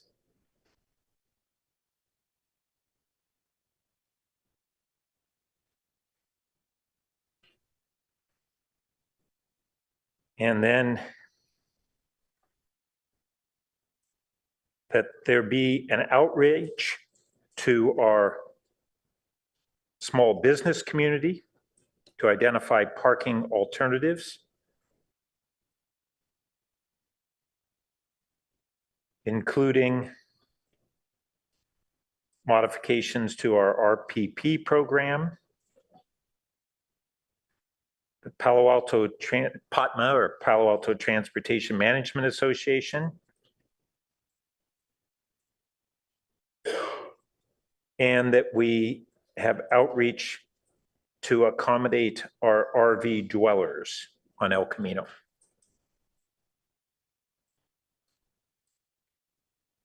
I think that captures it.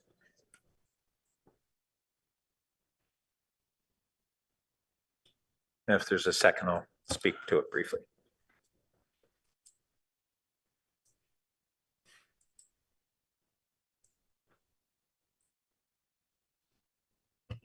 We'll give the clerk time to put the motion on the screen for a second.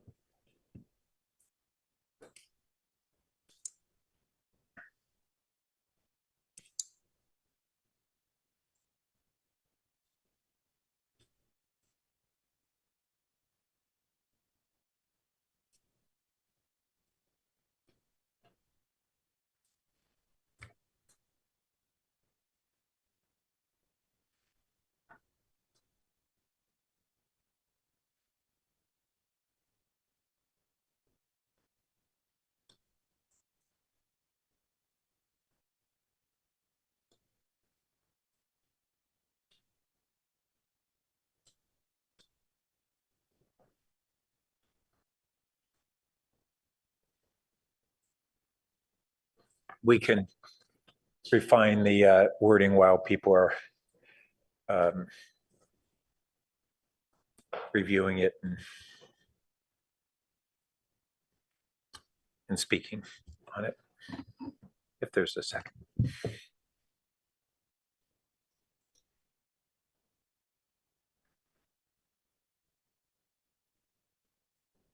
And can I ask for some clarification? Sorry. Okay, I'm already seeing it on the screen. Request Caltrans create an ad hoc task force. I just want to make sure I understand that. I'm assuming that potentially could be a Brown acted committee, but I'm going to need to look to city attorney for clarification on that. And only if there would be members from different governing bodies. Is that right? If there were two different governing bodies, if it's an ad hoc, and there are not? I'm not sure what you're aiming at there. Yeah, this is unique. I haven't seen this before, asking another public agency to create this body. If the council created or directed its own staff to create this body, it would be a Brown Act body. This is a request, so presumably it's a request that Caltrans could. And what would make it a Brown Act body? The Brown Act. No. What would make it a Brown Act? What in the Brown Act would make it a Brown Act body? That council has created a body that includes 2 of its members and other members to address a specific topic.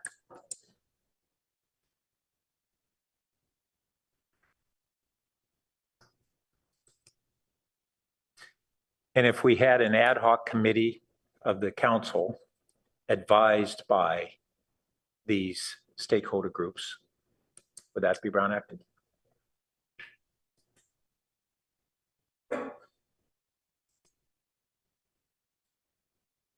That's what we have like in SCAP. We have a group of advisors. We've had extensive discussions about the challenges under the Brown Act of navigating the council's current somewhat elaborate structure of ad hoc bodies. I have to think about that one.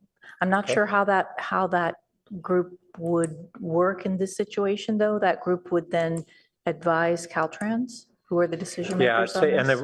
the reason I framed it as Caltrans creating it is really, we want them to come back with a revised plan based upon this collaboration and input. That's the intent. Right. So if it stays with Caltrans, they're already doing outreach to these different parties and receiving it. So this is more of a continuation of that. That's why I framed it originally that way. Right. Let me think about this. Yeah. Well, we don't have a second yet. I'll second. Okay. But I'd like to ask you to consider to include that when they're doing modifications to RPP program is to include the neighborhood in the discussion. Councilmember Burt nodded yes. That's on number 3. Yeah, I can already say that we would definitely do that. Okay, But can I ask, and that's fine if it's incorporated in this, but that would be the key outreach that we need to do is the businesses there and the residents that live in the neighboring RPP. Can I ask for some more clarification? I'm sorry, I don't mean to interrupt, but I just want to make sure we follow this. I believe that we probably need to ask Caltrans about the feasibility of this within the timeline. And because I want to make sure I understand that. I'm fine with that. And then the second question that I have relates to comments that Councilmember Lithcott-Hames made regarding the unhoused individuals or the RV dwelling individuals. And I just want to say that city staff is committed to trying to find solutions. But the one thing that we are asking, and we would like to have council potentially ask for, is to have more advanced notice for the RV dwellers. I think the proposal right now is 72 hours. I think those are specifics that are well taken, but I don't think we put that in the motion per se. There's a lot of kind of more meat on the bone than is in the motion. But can we ask Nick to respond? I'm not sure exactly of the ad hoc and other commitment assigning Caltrans to go outside our jurisdiction.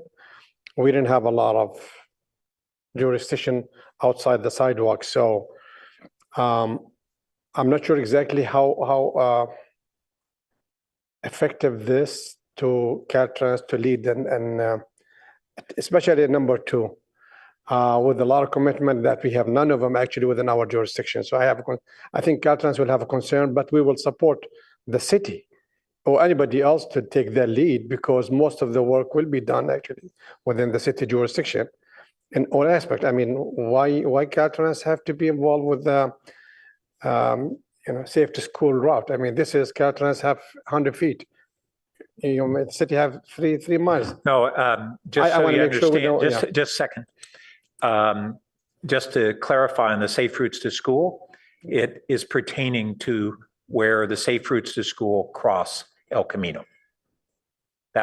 We're not asking you to look at beyond that. Yeah, but yeah, I think Caltrans will have a little concern about the ad hoc and inviting but we'll be happy to work with all of them. It just, I'm sure the mechanic, I think Caltrans to own the responsibility. Okay. We'll support it, I think, and if the city owns it, that's fine. Got it in concept. And while the city attorney is thinking about the structure, I can turn it over to my colleagues for their I thoughts. still have a few more things to ask for your consideration if you accept. Okay, but just so we're not trying to delineate every detail in the No. motion. I think my other one is to incorporate also, you said DIB 94, but I think DIB 89 is another one that they should add into the design. Okay, and I'm not versed on that. I believe a member of the public, do you know DIB 89? I believe it's eliminate right-hand turn. Caltrans, we will work with you, the DIB 94 or 89 and all the DIBs related to the improve the design, right? Maybe the better way for me to put it is, and instead of listing DIB 94 is to instead say applicable design information, Caltrans, applicable Caltrans design information bulletins. Perfect. Thank you.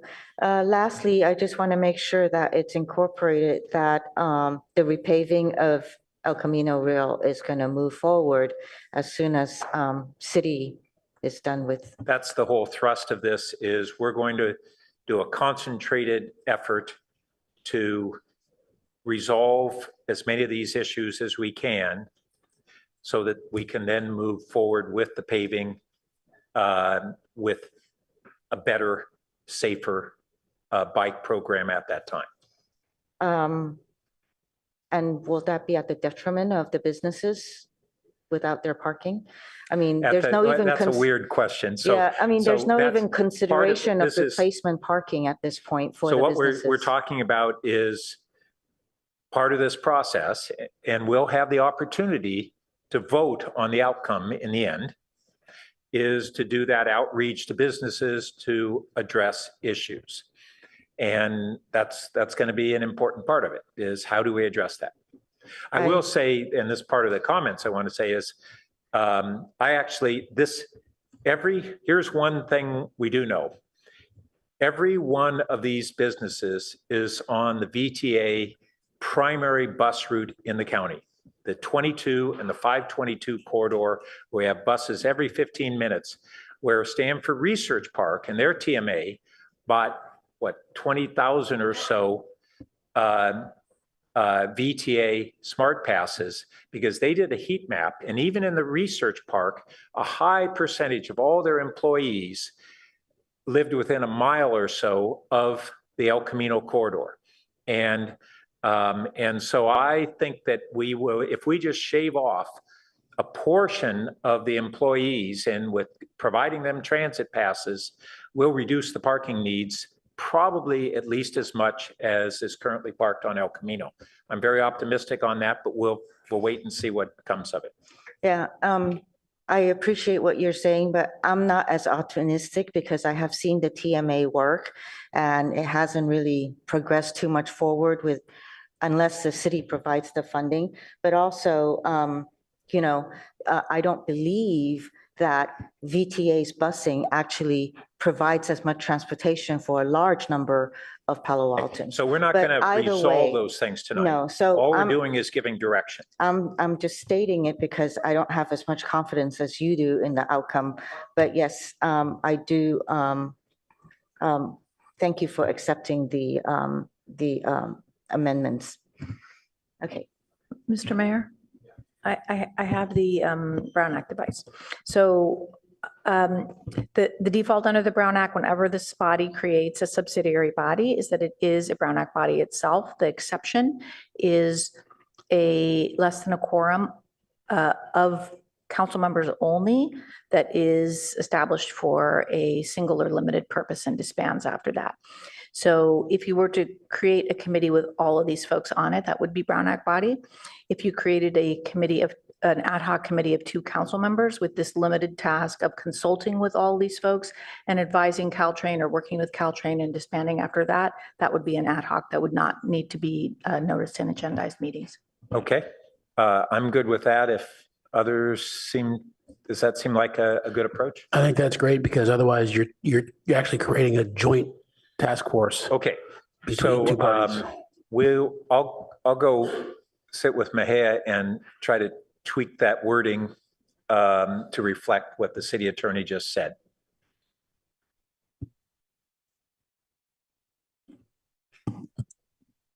Mr. Mayor, I think it's appropriate to comment just in terms of likely implications of this.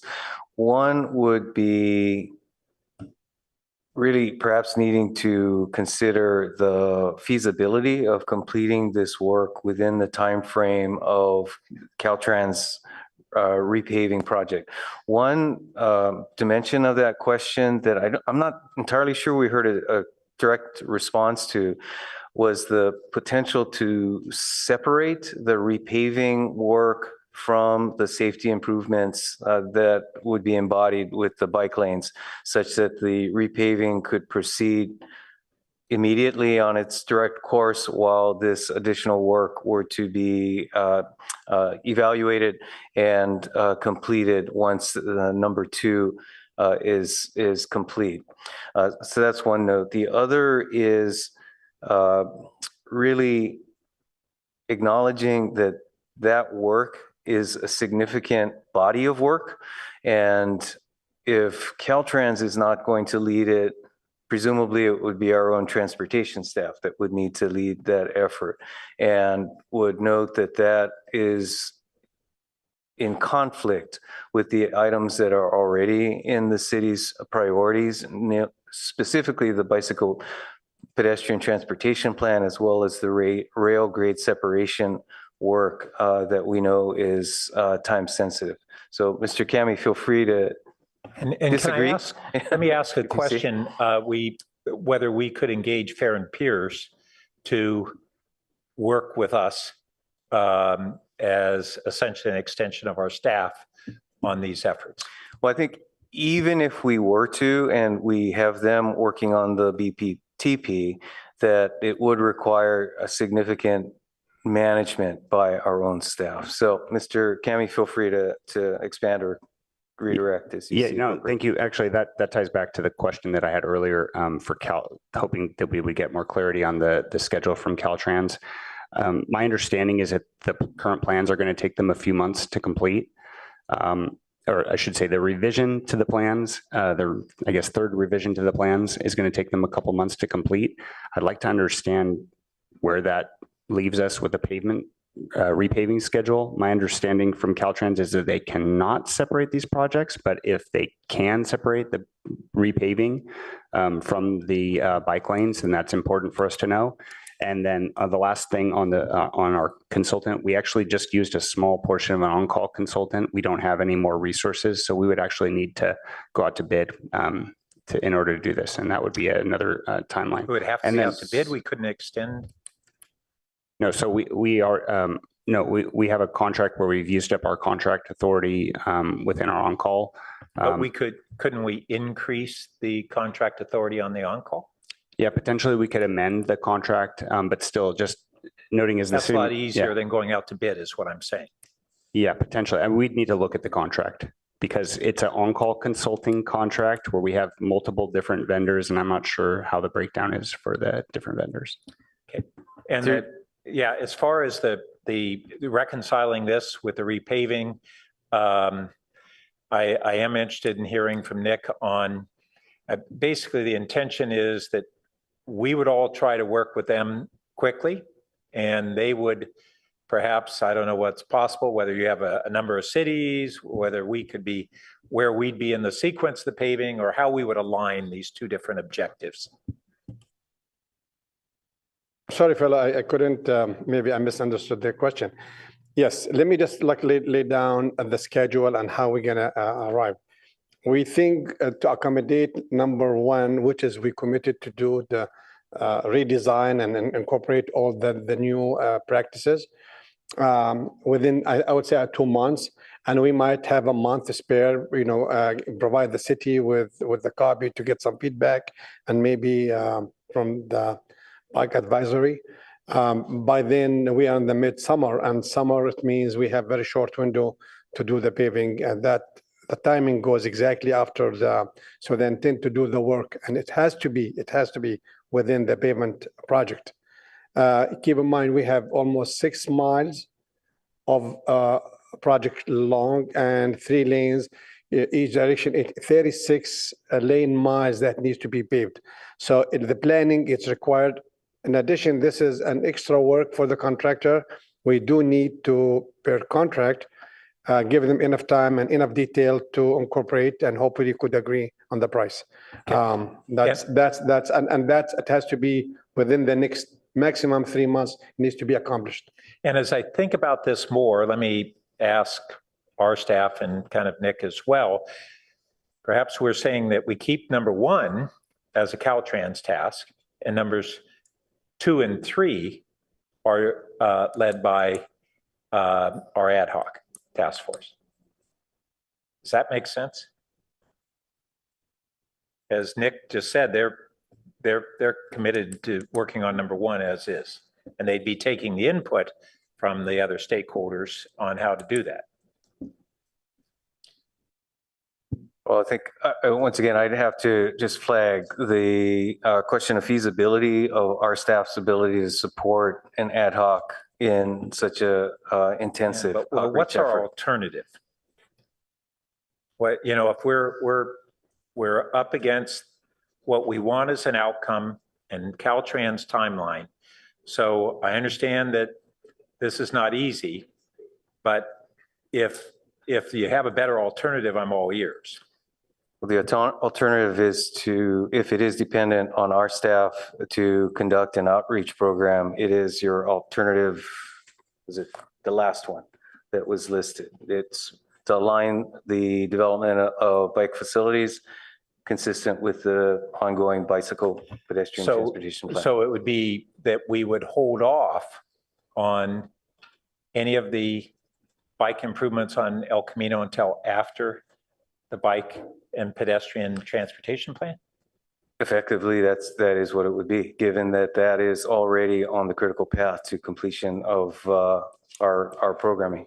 Well, that would be late 2025. That plan would be completed. Then we would do the implementation of, or applying that to this. We're talking 2026. That's really where we're left. Do we light a fire under this and try to solve it? Or do we say we don't want to take it up until 2026? Councilmember Vinker. Thank you. So I unfortunately wasn't ready when you called me the first time, so I'm going to add in my thoughts here. First of all, I appreciated Councilmember Lithcott-Hames bringing us back to our council priorities. And I think it's interesting how closely they align with the Caltrans strategic priorities and policy. And that is, what sort of guides my thinking on this. As Councilmember Tanaka mentioned, the climate benefits are clear. I don't need to articulate those. I think we all agree that bike lanes would support our SCAP goals. Prosperity, though, is interesting, an interesting way to phrase it, which is kind of consistent with our economic development benefits. But when I think about what I've heard from the public commenters and the cyclists here tonight, and I think about cyclists entering Palo Alto from Mountain View or from Menlo Park, I think we should welcome the people who come to work, shop, and play here in Palo Alto and make it safe for them. It shouldn't be just how do we get around Palo Alto within Palo Alto. I think we should be a good neighbor. We don't want to be the gap in the smile where there's the missing tooth. And so I would like for us to have the bike lanes that have the continuity north and south. Equity was another one. And I think about, in part about our RV dwellers. And honestly, if adding bike lanes spurs us to better care for our RV dwellers, I call that a win. I mean, living on the side of El Camino Real is not healthy. It is not good for mental health with the noise and the stress that people endure there. And it is not good for physical health with air quality issues, danger of getting hit while servicing your vehicle and other things. So that led me to be very curious about the timing, and we've just had quite a discussion about it here, about how we could have time to explore expanding our safe parking program, until the transitional housing comes online, and if we can do some things like that. But I heard you committing to trying to do something to help our RV dwellers in the meantime. So that to me is a really important thing. And like I said, honestly, I think that's a good thing to do on its own regard. Safety. Yes, we've talked and explored in great detail tonight, the safety pros and cons, the benefits, that how does it sort out? We all agree on the visibility. But I guess for me, it kind of boils down to is we already have bikes in El Camino Real. Maybe we'll attract more with this. I don't know. But riding by parked vehicles we know is unsafe, and riding by RVs is unsafe. And I would argue that parking on the side of El Camino Real is unsafe. There's been a few times I've pulled up and I thought, can I really park here? Okay, now can I get out of my car into traffic? It's a little scary. So there's so many different variables and factors on that. But I do believe that removing parking and painted bike lanes are a significant step forward. And I like the idea of the beefy plastic bollards. Somebody said beefy. But that takes, and there's many other things we can do. We can step them up, we can divide them, and that takes the planning. So all of these wonderful things in this motion, the ad hoc, the plan for safety improvements, additional safety measures, are wonderful things, and I support them. The question to me is, when do we do them? And I'm concerned about delaying the repaving. I understand that it has to be enmeshed with that to some degree to get these dollars. I don't want that to be the sole driver, but I think there's a lot of other good reasons to move this forward now. And as I understand this is not directionally committing to bike lanes now. Is that correct, Mr. Maker? Or are you? Because if so, I'd like to say it expressly. If not, I would like to offer a friendly amendment. It is the anticipation out of this, yes. I So- mean, with the council would still be voting that in the end, but that's the case. And I do want to note that we had a whole number of people who wrote to us saying, if we put the Yes, I bike noted lanes that as in, well. I will So- be more inclined to ride El Camino, which is, so I think we will clearly have more riders just with the painted lanes. Okay. And So, we didn't get, if I can add, didn't get a chance Can to you add? actually speak about the bus issues. okay, so there are bus issues. What I'd They're like, big bus issues. there's big bus issues. What I would like to do, though, is have those considered as part of this. I think this is great. We all care about safety, and I think there's it'll take a lot of time to deal with a lot of these issues. They're complex things. But the question is, can we be safer now? Can we do something now? And I understand there are different views on whether the bike lanes do that. But I would at least like to have a statement that directionally supports the addition of bike lanes, which would be option B, which is a phased approach. So to me, when I looked at option B, and that's the one I support, I thought, how do we do the phased approach? How do we deal with that? And I think you've outlined a very lovely way to do the phased approach, and that it fills in that gap for me. So what I would just simply like to do is to say that directionally, we add the bike lanes along with the repaving. And so I would ask you, colleague, whether or not that's a friendly amendment that you would Okay, accept. so let me, here's now- the way to perhaps add it. Yeah. What you're asking for. Yeah. In one, request Caltrans return with additional safety measures in conjunction with bike lanes on El Camino.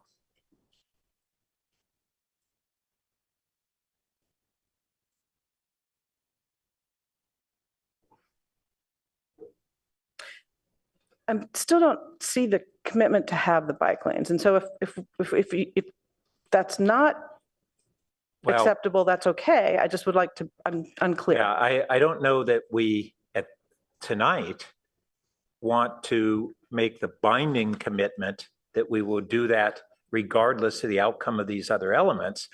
It's by adding this, it is anticipating that these other elements will come back in conjunction with bike lanes, and then we'll have our decision.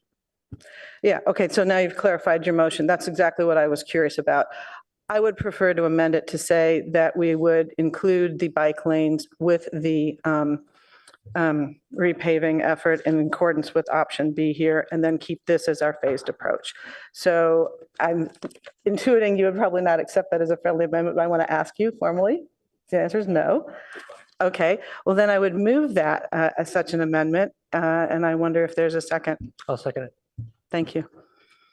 So we just have to figure out how to put that in there. I think I would say, yes, include the bike lanes with the repaving effort in accordance with option B. Yes. And if there's not support, then Yes. I mean, I like this piece regardless. I would just also like that piece. And Mr. Mayor, at the appropriate time, we have additional thoughts on the staff resources options. And can I speak to my amendment? Or how does that Yes, work? please. Okay, thank you.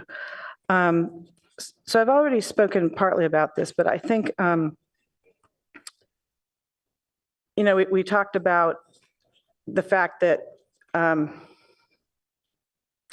school children are crossing. We talked a lot about the intersections, the orthogonal. That's happening right now. I think that having, more attention to bike lanes and painted and the cars away helps with that right now with the children that are there every day, the hundreds of children. We don't know how many.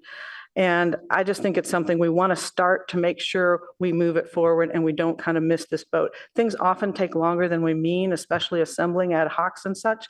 And I want to make sure we get started on the bike lanes and then we do everything in our power to make them even safer, even better for our community. I am not happy with just the painting, but I do think it's a good way to start. Councilmember Tanaka. I think Councilmember Finker said it really well. It's not every day we have this opportunity. It's very, very unique. I think there's a lot of people that would start biking if we do this, and a lot of people in other cities don't bike if we do this.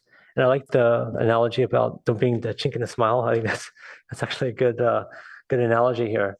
And so I think, as I said earlier, to really kind of live up to our ethos of being a green city, of really caring about the environment, being a humane city. I think that's a good point. People living on El Camino probably not the best place for them. I think that makes a lot of sense. So I fully support this. I think this makes sense. I don't mind, the main motion either. I'm just very concerned about being able to hit the timeline needed. So that's my only concern with this. Is I'm worried that, the bus will pass us by, so to speak, right? And so, I think a lot of times in our city, we try to be very, very careful, and that's good. But, sometimes having a catalyst for decisions is not a bad idea either. So, main motion I could kind of live with if we could just have some sort of assurance that we're going to be able to get this opportunity that is being presented to us. If I might respond, because I realize the implication of one is that Caltrans is going to come back to us with their modifications, their improvements as best they're able to design them in time for the paving to occur.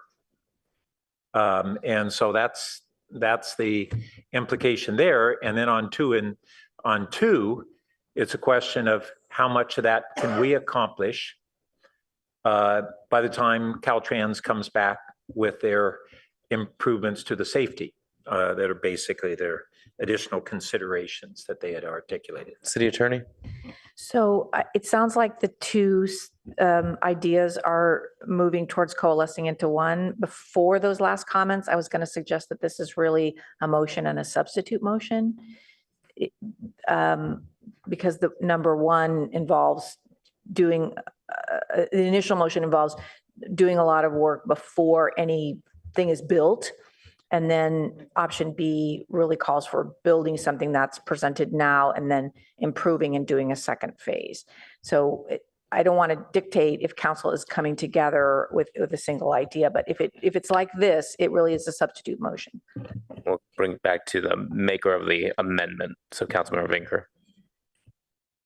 Thank you. Can I just get some clarity on that timing issue? Because I was not clear that you could come back with all of the additional safety measures in time for the repaving. Is that correct?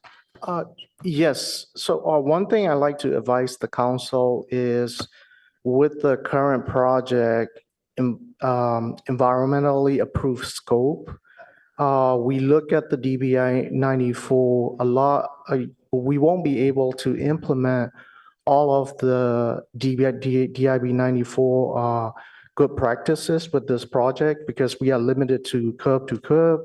We cannot make any modification to lane configuration. So that's why the phase approach is kind of makes sense in a way. We incorporated a lot of the DIB 94 practices, what we can with this project, have a bike lane, and then collaborate with the city, county, and trying to develop the study for the road diet and the future project to enhance the bike lane that we're gonna have, right? So for that project, we're gonna have an option of we're gonna drop another lane, make it a parking available through the downtown, things like that. We can kind of evaluate, but it has to be a future project that we need to collaborate to get the funding and schedule lined up. So, I'm sorry. Can I, go ahead, I'm sorry. No. Just, I think there's, it's a little open-ended, and I'm not here for Caltrans asking the city council to approve the bike lane. I don't want to feel like I'm protecting the state interest too. It just, to me, it sounds like open-ended. We could invest all the resources and still you could say no. Again, we're not asking particularly for the city council respectfully to approve the bike lane because we have the mechanic to approve the bike lane. We're gonna go back and forth and make sure we get the best design, the best fit. But what Caltrans asked the city council is there is nothing about the removing the bike lane, the street parking in order to implement the thing. So I want to make sure I don't want, Caltrans, we have our own entity. And with respect, we have no lawyers here to present us as you guys do. But I feel like this is a little open. I'm not sure exactly where this is going to take us because we might do all this work and we're going to come back again and maybe end up something different. I want to make sure, we're clear. Well, we haven't taken a vote, but my read is that we do not have the support at this point in time to merely move forward with just the bike lanes in isolation. That number one is not stipulating specific outcomes for your next improvements. It's asking you to proceed aggressively on what you can accomplish here. I don't know where you're going to put the bike lanes except where the parking is. Well, I know, I understand, but we are silent about it here. We're not talking. It's not silent, it's implicit. Okay, I just want to make sure, yeah. Good enough. We could simply say to include the bike, to remove the parking, to include the bike lanes and remove the parking or where the parking was. But I want to understand, I think what I heard you say is that things like applicable Caltrans DIBs and things would have to come later. No? So go ahead. We are able to incorporate some of the DIB 94 requirements, like the width of the bike lane, if we put in the class 4 for bike lane, right? So, but as far as implementing the whole practices or the requirements of the DIB 94 is not feasible because of the width the existing pavement width that we Yeah. have. So I just want to make sure that we, the constraint and limitation, the council is aware of it. And basically we got to implement it with the paving project scope if we're going to have a bike lane And here. I deliberately, it says based on the safe system approach, doesn't say fully implementing. So are you envisioning this would be a preliminary thing just for, so instead of saying, hey, yes, bike lanes, now let's figure out the safety, it would be like, hey, figure out the safety, and if that's good, would do the bike lanes, and we can do that in time to get on board with the repaving. And then there would be hopefully thereafter a more. Yes, that is correct. Okay, so then the only difference here is whether we commit now to the bike lanes. Just trying to make clear. So maybe if we can go forward and vote on the substitute motion and figure out where we go. Well, we still have lights on the substitute motion, so thank you, council members who are waiting for their names to be called. Vice Mayor Lowing. I wanted to get perfect clarity from you folks on this timetable, because I heard the 3 months thing. And to your point here, what we're hoping is you're going to give us enough additional safety measures that we're all go, right? But if you don't, then we're back where we started. We just get green paint. Then we have to figure out, maybe we don't do that, right? So there are contingencies here on your point one. And the other one is clearly retailer space that we have to investigate on our own and RVs. But is there a scenario where after the 3 months, if it takes longer, we can still say, yeah, we want to do it, but we want to implement this with ballards and stuff like that? Or is it engineering oriented that we've got these 3 months and then that's it? Because if we're if we're just going to paint green paint, we can do that a year from now, right? Not tomorrow. As far as the engineering component of designing the optimal DIB 94 compliance design with the constraint that we have, we should be able to evaluate and work with the city team in a matter of months. But I didn't understand that. Could you go over that last? So if your question is, hey, if we're gonna, are we gonna need more time for us to evaluate and make sure that we got the optimal design for the constraint that we have for this project? The answer would be, it shouldn't take us that long working with the city as far as, hey, optimize the width of the bike path, install more length on the class 4 bike lane. Yeah. That shouldn't take us that long. Yeah, I'm more concerned about us taking more time. I'm not worried about you guys. That's my concern too. Yeah. If again, yeah, this is the concern. Right. But if we, for example, and I don't want to get into a lot of examples, but if we say after these 3 months, yeah, we like it, but now we have to process it and we have to figure out what's going on with our retailers, and that's going to take another 3 months. It's sounding like if we tell you 3 months later, we're good to go, you can still get it done. But there's a limit somewhere. May I just help a little bit here? I think I want to just make it easier. I think ease that the situation. The retailers and they have to move temporary regardless, with bike or without bike. I mean, let's establish this. And that's not going to be 1 day or 2 days. That could be an extended time, but not forever, but extended time. So we're gonna be reaching out to those guys to say, do not park here because of construction activity. And I hope they will find an alternate parking. And that's, but when we finish that paving, it's critical because we need to do electrical, we need to do the striping, we need to do everything. Everything has to be aligned. So given advance notice and doing the right thing, this is what's important. And that has to be done before, I would say, complete, the project we hoping to finish by, early next year. Yeah. So I think it's, but just I want to point something. I don't want to dwell too much in the DIB 94 or 89 things. Caltrans engineers are going to be signing the plans. There's a liability with signing the plans. We have another design criteria. I don't want to just, but again, we committed to work with all best and safest approach, as long as we don't compromise other aspect of the design, geometric or other stuff, because somebody else is going to sign those plans. I want to make sure it fits the whole story. Yeah, I think we get that. Okay. Okay, thank you. Can I just ask Madam Clerk that in the substitute motion, instead of the word include, could you put implement?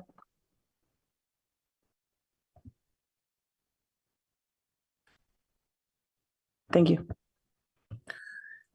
So I guess my question for staff, this goes back to my original question. If we approve the substitute motion, this moves forward, and if ultimately at the end of the day, Caltrans decides not feasible, they don't want to move forward with some of those, we're then kind of stuck with the bill and the obligations to kind of to go ahead and do that ourselves.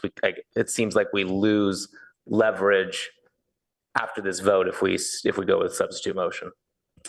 Yeah, well, I would say what would happen in all likelihood, I should say the worst case scenario, say Caltrans says we're done, we're out, is we would go back to our normal process. We would identify the project on our own, do the outreach, develop the project and do it on our own, and then go to Caltrans and say, here's our project. So that would.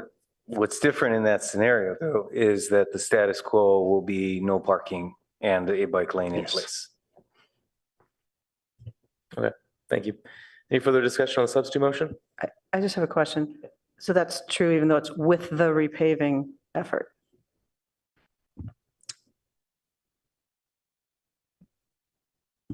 So, yeah. So this is option B. So they would do the repaving. We would ask them to continue to work with us. But I think Mayor Stone's question is, what if they say, no, we're done. We've done our work here. And so I think what I'm saying is the worst case scenario is we would proceed with our typical process where we would determine a project, do the community outreach, determine a project, develop concept plans, approve them, I'm find just saying funding. procedurally, you could come back to us. In fact, you might need to, because it would no longer be quote with the repaving effort, right? So it would be another council Yes. decision as to whether or not we went forward. Yes. Okay. Seeing no other lights, let's vote on the substitute motion.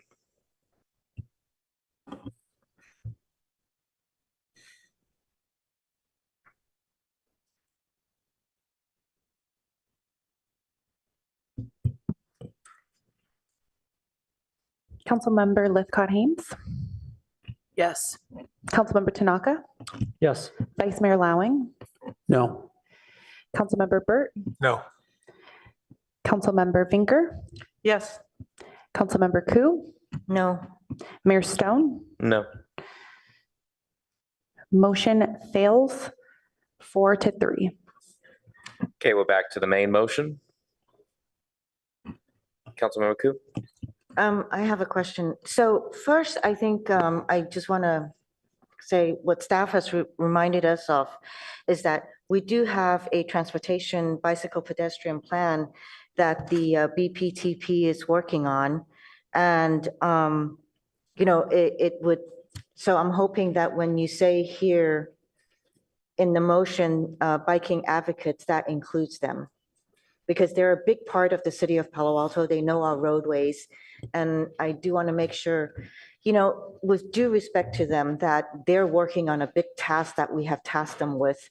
And moving forward on this without their input or recognizing the timeframe that they need, I would think that I would think we're doing them disjustice.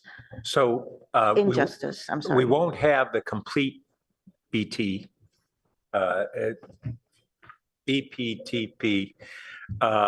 but and we have an existing bike and pedestrian master plan. And I've been really frustrated that we've been acting for the last number of years as if we don't have a strong plan right now that we adopted 2012, when was it?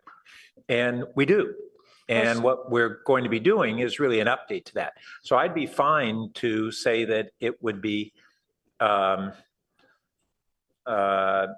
wherever appropriate to say informed by the current and prospective BPTPs.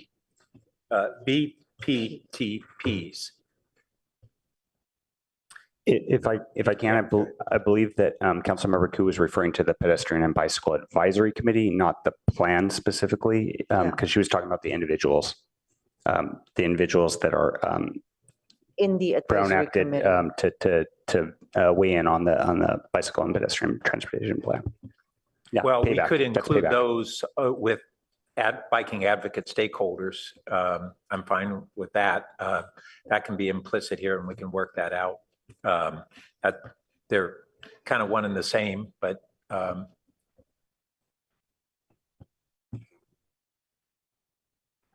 I would note that if we involve payback and the bicycle and pedestrian transportation plan, then it does need to be Brown acted. yeah. So we'll just want to differentiate between these two. So we can be informed by their products as opposed to the individuals being part of that. No, we can and have been engaging on payback with this issue. So I think that would be appropriate, and I would see those as within our stakeholders. Oh, I apologize. It's payback, not Yes, payback. BPTP. Yeah. TP is the plan, not toilet paper, but plan. Yeah. So payback members are also Silicon Valley Bike Coalition members to a great degree. So I would anticipate they'd be part of that stakeholder group. I just want to ensure that they are, after all, they are working very hard on a bicycle pedestrian plan. Also, as I'm listening to the discussion earlier, it sounds more like that in conjunction with bike lanes on El Camino for biking on El Camino. So I want to make sure that I have not decided to commit to bike lanes if it doesn't become feasible. Because repaving of El Camino should still happen whether we are putting in bike lanes and eliminating parking. It should still happen. And it should not be held that unless we put in the bike lane, unless we take away parking, then we're going to be paving it. It should not be that. So ultimately, that decision will be made when this returns to us. With better information and to ensure that there is safety, actual safety in place, and that we're not exacerbating the problem. Let's have the city manager weigh in. Thank you, Mayor. This is perhaps a good point at which to elaborate on the staffing resources that would be needed in order to prioritize this. Mr. Kami? Yeah, thank you very much. So really, we have 4 different options of projects that staff are involved in. And this is a really, really busy time for the Office of Transportation, if you're not guessing by the fact that I'm here for the second item tonight. But really, we have 4 projects that we could, I guess, I don't even want to say feasibly put on hold, but we could consider putting on hold. And I'll just list them and we can talk about them. But the grade separation project, which I do not think we can put on hold because we are kind of on a critical pathway with grants, $36 million approximately of grant funding that would be at risk if we hold the project. Safe Streets for All project, which I don't even know actually if we could fully handle the tasks that are necessary for this project with our staff. And also we would lose a grant for that. We have our bicycle and pedestrian transportation plan update, which could possibly be extended, but would delay the end result of that plan and would potentially have a little bit of a negative impact on the state of the current effort. And then finally, we have our newest staff member that we just hired that recently started on the additional bicycle and pedestrian Caltrain crossings. And that's probably the most feasible project for us to put on hold without, obviously we wouldn't be losing grant funding for that. Coincidentally, our staff that we just hired did come from Fair and Piers, which you were discussing earlier.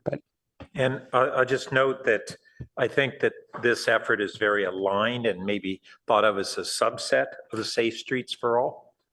The same principles. It's be a major chunk of that, but not the entirety of it.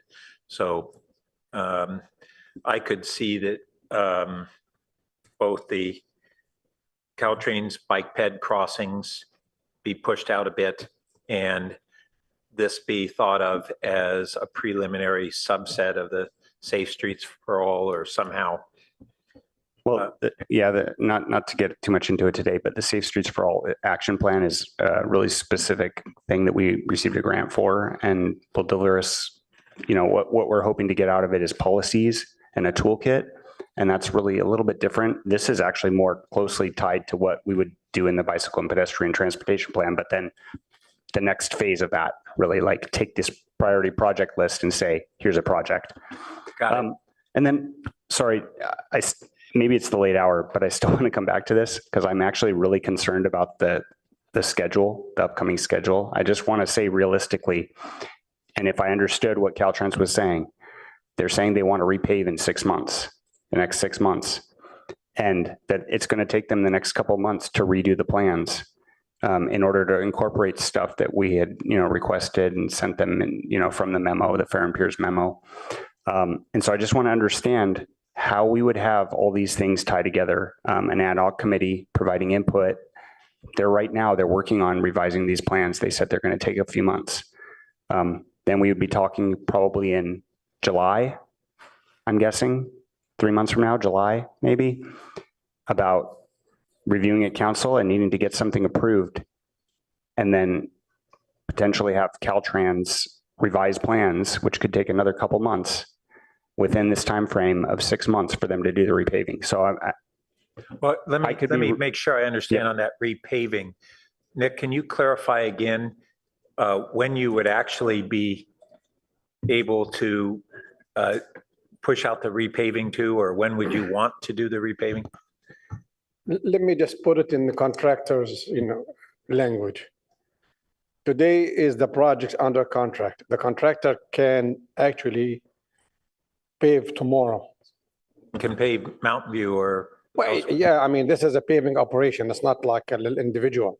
So we will try to coordinate this one to time it with the completion of the sewer line. And after this, the contractor actually could move in the day the sewer line is done, because there's nothing to hold them for not paving. The only constraint is there's a lot of component goes actually buried in the pavement. It has to be aligned with the new stripe, with the new bike lane. So we need to set it up early on, what needs to go first. And so the contractor, they will plan their work accordingly. So when would they be laying asphalt here in Palo Alto? I think all of us hope as soon as possible, right? Before the next. I don't know what that means. Well, I said by the Philip moment. Thinks it means 6 months. I'm just trying Well, to. today we are in April, right? And hopefully, if the Palo Alto project would be done in June, end of June or July, we should be done. We should be ready for the contractor plans, prove everything good to go with that time. So that's hopefully the goal. Okay, thanks. Councilmember Ku. Thank you. So I'm just kind of thinking, there's that phased approach of putting in the bicycle lanes and then phasing in the stuff. Why can't it be turned around? Why can't the street be repaved first, all of the work done, and then we phase in the bicycle part and the parking? Why not turn it a different way? Yes. It just makes sense, and then we can move forward. I'm not sure exactly, maybe it's one project, so it has to just, we have to be first, and then you're gonna start later on the bike lane, and you have to align with the removing of the parking at the same time. Right, that's why I'm saying that if you have the street repaved as soon as our project is done here in Palo Alto, then we can work on, we can have all the studies done, we can be meeting with the neighborhoods and figuring out if parking is something that we want or bicycle lanes is the one.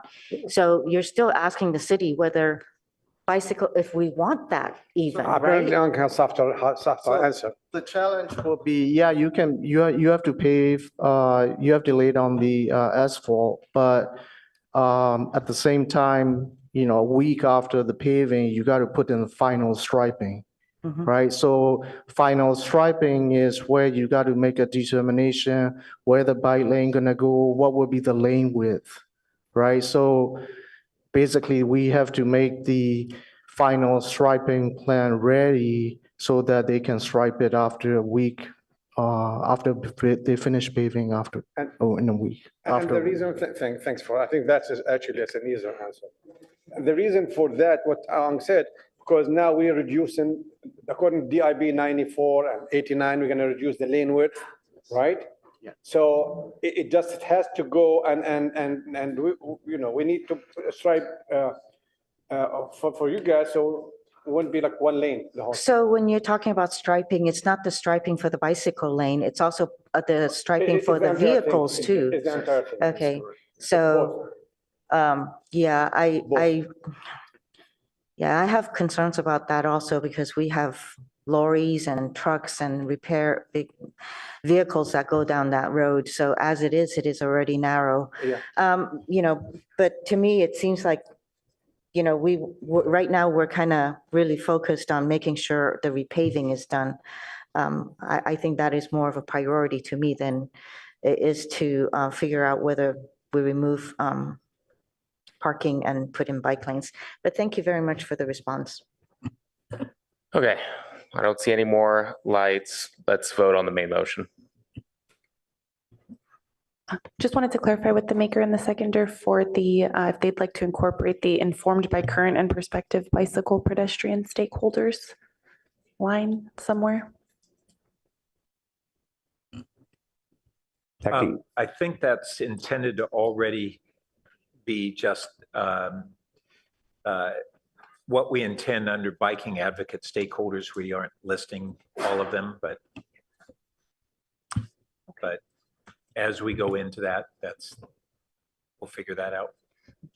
All right. If I could ask one other clarifying question through the mayor, Councilmember, with this motion and the reference to accommodating RV dwellers, you may have noted that there was this, the exchange via the letter received today on who's responsible for notifications for folks living in vehicles on El Camino Real. We would like to ensure that this motion does not put that responsibility on the city. So should we say coordinate efforts to accommodate? That would be fine. Thank you.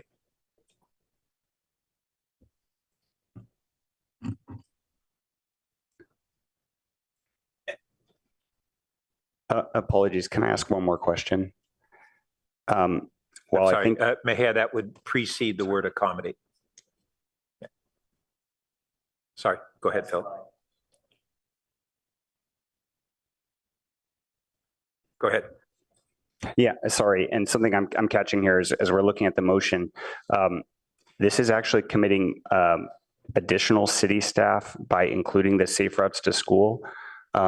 Perhaps more appropriate way of approaching that without us adding additional staff to this would be to have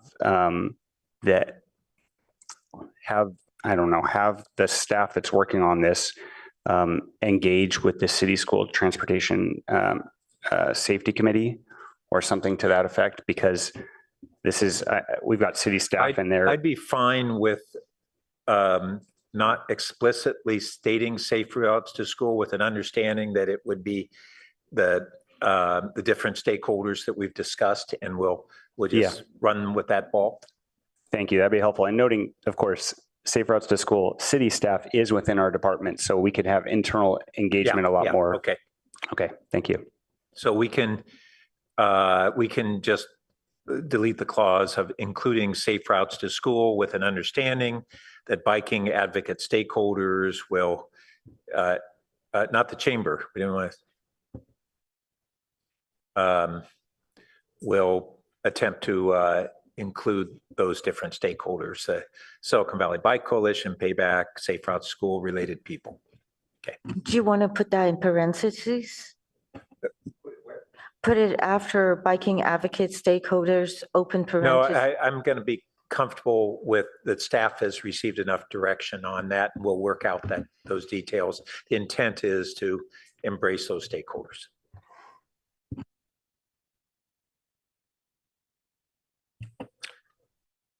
Okay, now let's take the vote. Vice Mayor Lowing, Yes. Councilmember Tanaka, No. Councilmember Ku, Yes. Councilmember Vinker, Yes. Councilmember Burt, Yes. Councilmember Lithcott Haynes, Yes. Mayor Stone. Yes. Motion carries 6-1. Great, thank you. Everybody's staying up with us on that item.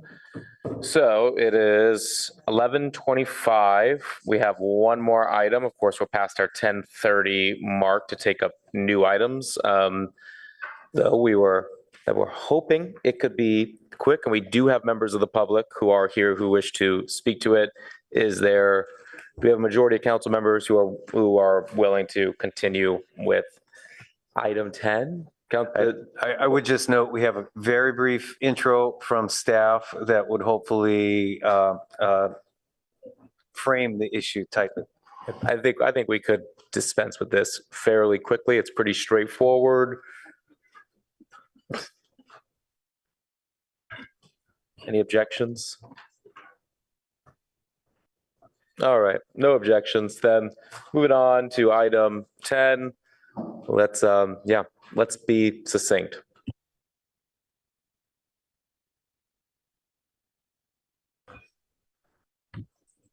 Thank you, Mayor, council members. I'll be quick.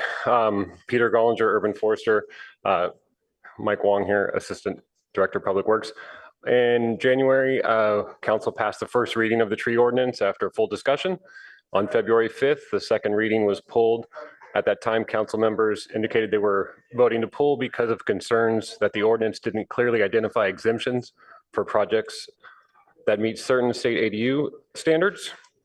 Exemption language has been added in conjunction with the CAO, the City Attorney's Office. We're proposing to add the following language under 81050B4. The tree is proposed for removal to accommodate an ADU constructed pursuant to section 180930, or because removal is necessary to allow an ADU constructed pursuant to section 180940 to achieve the minimum standards set forth in state law. This is considered a non-substantive change. It just clarifies what's already in the code under Title 18 and state law. Let's see. And I believe Albert is available if you have questions regarding that. Okay, great. All right, thank you. Let's go to public comment.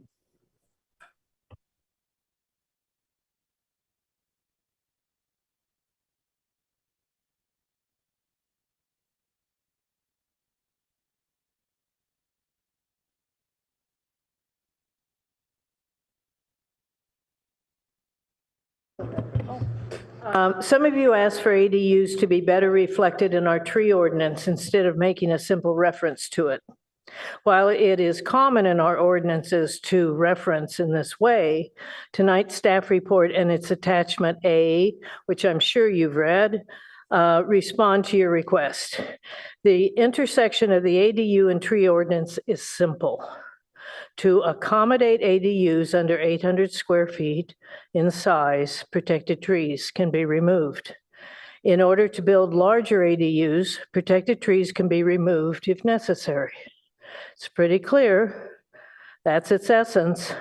As staff reminds us, including our city attorney's office, we are and have been in compliance with ADU laws. Tonight's second reading, really please just approve it so that the other changes that you ask for and the public ask for can take effect, because they can't take effect till you approve this.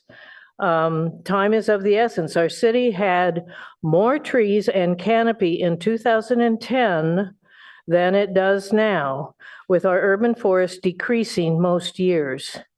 Easy tree removal, of course, every time we remove a tree, it releases the carbon it's sequestered. A tree can sequester tons of carbon. You cut down the tree, there goes the carbon. More education of the public and an improved updating tree ordinance are the vital tools to get Palo Alto back on track. climate was mentioned earlier. Protecting our trees and planting more is what Palo Alto, as a climate responsible leader, does. Not just talking the climate talk, but walking the climate walk. This is part of our 2030 plan. It's in the comp plan. It's part of health, safety. It's all about climate. Please approve this tonight. Thanks.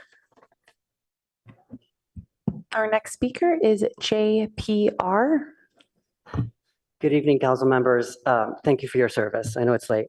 My name is JP Renault, and I'm the executive director of Canopy, your urban forestry nonprofit.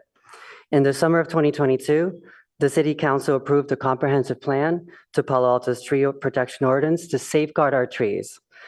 We congratulate you and the city staff for your commitment to protecting and growing our urban forest. Today, this ordinance not only represents a workable framework, but also strikes a delicate balance in addressing the diverse needs of the community. This ordinance is not merely a piece of legislation. It's a manifestation of Palo Alto's commitment to environmental stewardship and sustainable development. It encapsulates the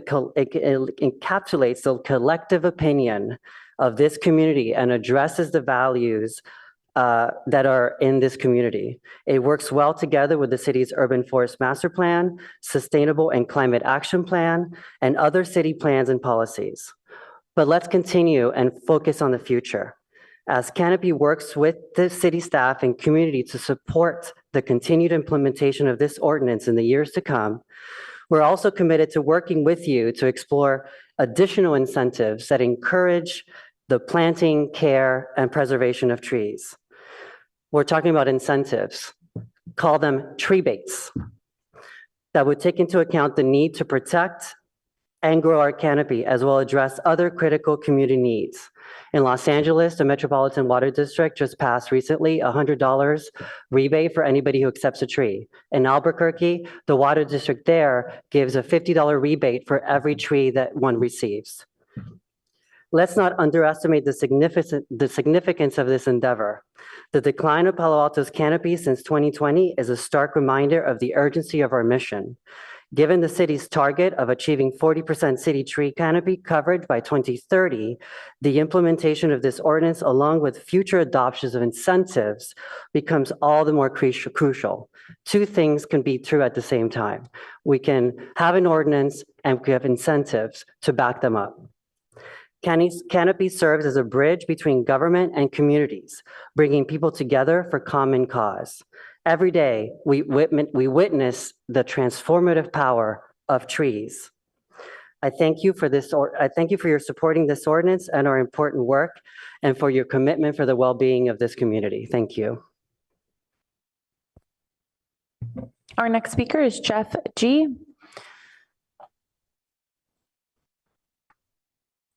Good evening, Mayor Stone and council members. Jeff Greenfield, Parks and Rec Commission, speaking on my behalf. It's late. Thank you for pushing through with this item this evening. You've heard from me plenty of times supporting our trees. I associate myself with comments of Winter and JP before me. In short, support our trees, support our urban forester and staff, support Canopy, our SCAP effort, support our community tree baits. As Winter put it, really please just approve it. Thank you. Excellent. Back to the dais for motions. Councilmember Vinker. Thank you, Mayor Stone. We've already debated the substance of this ordinance, and my goal in pulling it was not to revisit that or change the substance in any way. As was mentioned by the public speakers, whom I want to thank for hanging in there, all three of you, and speaking to us tonight. So thank you so much. And protecting our canopy is important for many reasons that you articulated, as is having an ordinance that is compliant with state housing law. And we have struck that balance that the majority believes best serves the city. So my goal tonight is clarity. That's it. So I want to thank the city attorney for the city attorney's office, all of them, for clarifying that the tree ordinance does not apply to certain ADUs, the so-called table 1 that are smaller than 800 square feet, as was mentioned. And I appreciate the revised ordinance language that staff offered to address this, as was shown in this slide by the city arborist. It was added as subsection B4 of section 8.10.050. However, there's just an issue with its placement. So I ran a proposed amendment by the city's attorney's office, and I believe they're good with it. And let me just quickly run us through that, because I support the amendment that has been provided to us in attachment A with one little tweak. And that is that this particular section, 8.10.050, opens by saying it shall be a violation of this chapter for anyone to remove a tree, a protected tree, except pursuant to a protected tree removal permit consistent with the following. And then there are subsections A through E, which each one goes on to describe how you get a protected tree removal permit. And so then in subsection B, that's directed to residential areas. And the new language that was the exception, was specific to this under B, was that a protected tree shall not be removed unless determined by the urban forester on the basis of a tree report prepared by a designated arborist, that any of the following apply. And the thing is that for ADUs, we don't need a tree report by a designated arborist. So placing it as item 4 under B doesn't work. But what does work, that's a pretty simple fix, is to simply move it move that little 4, the language that was on the slide before you tonight, up into B. And actually, I should hit send on a note to our clerk, because she could put this in a proposed motion, might be the easiest way for people to follow what the heck I'm saying here. So basically, I would propose sorry, it's late. I move the approval of the amended language in attachment A to the staff report with the additional further amendment of moving that subsection B4 into subsection B to read as would be shown on the thing I just sent to Mahia, which I could read, but it's probably easier once you put it up on the screen. And while the clerk is doing that, we agree with this change. It's non-substantive and it increases clarity. Right. It's not substantive, just for clarity. So basically, yeah. So subsection B would now say, protected tree shall not be removed unless the tree is proposed for removal and this is the part, to accommodate an ADU constructed pursuant to blah, blah, blah, or because removal is necessary to allow an ADU constructed pursuant to blah, blah, blah, to achieve the minimum standards set forth in state law. Yes, wait, does that? Yeah, so that has been put into the middle of B, and now, or as my council member to my right is helping me at this hour, it's the other things that were pre-existing. So it's basically non-substantive, and so I propose that we would approve that. Sorry, it's a little. I'll second. Do you need to speak to your motion? No, thank you. Great. I don't as well. Councilmember Coop. Just a question, clarity, right? So you're saying that you're moving B4 under B after unless on the second line from the bottom? So I'm taking 4, so there's subsection B, and under subsection B are additional subsections 1, 2, 3, and 4. 4 is the new language. And what I'm saying is take that and put it up in that top B in the middle, because otherwise it's modified by B, which requires the designated arborist to make a report, which is not the case for these small ADUs. So I'm just putting it up in there so it's the same in content. It just fits the structure more accurately. I would also mention just a suggestion to the city arborist, in keeping with that you have these lovely guidelines for trees and ADUs that explain the first type of small ADUs we're talking about, and then also the larger ADUs that also still need a tree protection sheet, but can be completed by the applicant, not the arborist. And then it explains others. But on the actual tree disclosure statement, at the very top in big green letters, it says this form must be completed by a certified arborist. And there is an asterisk that goes down to some tiny little language that says, unless it's an ADU only project. I would encourage you to put up at the top, except ADU only projects, just so it's all right in one place, just for clarity, because I'm just trying to make our residents see how it all fits together. So that's not part of my motion. Okay, any other questions or comments? Seeing none, let's take the vote. Mayor Stone, Yes. Councilmember Burt, Yes. Councilmember Vinker, Yes. Councilmember Lithgott Haynes, Yes. Councilmember Ku, Yes. Councilmember Tanaka, Yes. Vice Mayor Lowing. Yes. Motion carries unanimously. Wonderful. Thank you, everyone. With that, we are adjourned.